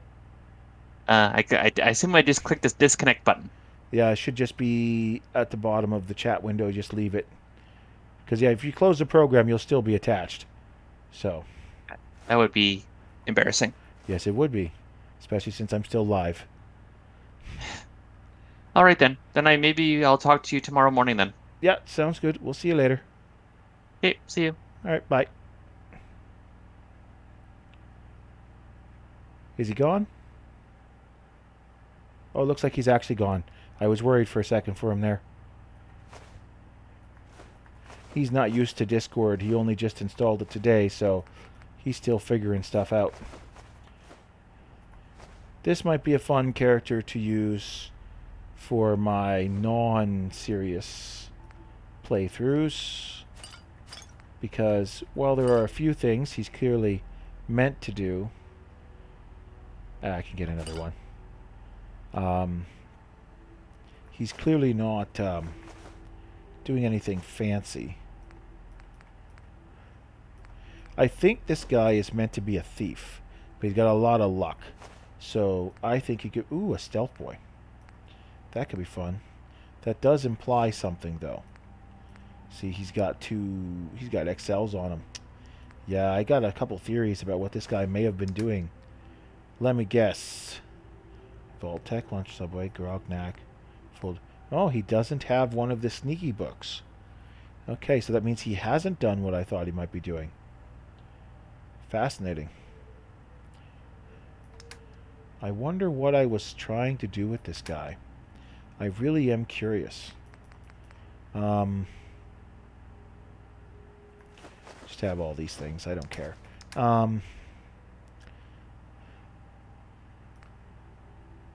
Well, I think this is just a fun character we can use for just goofing around. I should sell these things if I can. There's no point in carrying them around. Let's get some money out of her for him. I mean, I'm already getting a lot of money, but... Okay. This character doesn't need subway tokens. Bobby Pins, clearly he needs. He's clearly a thief of some kind. Alright, let's leave this deal behind. Okay. Let's get dressed.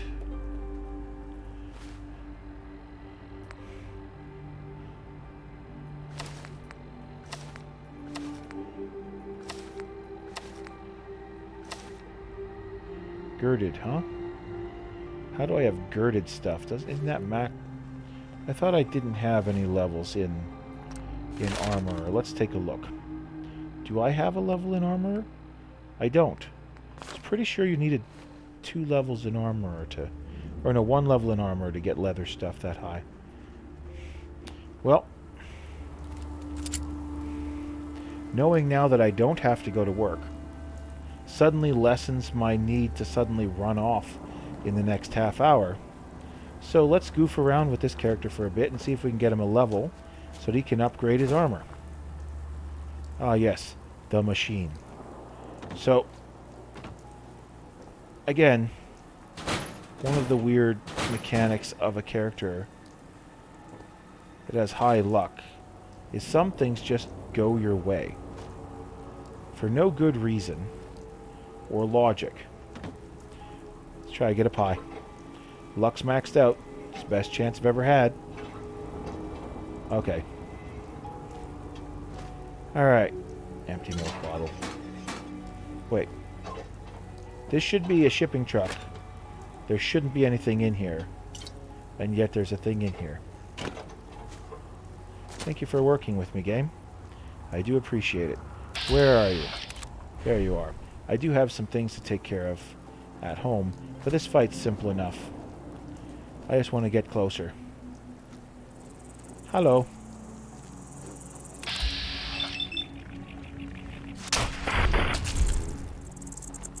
There'll be another one somewhere. I'll have to figure it out. Or there should be another one somewhere. There he is. Hi. Oh, there's 2. That makes things interesting. Ooh, yes. Make me smart by being dumb. Why did you miss? I didn't miss. Ugh. Okay. Sure, why not? Okay. Let's go ahead and raid some places. Hi, robot.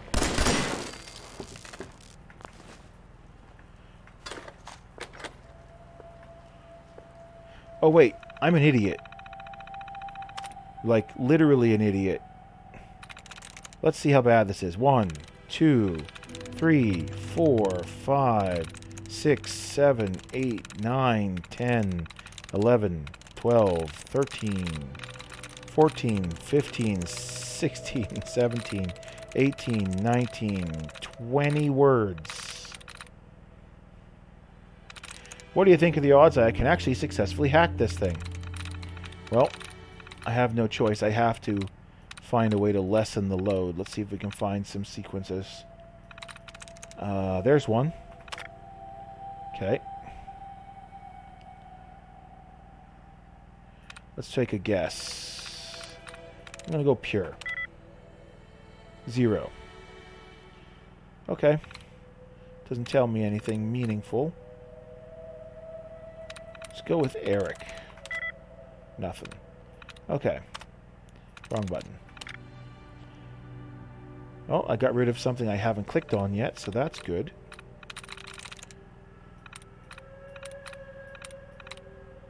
Nope, that's not there. Okay. Okay, let's go frag. Nope. Okay. Nothing that starts with P can work. So pain, pens, pray, all out. These all got 0s. That should give me actually a pretty good guess. No use. No E's at the beginning. I don't have any more.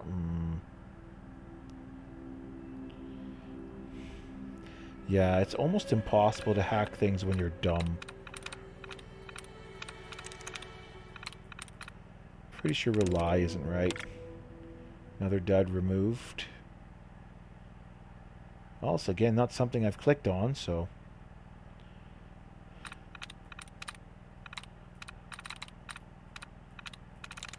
Ooh, big one.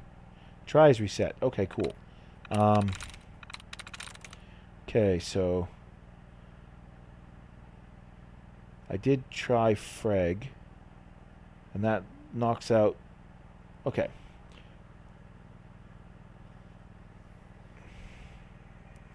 You have to remember what you did.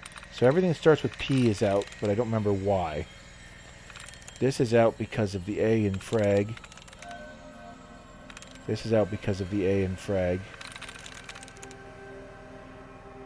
Shot doesn't line up with anything in Eric. Oh boy, this is where things get complicated.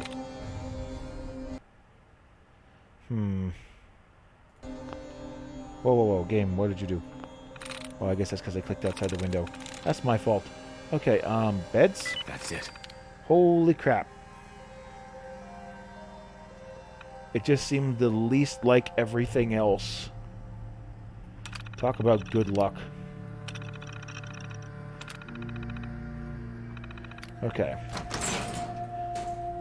We are going to need to work on a way to deal with terminals. But you can't get allies to crack terminals for you anymore. That is a complication. We're just not going to be able to hack computers. Which means I'm not going to be able to... Oh dear. Oh dear. I'm going to need an intelligence outfit. Or else I'm going to lose my mind on some of the quests with this character. Well, he's lucky. We can make that work, I guess. Alright. Speaking of which... House. Maybe... Okay, so lucky means I might get a trader. Or I might get a really cool encounter. Mikey. I'll put this away. Because it's a neutral person. Look, man, I've been thinking about this for a long, long time. I know what I'm talking about here. It's the sandwich boys. You can't just put something between two pieces of bread and claim it's a sandwich. Does that mean a loaf of bread is technically a bread sandwich? Technically, yes, but you wouldn't eat it all at once like that, so it doesn't matter. How you hold it matters. Talk all you want. You put that piece of Mirelurk meat between two pieces of bread, but it still ain't a sandwich. Well, what the hell would you call it then? Disgusting. That's what. I disagree. I think it's a perfectly reasonable. They're talking about bread and there's a bread box here. I'm sorry, but I find that funny. The leather will also be helpful because I am planning on leveling up so I can be better at armor. Oh, right. Map. Where have I been? Right, I've been nowhere. Ugh. I suck. Okay. That's one of the wicked shipping trucks. You can only get into them. Okay, maybe I can lockpick it if I'm high enough level. I don't think I will be, but I can at least learn what level you need to be. Master. Of course you have to be master. Dang it. Okay. There are other ways to solve these problems. Which way do I need to go to get there? Oh, I don't know. Well, I'll figure it out. I have a half an hour after all. Well, not a full half hour anymore. I do want to make sure I put lean heavy into the luck function. But like I said, low level, you got to kind of focus if you want to get anywhere. Okay. This way, perhaps. Wait, I know something I can do. So, I always forget about this event. Alright, so up here, on top of this, is a little thing. It's nothing special by any person's expectation. But basically, in this game, doing certain things triggers events. So I just came from that way. There's nothing there. But if you come up here, and you walk along here. Oh, I don't want her to be here when I do this. That robot's going to kill everything. Miss, I need you to leave before I do this. So, if I can scoot over a bit. That car there has a little camp to the right of it that's abandoned. And it's abandoned because if it was there all the time, it would be a problem. Is she gone? She's going that way. I wonder what's that way. I need her to be good and gone, though, because I don't want her sentry bot to kill the raiders that come. So I want her to be at least past that point.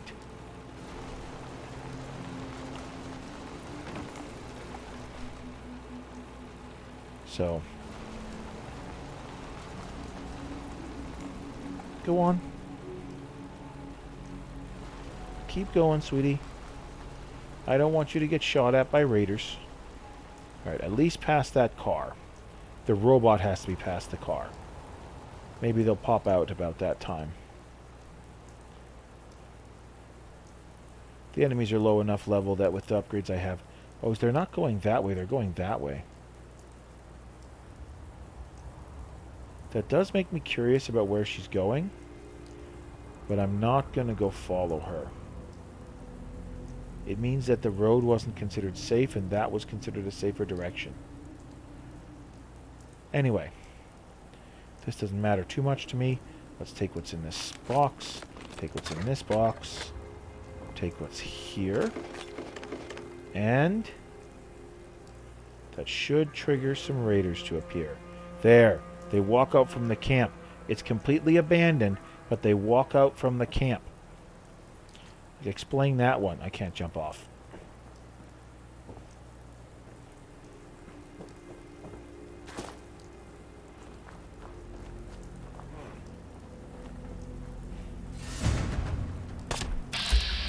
Okay. Okay, let's just go with that. If they die in one hit, then I don't need to use both shots. Ah, good job, sir. Get exploded. So, the real power of a critical isn't that it does the bonus damage, it's that it doesn't miss. So it doesn't matter what you're doing, it will hit your opponent. The bonus damage does mean that even silly guns that you can't take seriously could be used in a powerful fashion. Oh, you had cells on you. Nice.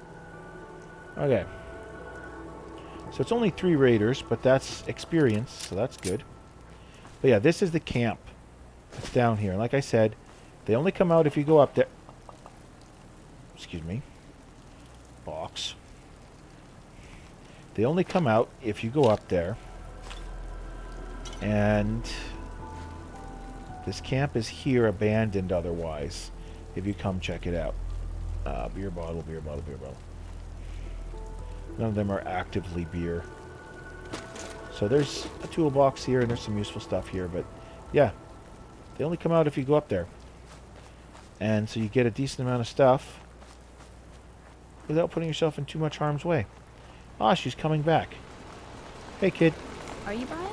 Or just... In the way. Yeah, well, I'm walking by. I'm not in your way. Okay. Where am I? I'm trying to think things through logically where I would want to go for what I want to do. We'll just follow this road for a little bit.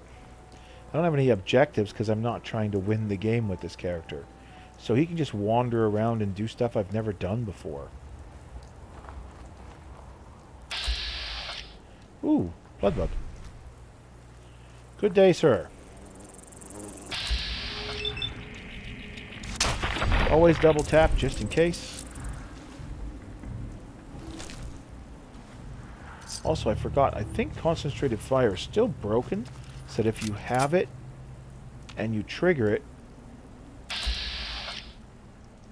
Well, hello.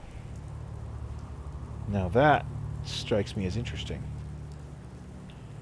Alright, let's get sneaky. I don't have any points to sneak, probably. Where are you, dearie? Up the hill. By the log. Let's get up there and turn you into tomorrow's lunch.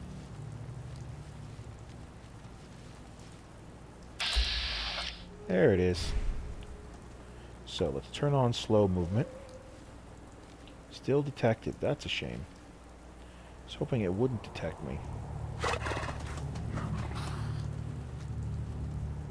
Oh, there's 2 of them. Well, now, isn't that interesting? Okay. Now, as cool as it would be to use the pistol's not going to be effective. I don't know what you're saved to, so I don't know why you didn't work, but... Okay. Oh, darn it, I want to be a little bit closer. That one's running. That doesn't help. Okay, nope, nope, nope. Gently. They do make some funny noises. Darn it. Okay, okay, don't worry, don't worry. We're not done yet. They're danger range, which means I should be able to see them.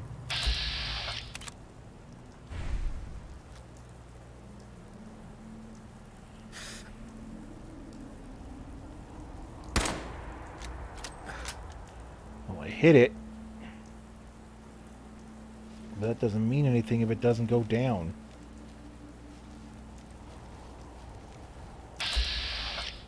And that's the one that's full health. Okay, that one doesn't have a noggin anymore. Okay, that ding is either headshot or outside of VATS critical. I have yet to figure it out. It says you're nearby. Here's your deceased friend. Okay, over the cliff. Great.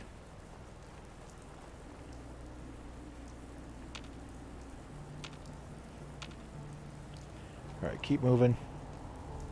Keep moving.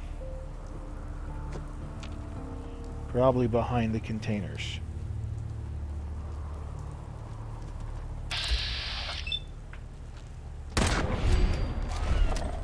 Okay. Detected. By what?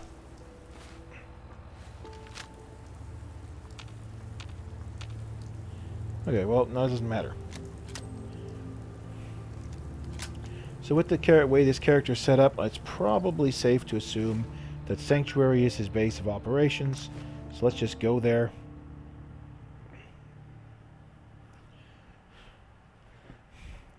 I've never considered this kind of build previously. Well, that's not true. Obviously I have, because I made him. He's a bit odd. But I kind of like him. Okay, let's throw some stuff in there. How much do you actually need to level up yet? A decent amount. Well, we can do some things to fix that. But first I want to inspect something. Okay, so I can make girded leather. It's the upgraded version I can't make. Okay, so let's get rid of the extra stuff, because having more leather on hand is a good idea. Okay, let's just also get this out of the way, otherwise I'm going to accidentally delete something I don't want to. So the legs are upgraded. The arms are not. We are going to focus on a leather build, because this guy's clearly meant to be stealthy. And we will go shadowed over studded. Even though this does give you better total protection, 5 and 9 instead of 4 and 7. The shadowed will make it easier to sneak about. So, for now, let's just focus on getting it less crummy. I believe I have a chest piece. I do have a chest piece. So you can go away. Pocketed chest piece, so I can carry more. Oh, that's handy, I guess. Girded. Okay, can I make you light? I can. But I can only make 2 pieces of armor I have light. Okay.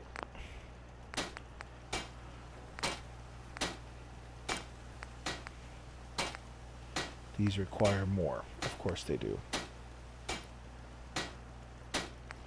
Because what I want for the legs is this. That requires 2 levels of armor. So that'll be a while.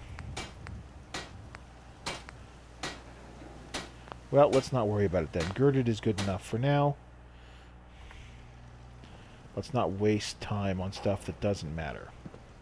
I know I'm not the only person here who's lost someone. I miss him so much. Good for you, June. Wait, I do have a question, though. If I've scrapped everything, where does everyone sit when they're not moving around? Because my usual habit with this version of the game was to put all the beds in here.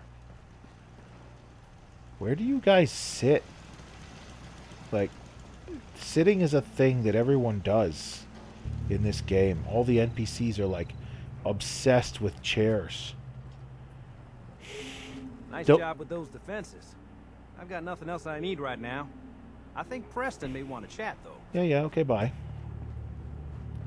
If I've deleted everything, and there's not a chair in the place, where does everyone sit? They wander around. Okay. The reason you do this, you scrap absolutely everything, is so that you can keep your population tracked, because you want to know where certain NPCs are. Which means one of the things you do is you keep chairs in designated spaces so that you know where the NPCs have gone. And yet it looks like the only thing I didn't scrap was Sean's crib. This might be a very, very old character that I haven't played in so long that he probably doesn't even know what he's doing, other than I thought it might be funny to give him all 10 levels of luck. Random box on the floor. Huh. It's weird when you go back to someone you haven't played in forever. It's the equivalent of playing a brand new character that someone else started for you. Well, he doesn't seem like a bad character overall. Could be kind of nice to have a very empty town.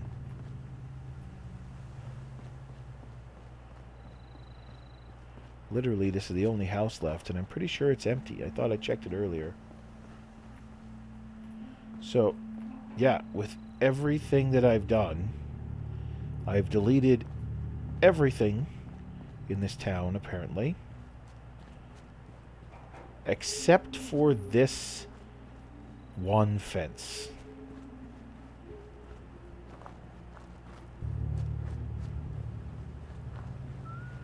Even all the stuff by the water's edge. Wow, I was precise. Even all the trees that were like choppable. Wow. I don't know what I was thinking. But I guess I have a very bare bones project available now. Kinda.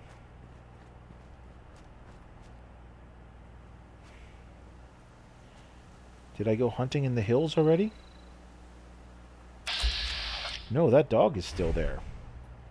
Well then, we know one way we can make some more experience. But first, before I forget, because I was already forgetting again, the whole reason I went out was to get that gun so I could silence this gun.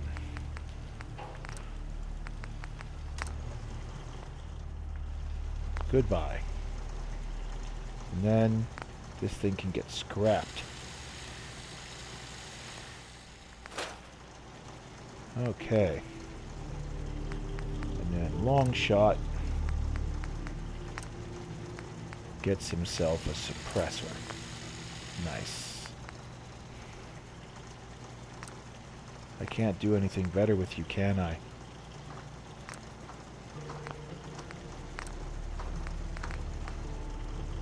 He's useful, but I literally can't upgrade him. I can't upgrade this rifle because I don't have the necessary skills. So I'm going to have to keep my eye out for rifles that have replacement pieces on them. In other words, I'm literally not going to do anything with it. What can I do with you? A few things. That could be fun. Targets bleed. I like bleed damage because it does ignore armor. So let's do that. Natural, black, blue, gray, red, mahogany, cedar, oak, or aluminium, which requires you to have blacksmithing. Let's leave it alone. He's fine. He doesn't need anything special about him. Can I do this? No, I need blacksmithing. Okay. Alright, alright, alright. Let's actually review what's set where. Oh boy, this is weird looking. Okay. Cool.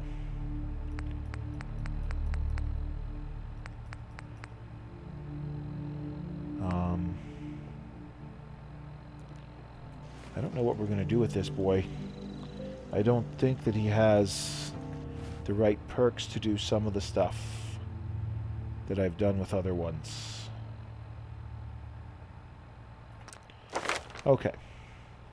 So our only goal is to level up once so we can get armor. We do have the ability to do blacksmith. Okay. That's clearly important. So we're going to focus on leveling up once. I tell her some stuff, but I just shop with her, so she's not got any money. Because that's a side effect of what happens when I go shopping. Somehow all of the vendors suddenly don't have any money left. Wonder how that works. I'm an idiot sometimes. Okay. Let's see if there's anything useful nearby. I probably looted this because I always get it early. Yeah. Okay. I walked through an irradiated thistle and didn't get stabbed. Well, that's good. Okay.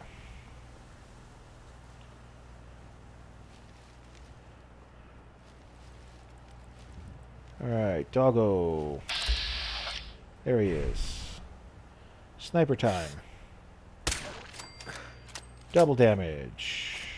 It's the only reason why I can kill things in one shot with this gun.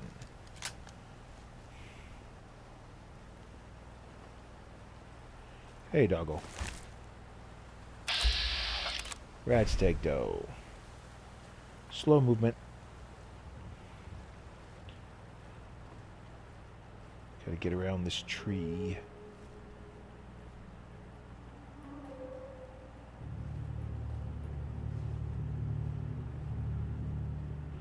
Oh.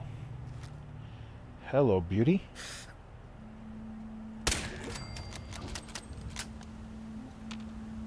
Cool.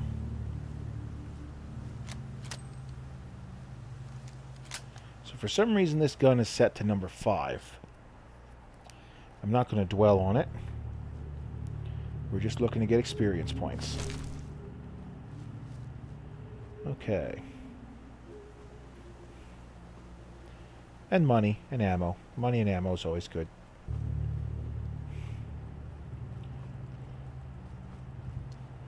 I can't help but think that I probably started this as some kind of build and then didn't continue the build, which is entirely possible. Ooh, corn. That's ridiculously lucky. Okay, I'm going to need a close combat probably. Scouring the hills, of course, is a very simple tactic early game to just get some experience, because there's a whole bunch of random stuff just here. Open, off, close. Let's go check that refrigerator quickly.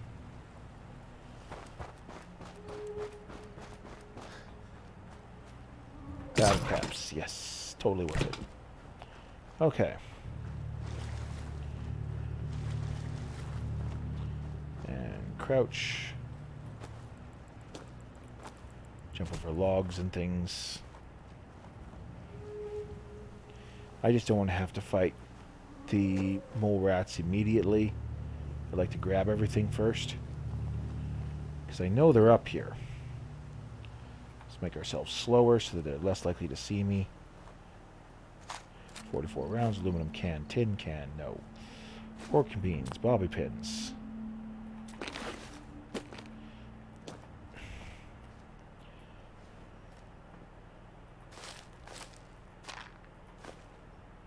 Okay. There you are, sir. Okay, I'd like to prefer to get closer before we start fighting.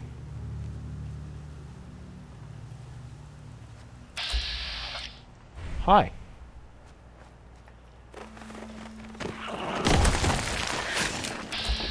Die, please. Okay, where does he go? Got him. Next.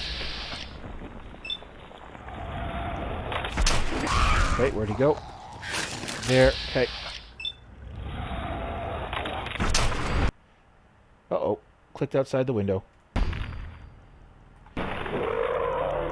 Got a little bit too excited. Okay, I'll take you. Oh.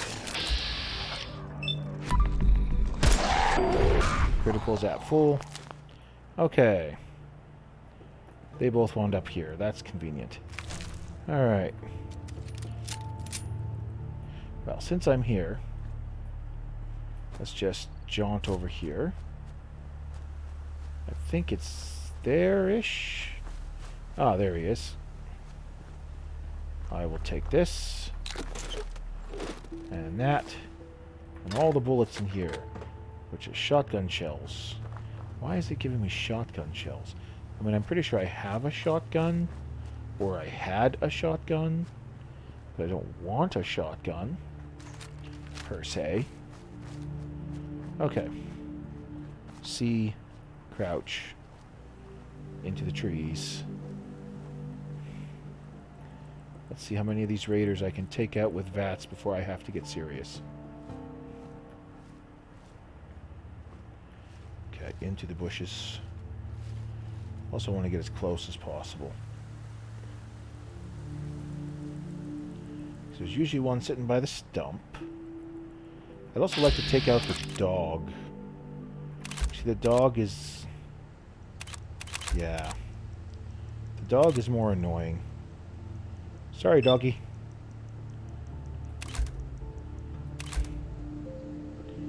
Yeah, you're not going to be easy to hit. Okay. Get closer, get closer, get closer, get closer, get closer, get closer. Think you can hide? No. But neither can your friend. Okay, last one.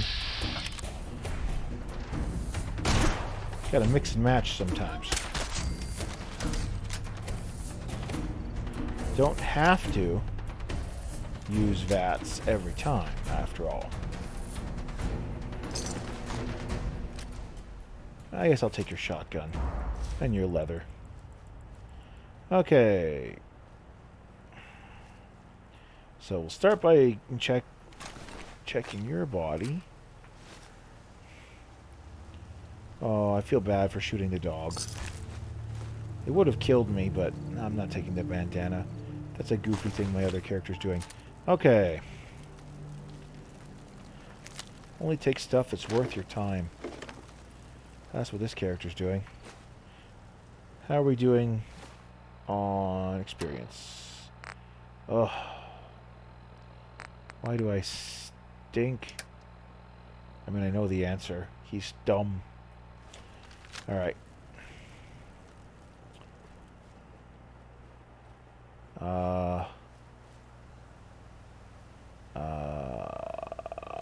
Chimney. Do. I will not leave and go back to base until I level up.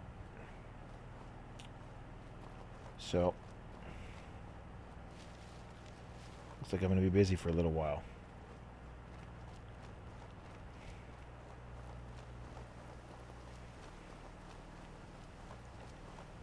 Okay, over these rocks, around this bend. Where's that house thingy?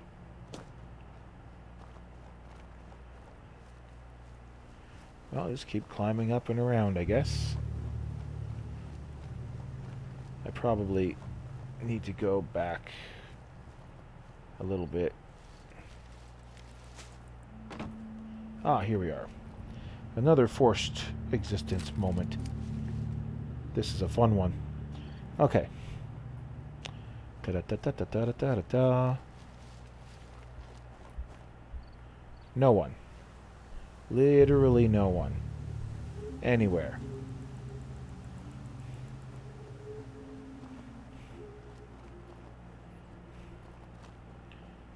Turn around. Grab this. Grab that. What the? Oh, it's on! And they're right there.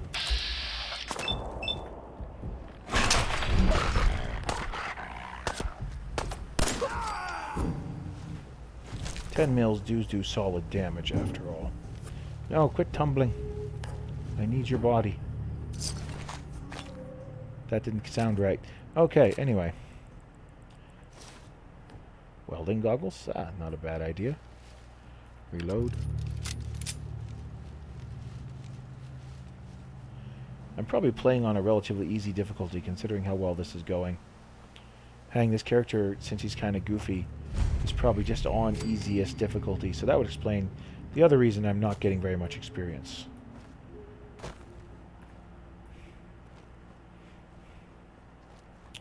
Do. Gimme. Gimme. I'll take that. This. Nothing else of value there. That. These. We'll raid the dump before we blow everything up, because that's probably a wise decision. Okay, so that's actually probably the real reason why I'm having such an easy time doing something. So this mini nuke is glitched when you don't have the proper patches. And the only way to get it is to somehow knock it loose.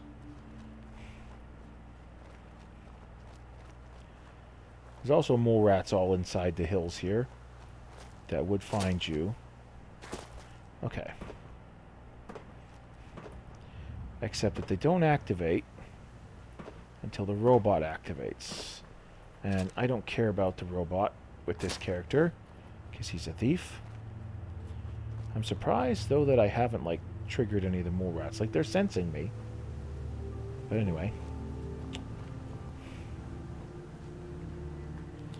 We're going to get serious about this. Okay. I only have one shot, so let's make this count. Alright, hello. I would like the thing here. No, give me the tape. It's more efficient if I can be outside when I activate this. Alright. Stand here. Do I got sight of it? No, I need to be closer. Okay. There. Okay. And then open the Pip-Boy. Go to data. Nope. Radio. Map.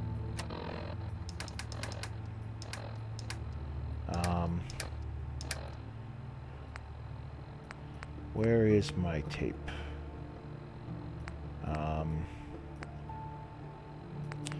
Here we go.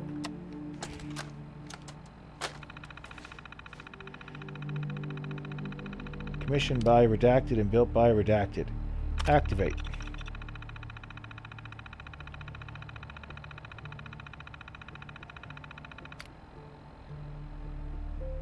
Yes.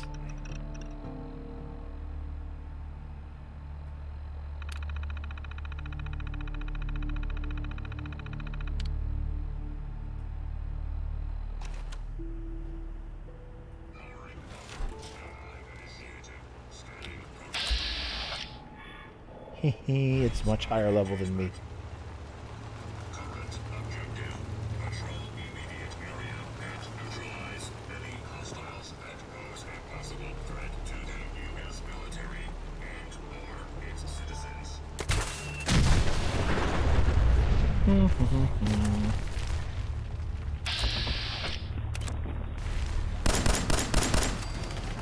Dead.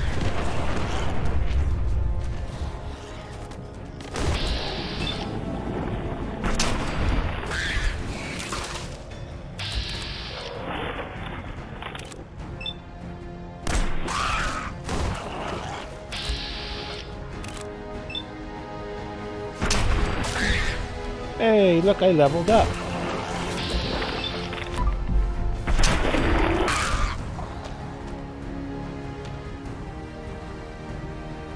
Oh, he had a bad time.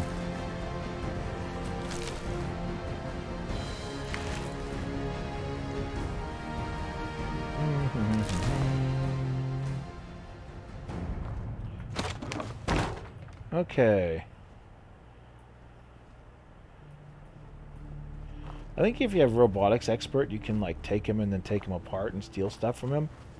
Okay. Hey, look, these ones died from being near him.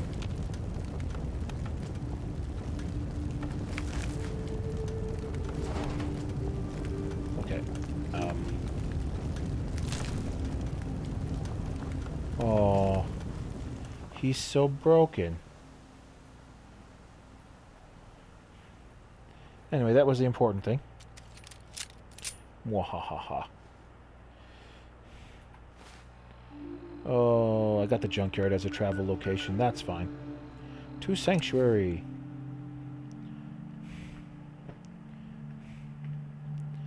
Alright.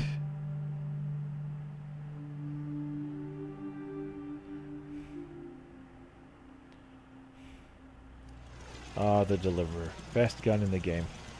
Hands down. Preston's right there. Don't do anything stupid. Okay. So, before I forget... Armor. Okay.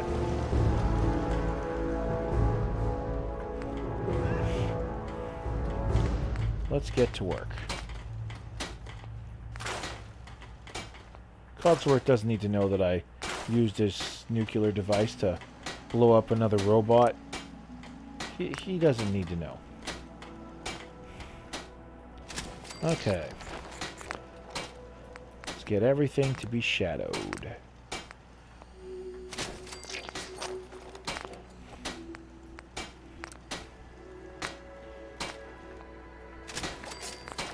I should have enough materials. It's going to be close.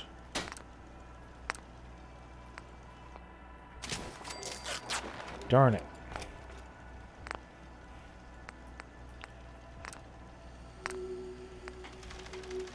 Need 2 more leather.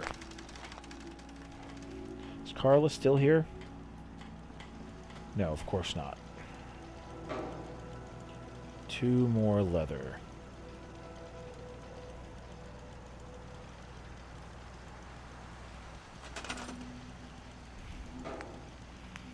I'm going to fix this because it's bothering me.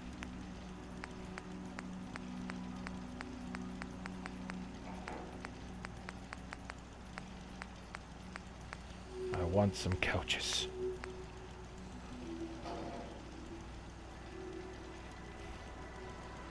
Isn't it pretty? Might be a bit much. Just get some normal couches. That works. Okay.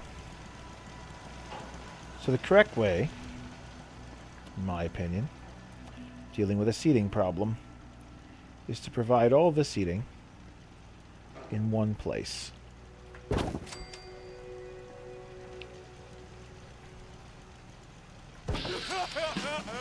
Oh, cool. Bonus experience. Alright. Now, everyone should stop. No. Everyone should stop wandering around and all eventually flock back here because it's the only place you can be. Aside from, like, different places that are designated as work structures. That looks very unstable.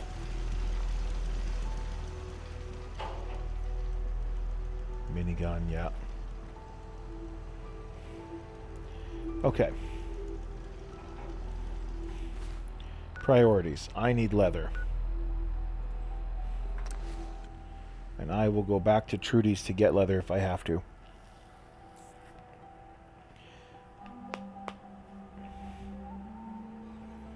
Wait.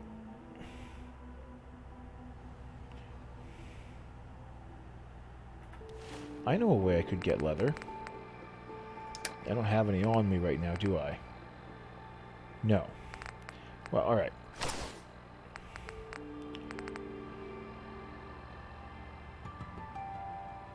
Let's get shopping. Alright. Start with Carla. Yes? Hey, Carla. You again. Here to trade? Don't I've be got a a few jerk. minutes to browse. Always happy to make a sale. Okay. Apparel.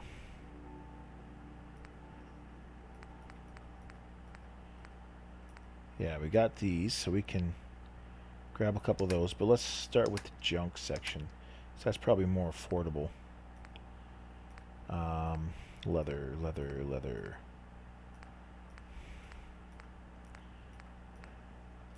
Duct tape. Always buy duct tape. Never don't buy duct tape.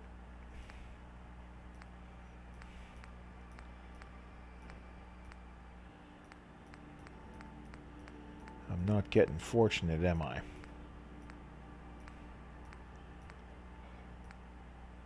Oh, teddy bears. Teddy bears are good. Okay. Alright. 3 caps? Sure. Or 35 caps. She can just keep the money. It's not a big deal. I don't need money so desperately that I'm going to just force it out of it. Thanks for helping us out with Trudy. You did good. Why do I want to do that? To run here. You gonna buy? You got things covered from here? Yeah. It's gonna take my son a while to get off the chems, but we'll make it. We always do. Now, let's get back to business. You need anything for the road? I've got a few minutes to browse. It's all worth every cap I'm charging. Okay. I do want more just to be safe. Okay.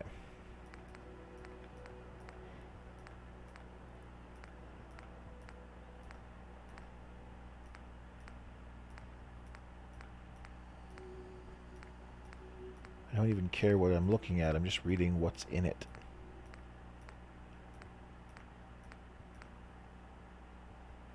Well, that's a shame.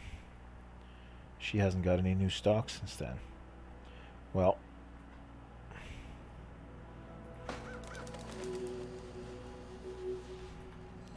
I might have enough now. Let's hope that I do.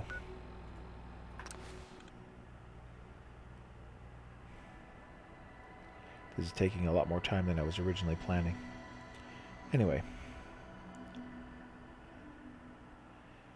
I should probably end up...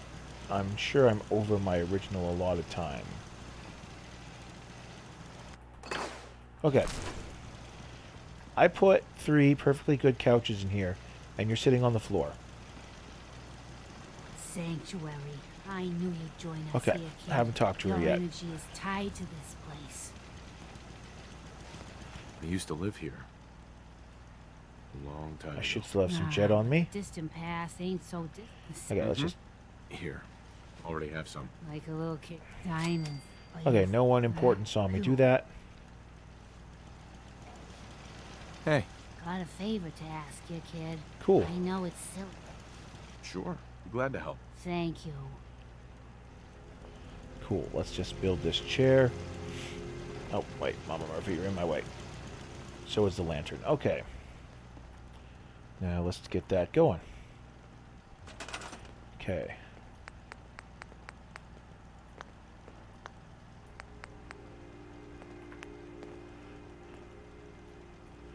Come here.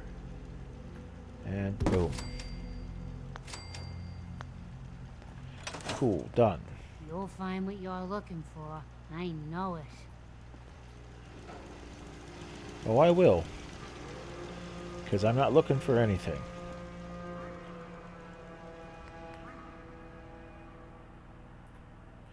Okay. Very clever. Oh yes, Cogsworth likes it whenever you do anything. Okay. This becomes shadowed. That's done. Everything is now shadowed except for the that which is also pocketed. Can I do anything with this? Yeah, you gotta get to level 2 first. Then level 3, and then science as well. And max out both to get that one. Might be fun. Have like a top tier vault suit. Anyway.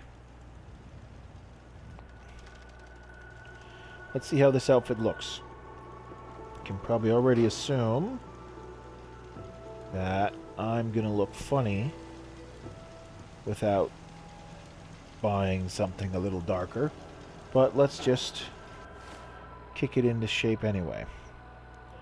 Alright, so we want this, this, this, and that. Ooh. Nice. So, I think perhaps it might just be me, but I think the blue might be a bit much. Now, personally, I like it, but I think I need some road leathers to wear under this instead of this.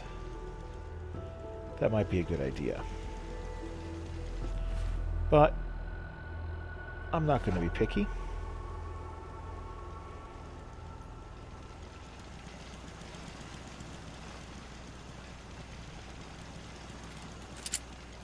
So we've done some basic stuff. I guess I'll just clean up my inventory a little bit. Why is this so crooked? I'm sorry, I can't abide by that. You have to be straightened out.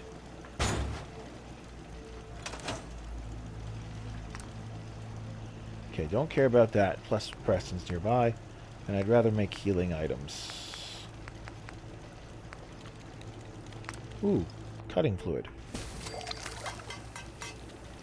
I can't... I have to make sure I get experience where I can. Since I'm dumb. Okay. So we have to make everything we can. Yeah, it takes a blood pack, 2 purified water, 2 rad away, a stim pack, 3 antiseptics. Ugh. Or I could just make 3 stim packs. How much experience do I get from making a stim pack? 7.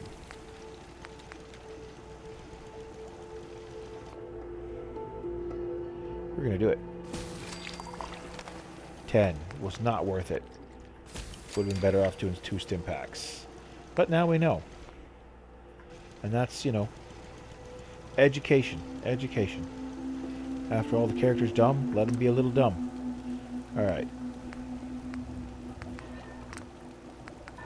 Make some squirrel bits.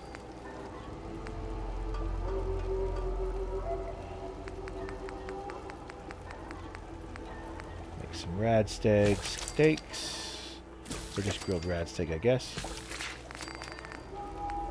What do I got? Nothing exciting or interesting. Ribeye steak.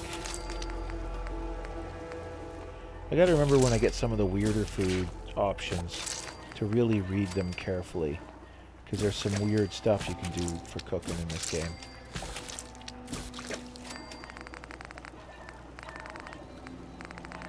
Okay.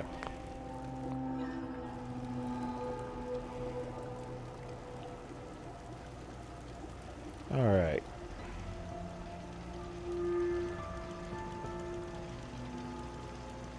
I don't think there's much point in poking around anymore today, because there's not much I can really do with this character. Looks like he hasn't been to Ten Pines yet. Actually, have I talked to Cogsworth? Hey, Codsworth. Shall I accompany you, sir? Oh, no, that's okay. Not now. All right, then. Goodbye. Alright. This guy clearly needs to save here. We're going to call that the end of the day, I think. I've got almost an extra half hour on top of what I scheduled. Next, well, tomorrow we might just do some Final Fantasy, because I need to get caught up, like Josh was saying. I mean, he did say he's several levels ahead of me. So, I had a good time poking around. We had a nice long talk about perks and the benefits thereof, and what you might want and what you might not want. That'll be it for today, though. By all means, feel free to come by tomorrow, because now that I know that I do not have to work tonight, I am probably going to do an extra stream tomorrow. Yeah, probably Final Fantasy 15, but it depends on how I feel. It's equally as likely I might just decide to grab one of my roguelikes and go make a muck of things. Or maybe I'll do both. I have a bunch of time. Either way, thanks for coming around, thanks for hanging out with me, and we shall see you again. Goodbye.